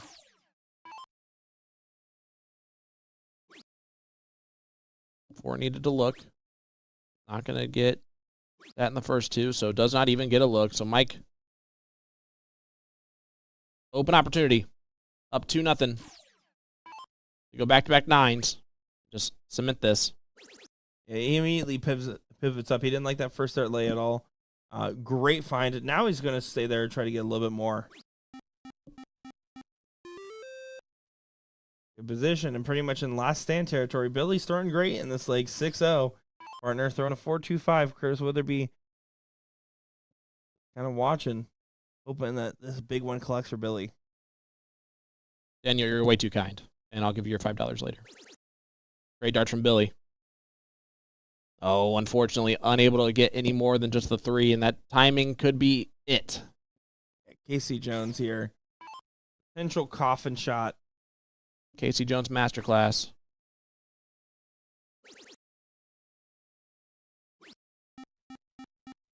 Heather Fuller says 16s are the devil. Witherby a little frustrated. He definitely just was struggling to find that same gear in this final. Yeah, this might be all she wrote, even with the trip. Yeah. Mike Maloney here, couple singles, gets it done. More than likely a 6 straight leg win, which, listen, you could have said that I could see the double dip. I wouldn't have expected a 6-leg straight double dip. Mike Maloney hits the winning dart, and that'll do it. Overhyped. Hyped himself into a championship. Overhyped was properly hyped. They were properly hyped. They defeat Billy and Curtis, who were the king seat and just happened to fall a little short at the end. But Billy won himself a nickname, that's for sure. Yeah, no, he absolutely did. And, a tough go at it, but a great run. And you can see they're all still talking. They're in positive spirits. These were some friends playing a great match on the board. And you can see the ladies making their way over. It is time for your women's doubles final. Team Get Better and Impulsive taking the main stage here in just a moment's time. Don't go far, folks. I'm Nick Teixeira. Let's get ready to rumble! I'm Sean Green, and we'll be right back with that women's final right after this.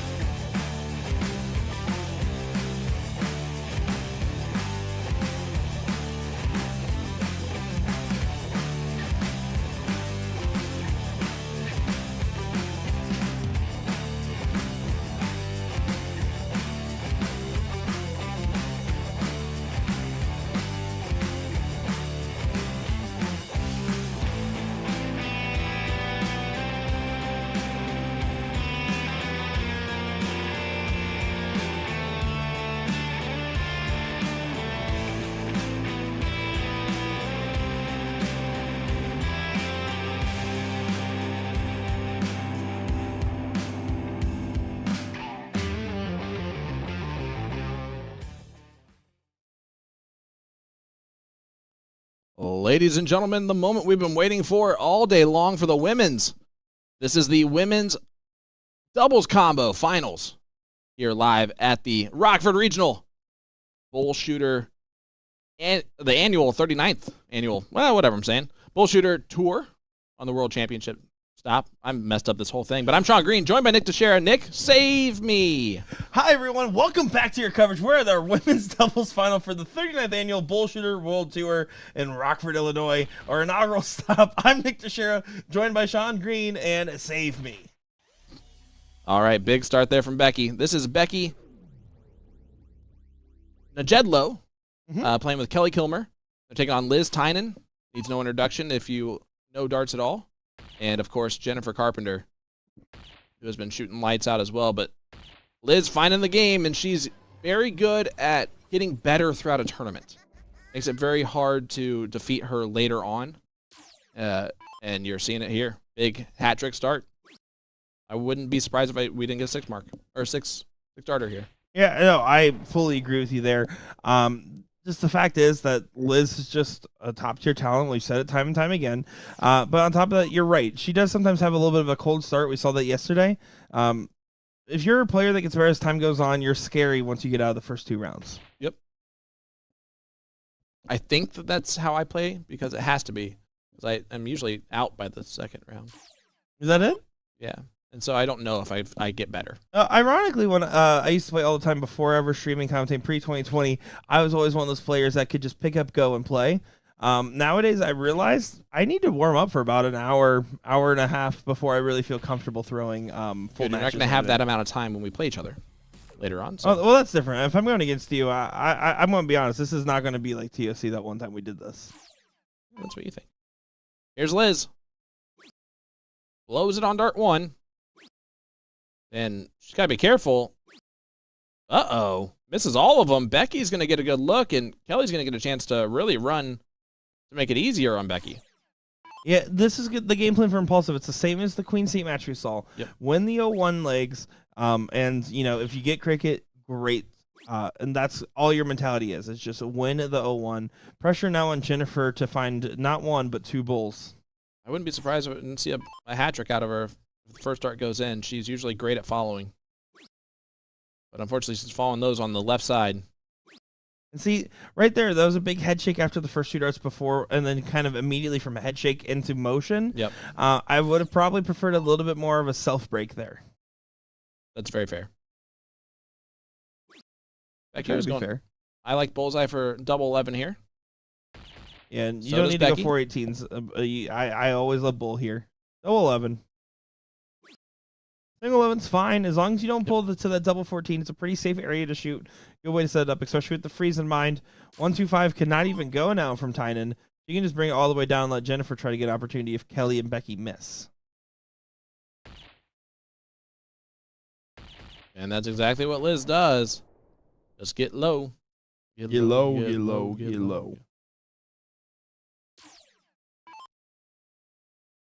We messed that up, I think, a lot. A little bit.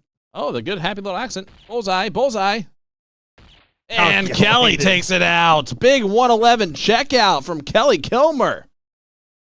Well, that'll do. yeah. And leg number one goes to Impulsive. This is very much familiar to what we saw in that Queen Seat. Leg number one, they do a really solid performance together as a team.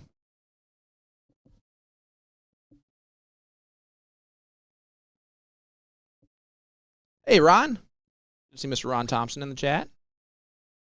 It's good to see your name. I apologize for not seeing it earlier. There's the difference. Liz in this scenario in the Queen Seat started off with a 9 mark. Yeah, this time ruh-roh. only a 2. Becky wants to pounce. You hear that? That's opportunity knocking.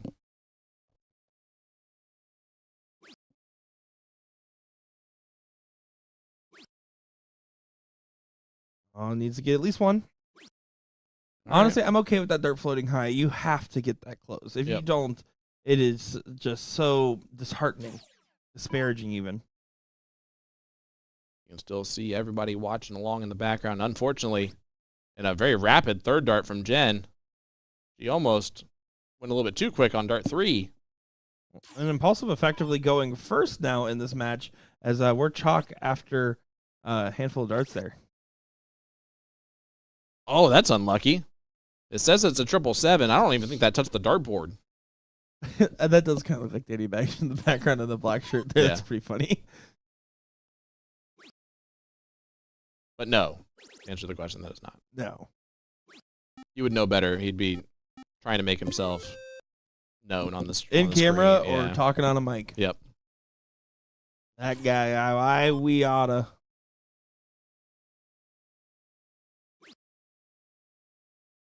Point lead recovered. Yeah, I would be telling myself, stay until you hit the 4. You need to find at least one trip now. They're just only at 1 mark. And it's moments like that with, you look at Becky's game where when she's on, she is absolutely has the same high gear as anybody else. Just those slack turns are a little far off the margins when she kind of loses focus on the turn. Only 2 there from Jennifer, so still an opening. Kelly's shot extremely well so far in this match. See if she can keep it up. Yeah, she can.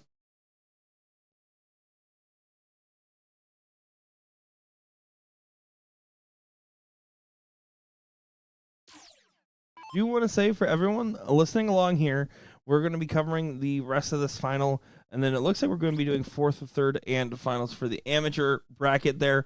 For the mixed triples, while we won't have commentary coverage for it, we will have bonus secret live coverage over on twitch.tv/arachnid360 there, and you'll be able to have full no commentary feed. It'll just be one of the boards stagnant there. You might see in between one of those rounds, maybe even Sean and Nick going and throwing there. Who knows? Yeah, and if you're, the people who listen to us who hate our voices, which is understandable, to be quite fair, who don't like listening to people talk the whole time, guess what? What? Not a single person going to be talking on that Twitch stream, so you got that. Well, what we do plan on doing with those as well, just the same thing with the Florida stop, is taking some of those positional matches, either seat matches or finals or what maybe, and adding commentary in, actually. All right, well, that sounds good, too. That way, it's the best of both worlds. It gives us a break because, honestly, it is hard to talk for 10 to 16 hours straight and sound anywhere near coherent. This is us after 5, and we're already struggling. And so it gives the best of both worlds because we also want to make sure the ladies get proper coverage, and that's been a big motivation factor for the way we've been trying to orientate the stream this year. Kelly, only 119. And opportunity is here for Liz. I know this is a race to 2. And this is Liz Tynan. Classic Liz. Boom goes the dynamite. And the audience gives a good clap there. A lot of spectators watching this, giving some support to the ladies.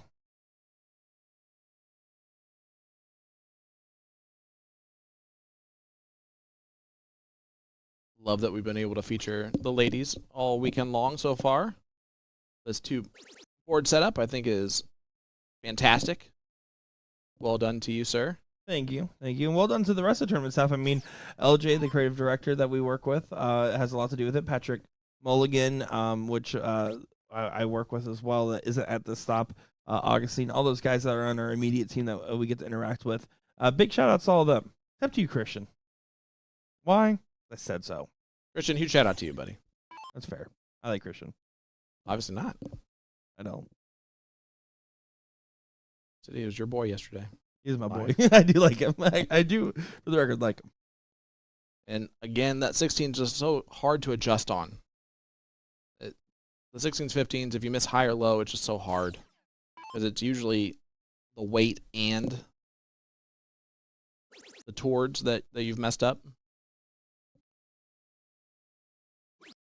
Like right there, she tried to drag it more over to the left as well as get it lower.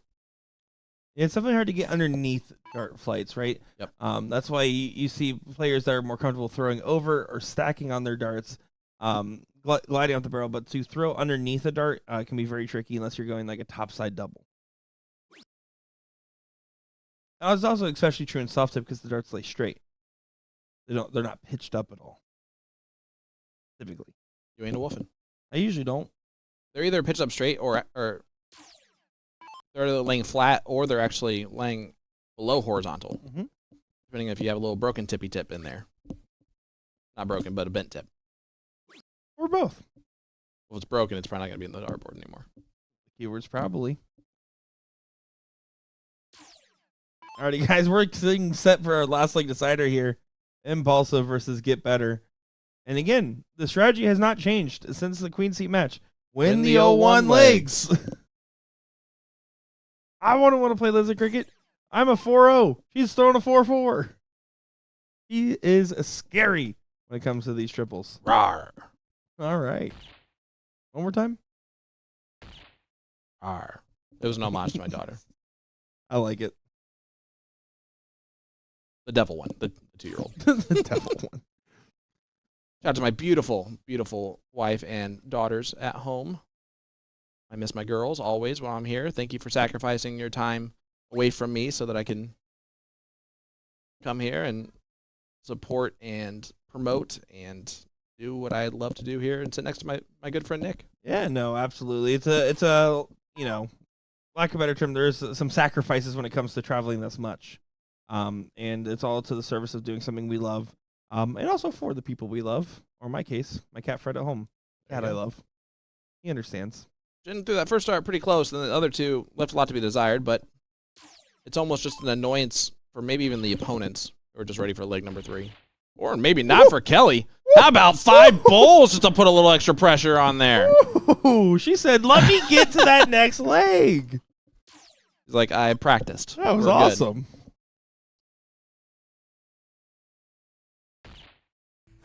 Does not change the grand scheme of things, but oh my goodness, does that give you a little bit of motivation going into Fat Bowl 01? It looked real nice. Becky to show first here. Most important moment of the match. And Rutrow Raggy. That's going to be tough. It's almost guaranteed Liz is going to Yeah. beat this diddle, and now you have to try to break throw to get to a second dip. They might have to count holes, but I think that Liz got that one. Yeah, hold on, let me. We can't see. We'll have to do it again. We didn't catch it, ladies. All right, so here we go. Get better. Needs one more leg. Needs to get better one more time. Feeling better all the time. Impulsive needs to impulsively think about throwing some hat tricks That's it. if they want to stay in this, and I'm sure they do. Will they go to a double dip, or will we have a champion of the women's doubles? It'll be a 2-time champion here for Liz Tynan to match that of her good friend and mixed doubles partner, Mike Maloney. I almost guarantee they're playing trips tonight together. Oh, yeah, for sure. It's Probably because- with Casey Jones. well, Liz did come up and ask me first, and I said, sorry, I'm busy. That's fair.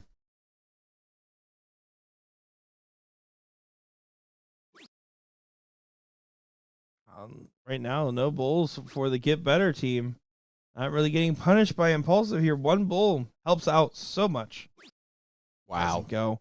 Eric saying she just threw 5 bulls. Why didn't she throw the diddle? Honestly, while I do kind of agree with that sentiment, I will also say if you've been playing the same way all day with your partner, the finals, the last leg decider is not necessarily time to change it up either. I 100% agree. It's something predetermined. just too late. It really is. Because then if, say that doesn't still go to according to plan, then now you're thinking about that and why you made that decision. At least here, you at least stayed consistent. And Kelly, it's 76 points just to keep it within striking distance. They're struggling here in this one, though. I have a feeling Liz is going to turn it around right now. Oh, that was a real low dart. That's more towards the treble 19 than it is the bowl. Yeah, this is definitely not a well-performing. Wow. That is 9 darts and no bulls for Get Better. They really do need to get better. They need That to in was this Sean Green that leg. said that. They do in this leg, that's for sure. But it also needs to get punished right now. Yes. And right now it's kind of just slack darts meet slack darts. It's scrappy. It's nervy. It's tight. Who's going to hit that first big round?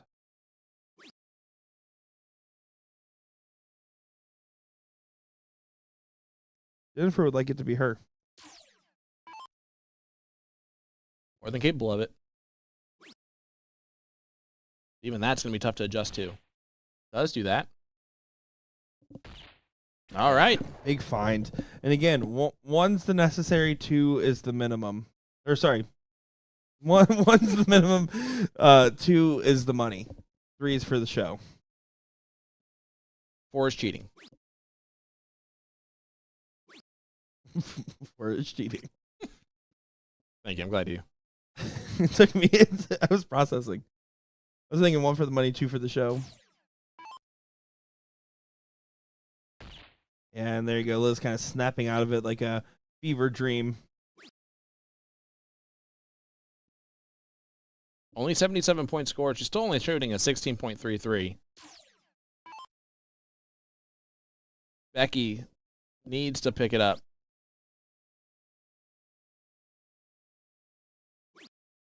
Has been hammering bowls recently, too, what we've seen out of her. Just unable to do it right now.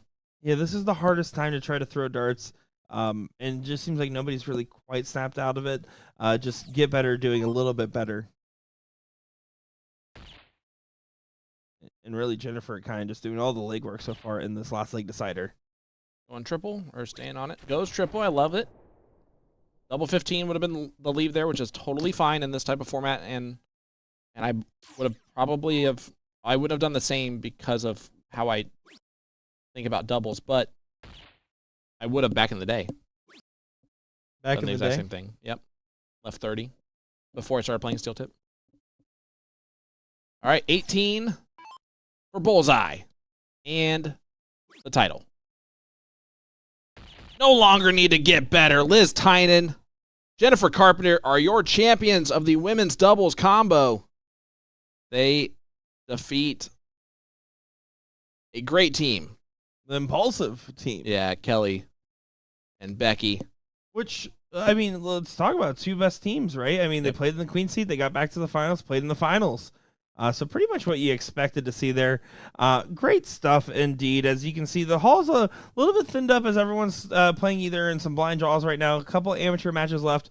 Currently, it looks like that 4th place match did actually start while we were going. So it's currently 1-0 Super Crom over Buckley and Chris. Unfortunately, I actually don't know which board they are playing on because they were trying to get in the way, and I guess those guys probably like, oh, we actually already started type of scenario. Yeah. So here's what's happening. Looks like they are right there. Right there. Here, let's take a look. Well, in either case, yeah, it looks like also they have the seat match going on as well. So let's see if we can. We're going to use our soccer cams to see if we can figure out something going on. That is practice going on there. All right. It's down a ways. We're trying to be sneaky, guys. Hold on. They're on board 20. They're playing on 20.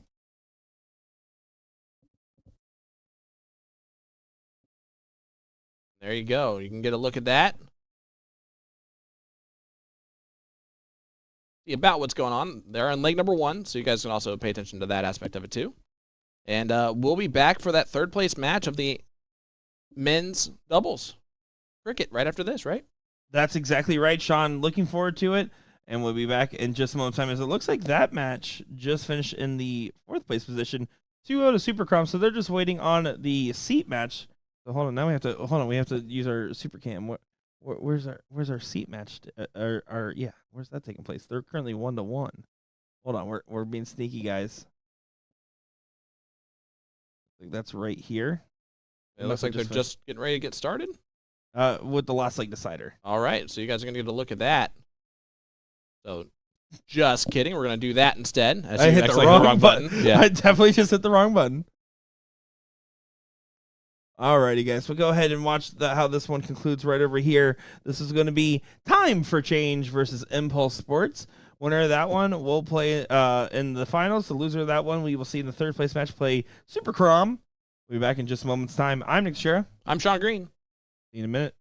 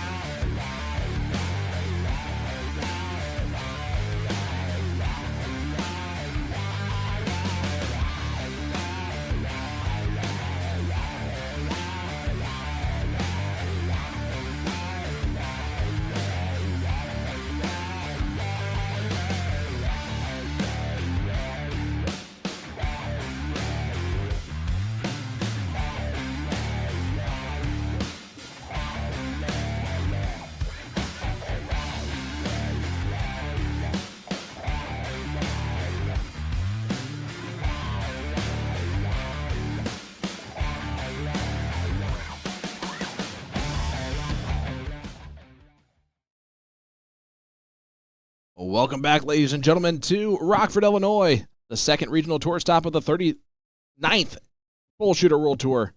This is the men's doubles cricket third place match.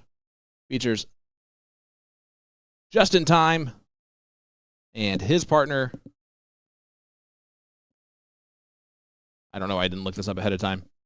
You set us I know up the for other team success there. Welcome back, everybody, to our Ridiculous. coverage. Oh my goodness! You gotta give me a little bit of a heads up here. We'll be honest. We were out there trying to get our energy up and going, make sure the blood's flowing. What? Was it like we were throwing darts, hanging out, meeting the people? What are you talking about? What? John, I'm just kidding. I'm sending you back to Indy. What? All right. You're the reason we don't have an Indy BullShooter. Jeez. All right. Anyway, Time for change. Aiden Cromwell and Nate Horan are taking on Time for Change, which is Andrew Nickel and Justin Tunks. There we go. Went off without a hitch there, Sean. So here's Drew. He's got a good mustache. I love a good mustache. I'm telling you what. Immediately cooler in my book. Oh, listen. We judge people based off their facial hairs, their tenacity, their ability to have funny faces when throwing darts, not their ability. We're equal opportunists here, Sean. Absolutely. It is going to be all cricket. Race to 2. Here in that's going to be a race to 2 all the way throughout, correct? Yes. Okay, good. Glad we're there.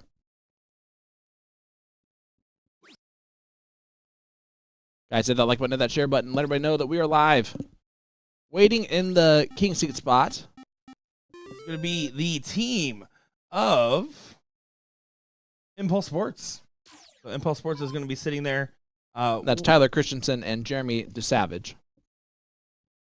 Yeah, it should be a pretty great final coming up here as it went down to the wire, and I'm really looking forward to seeing how this bracket shapes out. In our first look at the AMs today, I do like how this has been working. This worked out the same in Florida as well, where we're getting full coverage, half and half ladies, half pro, and then the other tail end is whatever is left of the amateur bracket. I feel like it's a fair deal for all involved.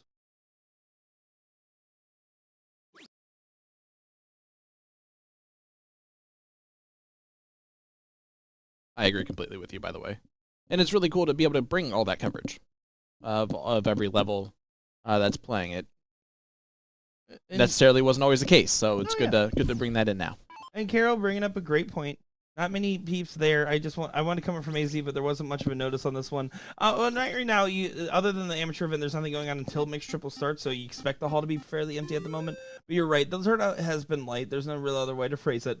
And I definitely think the team is noted about trying to make sure the notice is out there, and anybody should know, especially as soon as there's confirmation if we're doing this one again, we'll try to get that out ASAP because this venue is phenomenal.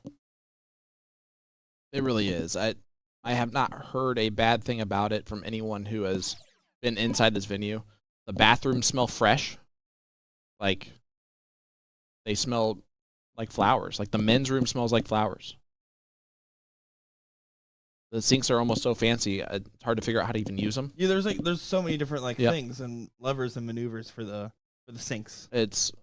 I'm telling you, when the bathrooms are perfect in a venue, it's usually not a dart venue. So it's good to have that being the case here at this Hard Rock. Yeah, you're not wrong at all. Looking at this, it's a little bit of a, I wouldn't call it a shaky start per se, but you can definitely tell, hey, we're on the big stage. We're the only match going on in the room right now, and they know that the eyes are on them a little bit. And Aiden, the only one who has played on the big screen so far this weekend out of these 4 players, so maybe slight advantage him, which is why he's throwing a 3-5.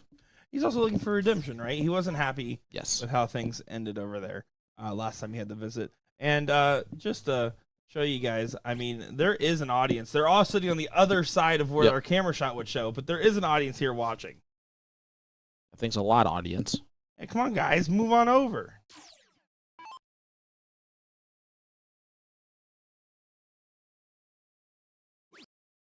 All right, Superman.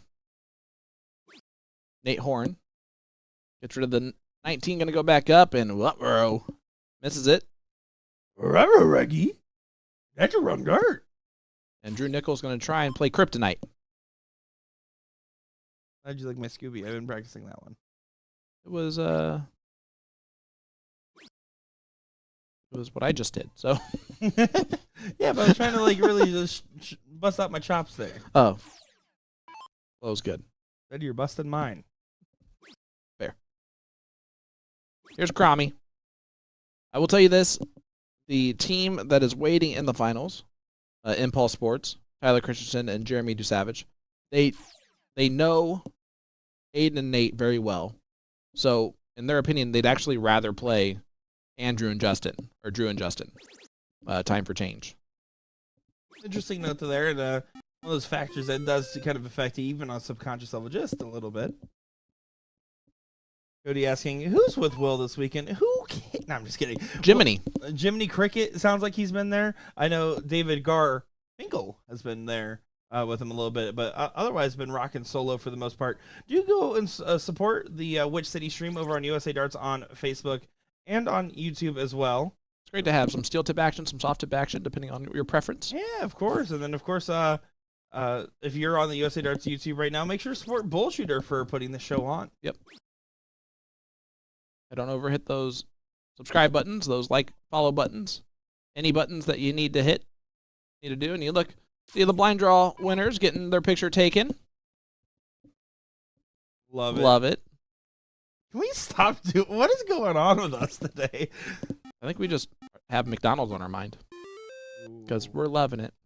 I'm just kind of hungry. It's lunchtime, Sean. Well, it's way past lunchtime. It's commentators' lunchtime. I'd have to check out the Hard Rock Cafe. Had a pretty good steak Cobb salad over there. After I whoop ya. What, me? Whoop ya. I'll be honest. You don't want to play me after I eat because That's why I'm playing you before. Yeah. You want to play me on Before, edge. not really super warmed up. I got this. 0 calories in the system. I've only been drinking energy drinks and water. Now we have to come up with a format. So, chat, this is where you come in. Sean Green, Nick Teixeira, what format do you want to see? You want to see best of 5 or best of 7? It's probably the range somewhere in there. What Nothing format more would than it that. be? And then, Race yeah. to 9, all cricket, losers start with player's advantage rule. You can even throw in some interesting games. Let us know. No, Like half it. David versus Goliath. No, not that one.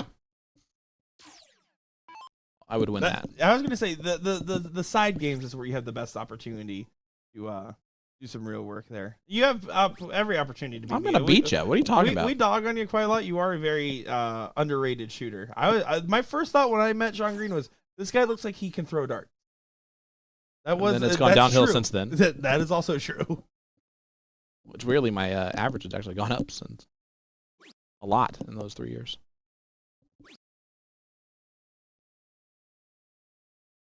No one cares. That's the gist of the commentary or the comments in the chat. Thanks, Jiminy Cricket, for tuning in. We appreciate you. Tweet, tweet, tweet, tweet. That's what a bird sounds like, Sean. Yep, thank you.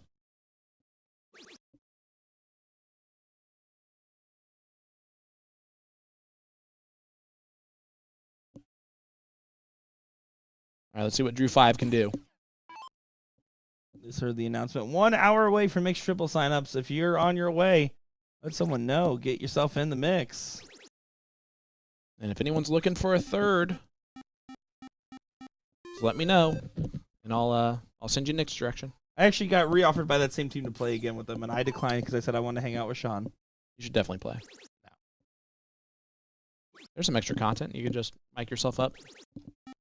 Yeah, but I don't like playing actual tournaments sober. Fair. You should definitely play then.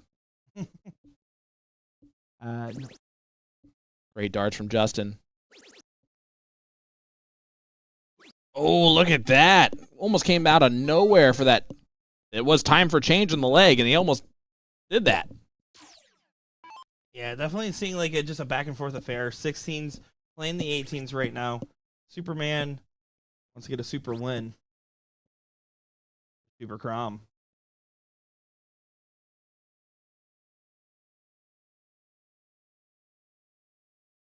I love how Aiden got the best deal of that name, by the way. Yeah. So I'm super and you're Crom. But still, when you put it together, though, it makes it sound like Aiden's this superhero. Yeah, it does. That's fair. Good 5 mark from Superman. Or sorry, from Drew. Wow. This is Aiden. I was looking at the wrong screen. That was my bad. And he threw 2 darts in the first throw. You can see that first throw was Uh-oh. far off the margins from the 18. It was almost into the 20. Found it on dart 3, though. Good adjustments. 4-2-2. I think it's time for Justin to put in a big score. That'll help. Oh, how do you not move the 18s on dart 2? No. Yeah, and the reason you say that, Sean, is because after the first trip, you can go single 18, and get the close 3-point lead, leaving them a 7-mark shot. Which typically is a dangerous shot to make, and what we've seen is it's a dangerous shot to leave for your opponent, but this is the men's doubles cricket, and right now Superman's only averaging a 3, so you can't expect him to hit that 7. Gonna be a tough moment now. Drew needs to make a defense, and you're thinking, man, I wish I didn't leave him on those 18s. Well, we're up over 1,000 points here in the first leg of this men's finals. We might not ever get done with the men's finals if this continues like this. That is very true here. Yeah, because this is the 3rd place match we're looking at. They're gonna be just pointing this whole time now. They're in round 20 Yeah, they're probably just gonna or round 19. round it out from here, unless a big opening happens one way or another. Yep. One triple will keep their opponent pointing. There are just 3 singles, 53-point difference here. Superman with 53 points difference is thinking, man, I really want to get a shot. But at the same time, I would just defend the 18. I would not move until I trip. At this point, if you really want to, you can. I would ride the dart. Ride the dart. Big risk. Big reward.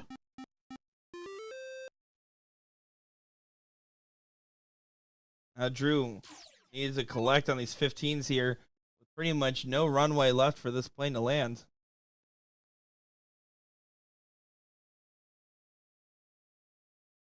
And that's an unlucky first dart, and it's a terrible leave because you see he has to move around. He can't see the 15, the triple 15 anymore. And that's why the flight's just going to grab it. Still finds on dart 3 anyway. What do I know? You know a lot of things, Sean. You know a lot of movies. I do know a lot of movies. A lot of office trivia. A lot of office trivia. Grammar. Pretty decent at. No. All right. Well, I'm an English teacher, so yes. I've seen better. All right, here's Justin. Just in time. Well, if there was time for change, it'd be right now because they are about to lose leg number 1. Yeah, it's just going to be one of those things where you're thinking, all right, this is a long, hard-fought battle. That also means that they were sweating just as much as we were. Well, that's a pretty good start. That helps. That keeps him alive. You see jogs back there. Yeah, Drew, his partner, very happy about that round. But Superman just shows you why you can't have nice things. Yeah, this is exactly what you're supposed to do. I don't even think you go for the last bull. You just keep on going, just being like, hey, listen, you left me the number. I want to keep drilling it. 165-point difference now. Completely on the outside.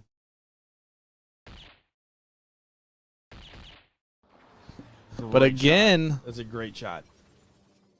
It doesn't. I mean, if I'm Aiden, I know I can hit 2 bowls with 3 darts. I'm going to shoot at it. Yeah, in this scenario, you shoot the bull. Don't worry about the roundup.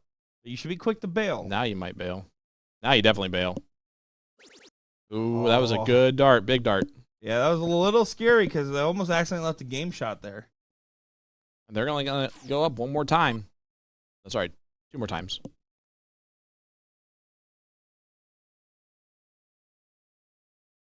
Oh, and just now not collecting all over.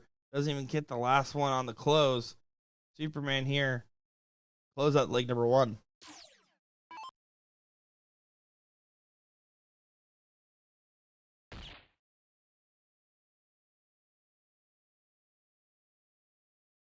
For the first leg. He's it. And we're going to go to round 25. Honestly, Drew. This is outside chance. Yeah, Drew 5 bowls needed. Drew has to get the point lead. He can't even consider the single 18 with this. You are correct.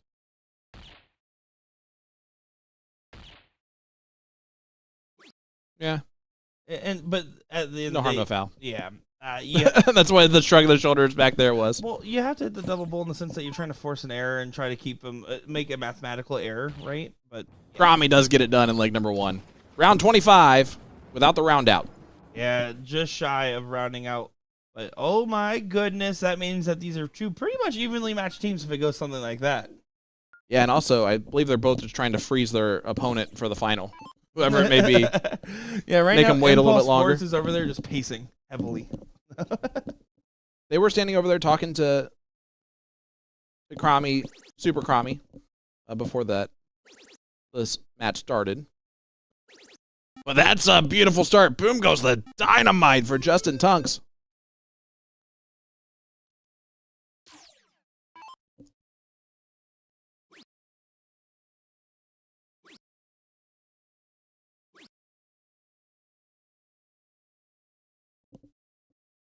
Only a 3 from Aiden.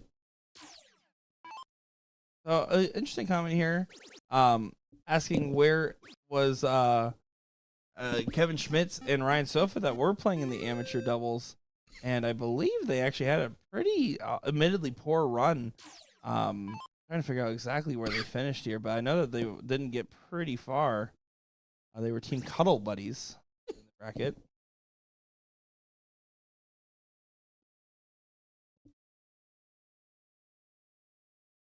Only 1 triple from Superman.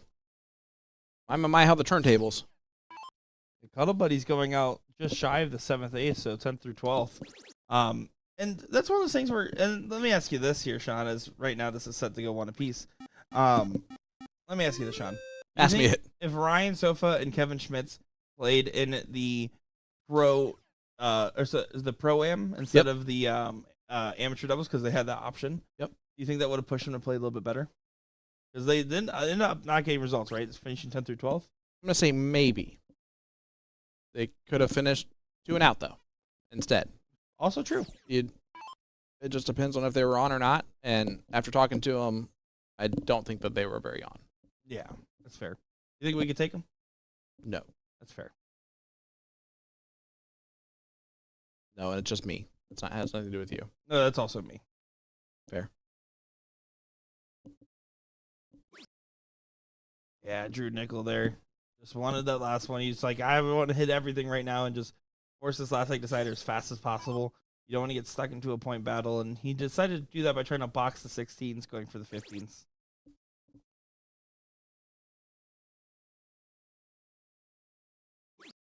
Only 4 from Superman. Justin's been in fuego in this leg. Can he close the door? That's a good start to it. Yeah. This is doing great stuff right here. Definitely setting the right notes going into this last leg decider. Justin Tunks. I mean, a complete 180 from leg number 1. Yeah, and that's the thing, right? And that's what makes these amateur matches so interesting. Is it's not the ability to play these high games; it's minimizing how bad your poor games are.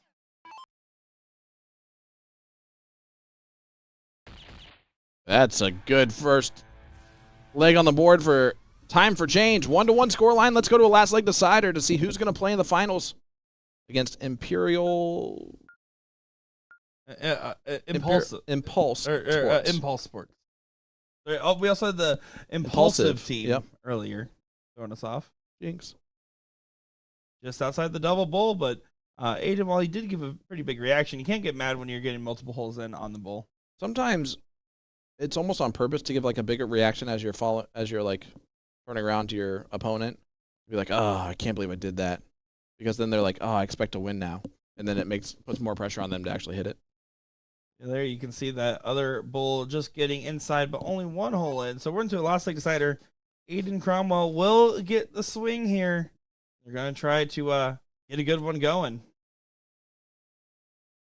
Here we go. What pace, what notes, what what setting are we going off of here, right? What are we feeling here, Aiden? It's up to you to dictate the pace for your team.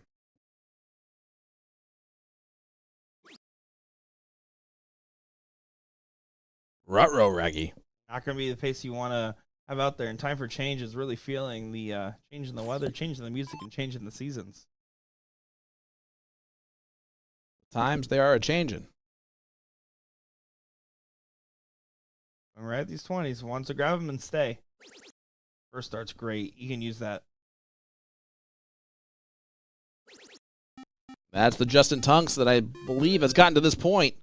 And you can see his partner, Mr. 5, back there, giving him a low 5.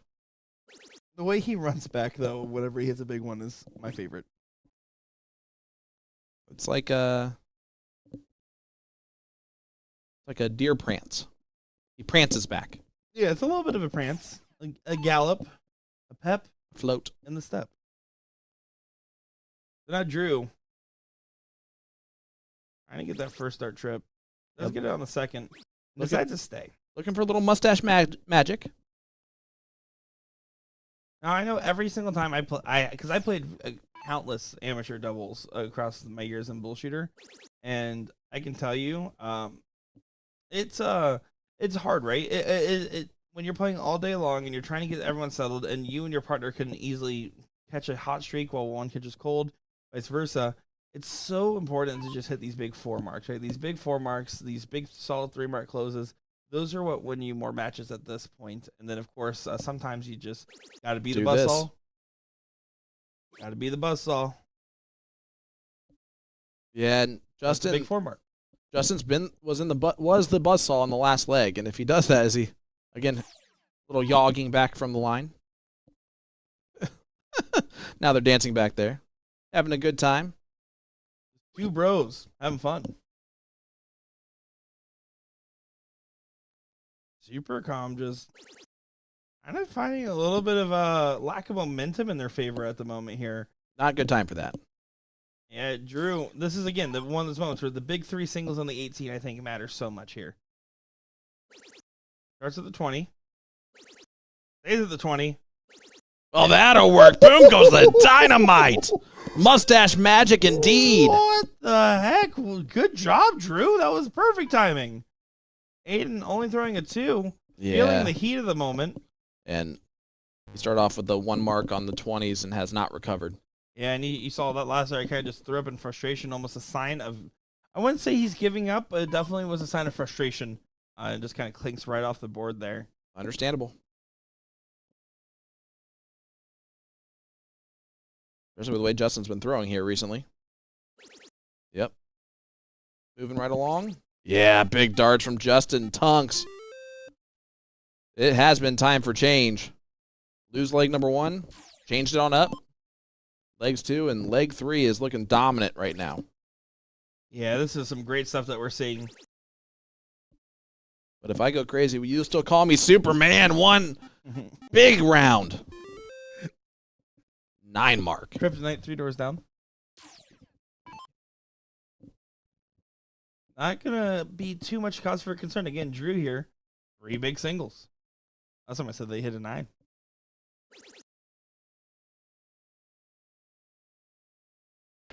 How about a 4 mark in the best possible way going to the Bulls after the first start trip? That'll do. That'll do, donkey. That'll do. Shrek, 2003.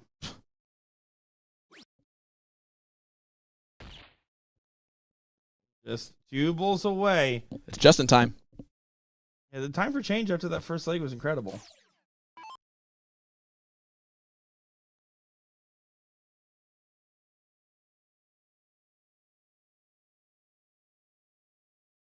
That's going to be a hard adjustment. Yep. Might as well stay. Yeah, there's not really benefit. The math helps, but the benefit does do the math, but yeah. With the fact that there's 3 numbers, you're right. A single in any of those numbers does push the bull. Yeah. You're not really worried about pushing the bull when you have 3 numbers. Right. Your Shrek sounds like Gary Anderson. That's a crazy comment. I'll take that because that just means at least the Scottish is good. And you're not wrong. Gary Kind of. I've spoken to him in person. He's a bit of a mumbler. Oh, for sure he is. That Scottish accent is just tough anyway. Ryan, that's a big dart, and that'll do it. Time for change. They defeat Aiden Cromwell. Yeah, good stuff there. And Aiden, you can see frustrated. Throwing the darts again. It's Impulse Sports versus Time for Change coming up in our finals here, Sean. Oh, the times they are changing. Are you sure? We'll see. We'll find out next. After this, quick moment from this rock and roll music. Worst sign off I've done yet. You're still on?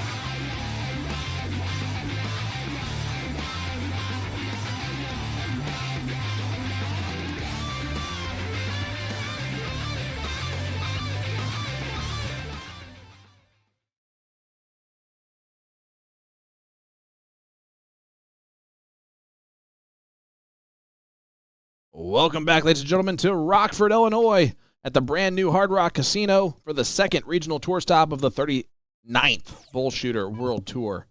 This is the men's doubles cricket finals. I'm Sean Green, play-by-play commentator for this Rockford regional, and I'm excited to reintroduce my partner in comms, Mr. Nick Darachi Teixeira. Nick, we have time for change, which you spelled wrong again, impressively. Just in time, Tunks. Boom goes the dynamite. Taking on Impulse Sports. And this is Ace. Yeah, I'm excited, Sean, as I can't believe I did actually make that spelling error twice on the word change.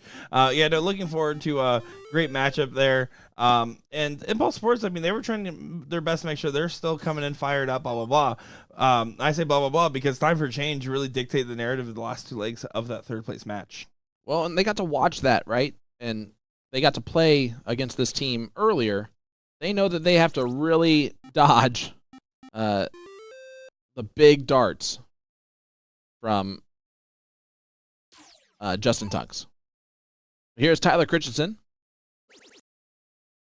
Mr. Robot, with the way it's spelled. Robot. Like pivot. Yeah. Robot. Pivot. What if it's Robo-T? That's just a silly name. Robo-T. Look at this. Time for a change. On a heater. Justin is on a heater. Yeah, but even then, his partner backing him up with a 6 mark as well. Very dangerous duo. I mean, they're throwing the standard that we talked about for what is needed in the Pro-Am. Here is Jeremy Dusavage, a.k.a. Ace. Impulse Sports is the name of their company. Local team, Rockford area. Drew here, just looking for, again, we talked about that big 3. Of course, he wants more, but just getting the close in the 18s gets you so much value in this scenario. Yeah, very solid dart. So he really wanted it all to go. There's a lot of momentum for time for change at the moment. Yeah, if Drew if Drew helps like this, time for change is going to have a tough time losing. Yeah, whatever you can do to keep Justin in the form he's in is what you're thinking as a partner right now. Impulse Sports, they had a little bit of a sit, right? It is a factor, even if it wasn't incredibly long. I mean, until like all 3 brackets, the amateur, the pro, and the women's being done in 6.5 hours, give or take, because this is the last match being played right now, is not a long day for what these players would expect as other tournaments. But look at Justin this. Tunks. Incredible. My goodness, Incredible. Dude. He really is a fantastic dart player, and his throw is a little lobby, a little unconventional, and it works beautifully. Lobby is in lobbying the darts or Danny Lobby? Lobbying the darts. I thought, just want to clarify.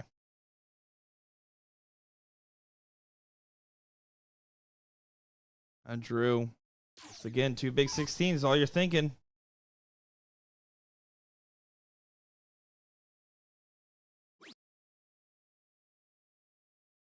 Big one here. Uh-oh. That is technically a 16. That should count. Count the 88, why don't you, you stinking dartboard? You silly, silly goose of a dartboard. You silly guy. They're going to try and make him pay. Not going to quite do that. Yeah, and It's just in time.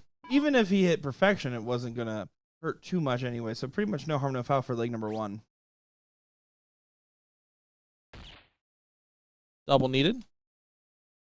I think the way it bounced out very dramatically from the bull, he just broke his focus, so he just decided to refocus himself, and that's a great way to do so. Yeah, and almost hits the double.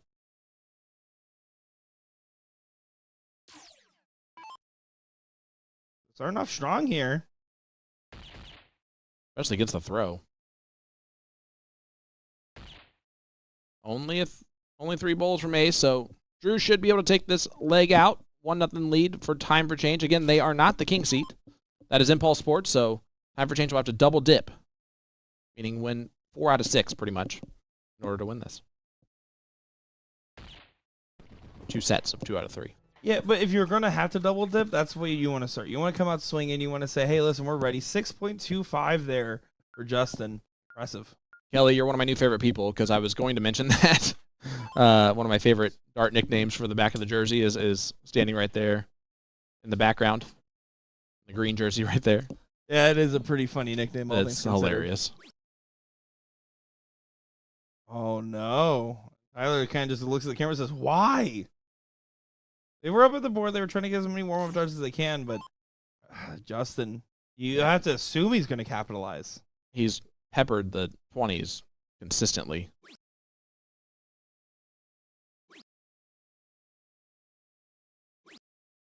That's honestly a gift. It Only is. 3 from him. Coming off a league where he just shot a 6.25, Yep. I would have to agree with that. Ace here, I wouldn't mind if he just immediately contests it. I wouldn't mind if he goes for a number first. Get a little bit of both. Tough dart here.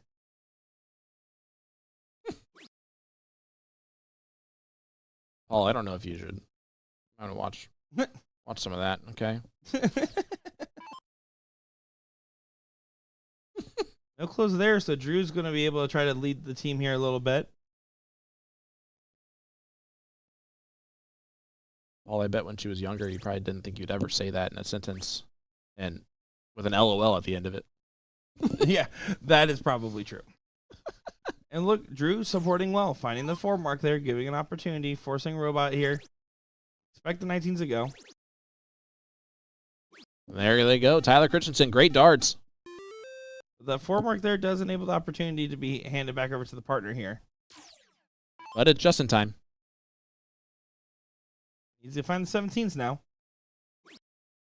Oh, It's a awkward tough dart. first start. Yep. Never mind. Wow, Big 7 we were from so Justin. wrong. He said, actually, that makes it better. To be fair, he did drag the blocker dart down with the second dart, and then it stayed down. Sometimes that does happen. He air-mailed it right into place.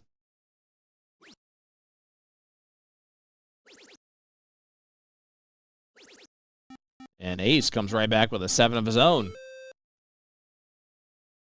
Yeah, these things are heating up here, and you didn't expect Impulse Sports to be weak 2 legs in a row, right?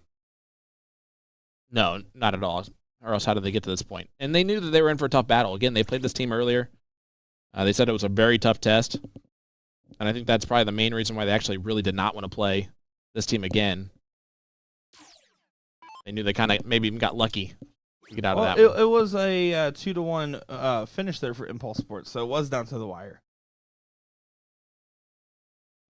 And you can almost see them trying to press in leg number 1 to shoot well, and that ended up backfiring. So now they've kind of calmed back down and are back to just level. That's where they need to be, but it's just in time. That it is, Sean. That it is. And that's a great find there. Again, pressuring the 9 mark now. Ace is throwing a 5.5. I mean, pretty much the standard for across the board here for the most part is doing pretty well. At least Ace's Tyler's not going to be happy with the 3-0 at the moment.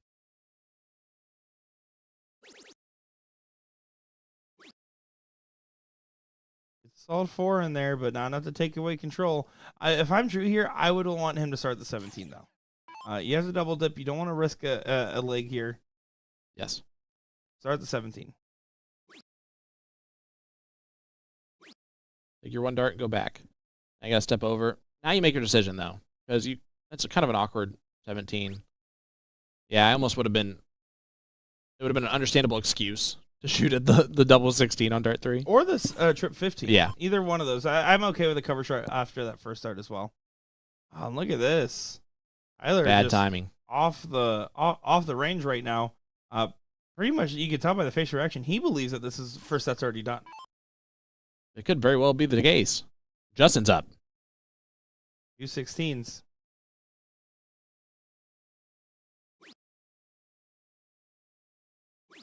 Oh, another gift. Yeah, that was not punishable. Got to capitalize. You have to find a single in that first start in the 16. You want to get that guaranteed close. Use your last start to either continue on with the points or get the last remaining number.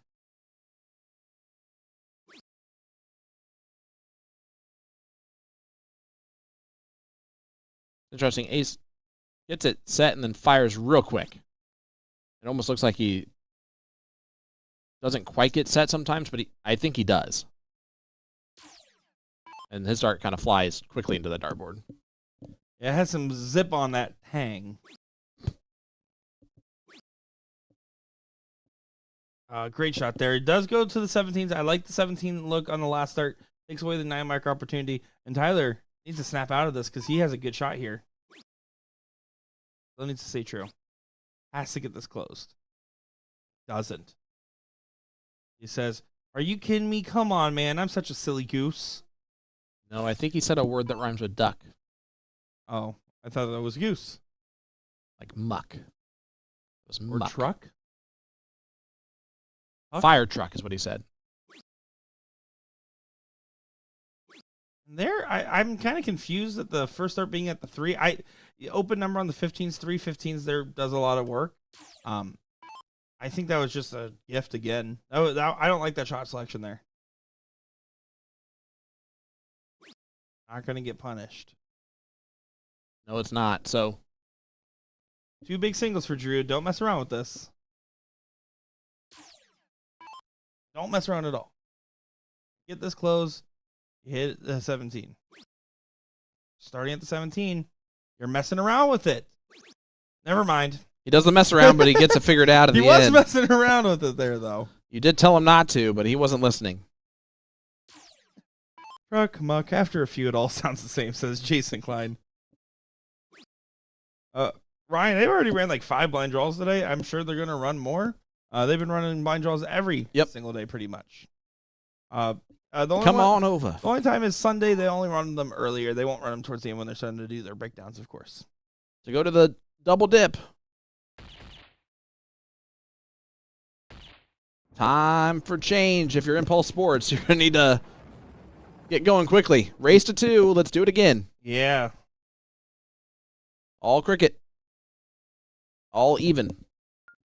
Yeah, pretty much a chalk match. And I mean, Tyler, right now, you can see the body language. He still kind of has his shoulders slumped a little bit and everything. You just have to snap out of it. You have to accept that this is going to be just a new situation here. Yep, just bear down, stop aiming the dart, throw it. See what happens. That's it. Trust yourself. Rip it.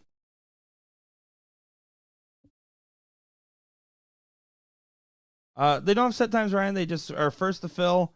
I recommend if you're anywhere near the area, you should come out here and check out the venue anyways. Worst case scenario, there's a casino.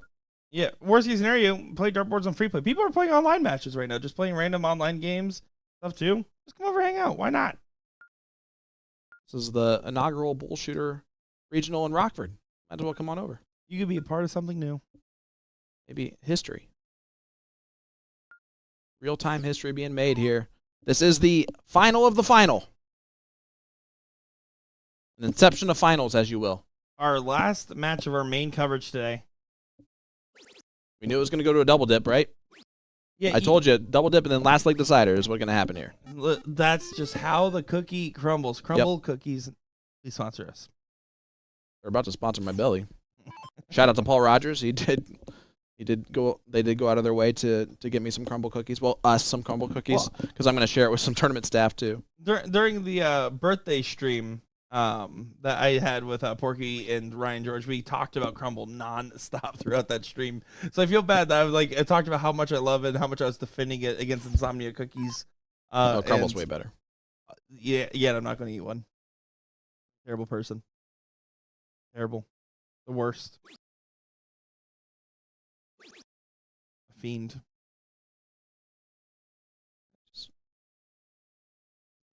I just think you should cheat.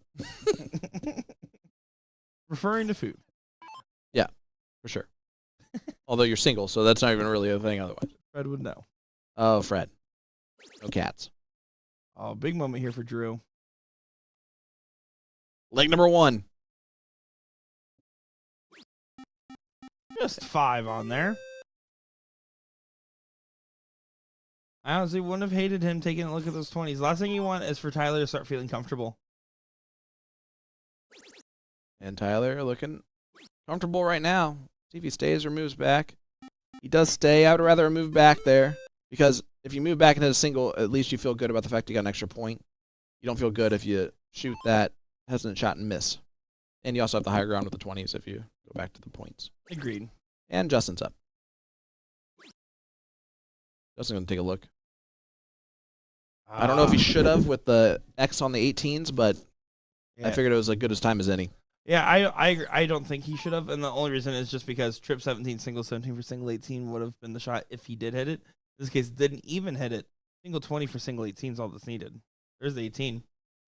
Little trip for single. Gotta love it. Uh-oh. That's a massive opening. Drew here. Now you do close. Do you? Or you open. You go 17s first still. I think you're not going to get a better shot to shoot these 20s, though. I think you're not going to get a better shot to shoot these 20s. And he does take out the 20s. See, you got one dart left. He likes to do it on the last. I mean, don't be wrong. The safer shot is to start 17s there. But I just wouldn't want Tyler to get comfortable on him upstairs. Well, instead, he just 7 marks that. That's the more of the Tyler Christensen that we're used to seeing, that we've heard about, that we've witnessed.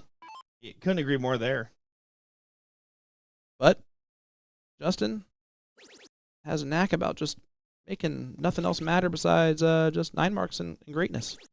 Boom goes the dynamite. Yeah, he's definitely looking like the most hot-handed players of the bunch, and you can see when he has a good shot, that little jog away. Boom goes the dynamite. Time of the season. Ace, on his last visit.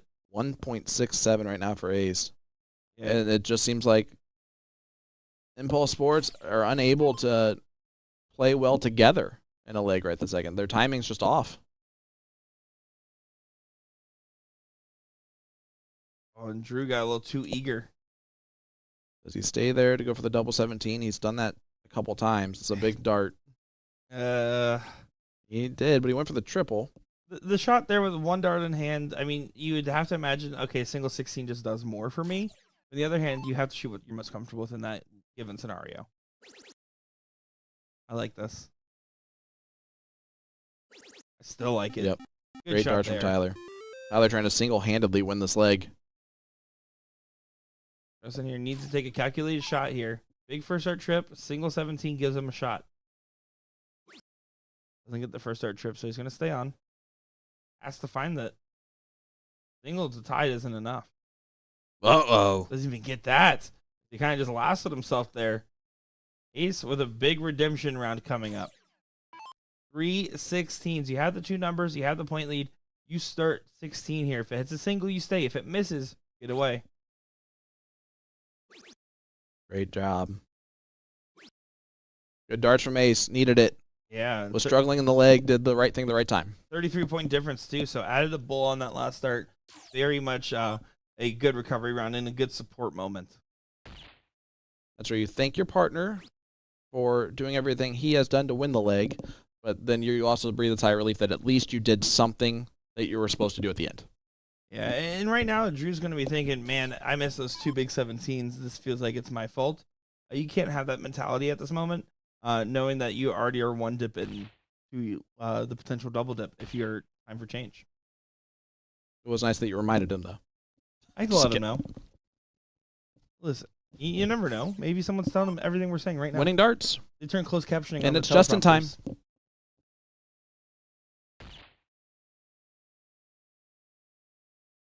Hold it. What'd you say about closed captioning? And imagine that they had subtitles on the Uh-oh. Jumbotrons. Oh, God. That'd be terrible. That would be horrible. Intelligible, probably. Well, Great dart from Ace. 1-0 lead now for Impulse Sports. They stop the bleeding.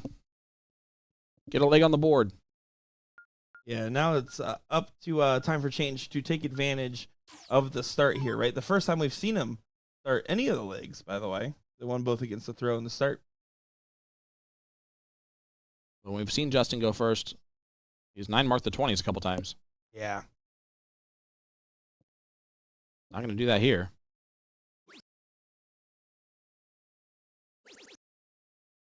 Mark, though, is going to feel all right. Feels like a sigh of relief a little bit when you miss your first 2 to get that trip. It's frustrating, but still job done.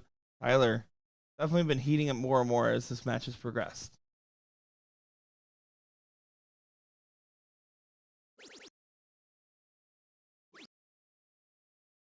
4 mark follows a 4 mark. Tyler would have been hoping for more. And now we're going to get into, I believe this last leg decider, or the second leg is, and last leg decider, if it goes to that distance, it's going to depend on player 2. Drew or Ace. Whoever plays better between the two of them, I think, will win the leg. It's probably a fair point there. And Ace going to have a good opportunity to start off strong in that regard. Even gonna be the ace in the hole.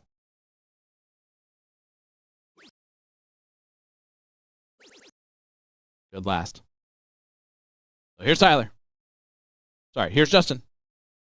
Tyler will be up next. I like the excitement though. See what Justin's able to do. He needs to just get some control on these 20s. He needs to get some comfortability going with them. He's hit some triples. Does find on the last one.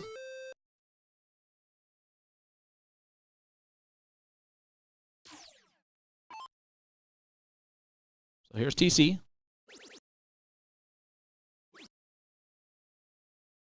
Gutsy first dart. That's Makes a it great work. shot. Huge darts. That- Gets that- rid of the high ground first. I like the move. I love the move. I think that he played, like he played that with full confidence, and the confidence that we haven't seen out of him yet. I'm in love with the mood. I'm in love with Yep. darts. Can't do that. I just won. All right, here's Ace.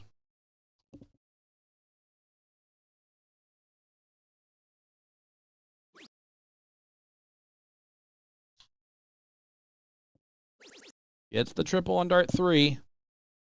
Impulse Sports out to an early lead here, but it's just in time.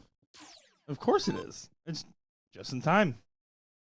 It just has a ring to it, especially the way you're like delivering the message there. Of course, he finds that first dart triple and another. Doesn't get the last one in though. It was only 6 o'clock. Just in time. Somewhere. Oh, that's terrible. That's terrible, Sean. I love it. It actually is almost 6 o'clock Eastern time, by the way, too. That is fair. That was not what I was. Next triple starts in 2 minutes. You're You're trying to sign up, you missed it. Yeah, look at this. Tyler's absolutely picking it up right now. Justin's definitely cooled off from the standard he was at, and Drew is now having the weak leg. But 7 mark will do. Brings it back up. Again, you're seeing Ace, though, beating Drew, and that's why there's an advantage here for Impulse Sports. And that's a big first dart. I like the way it lies in there, too. I would stay for another just because of how much I like the position of that Double. dart. What a find from Ace. We want to give you guys a reminder when this stream finishes, about an hour after the stream finishes, so give or take, it looks like it'll be 6 p.m. Central, 7 p.m. Eastern. We'll be live with our no commentary coverage on twitch.tv/Arachnid360 for the mixed triples event. I heard that, whoever cheered. It was me. I mean, about the commentary less. Oh. That was also me. Probably. Get this close. And does do so. Pretty much 2-0 for time for change. About to be a 2-0 for Impulse Sports to get the job done here in the finals. Yeah, and really, honestly, no one doing anything wrong in this last leg. Or in this second leg. 3.25 is the lowest average. We've seen lower than that from the lowest player so far. Just happens to be a time where it was a bit of Drew versus Ace, and Ace is going to get the job done, it looks like. Rockford team are your champions of the men's doubles cricket. Yeah, great stuff. Tyler Christensen. It just they felt like they survived a scare a little bit. Look at the look of yeah. relief on Tyler right now. He was being so hard on himself there, and Justin was still the most clutch player in that bunch. Drew did a good job playing the supporting role, and I think that was a great final. We almost went the full distance. We didn't quite get to that last leg decider, though. It was honestly impressive, and I had a great time.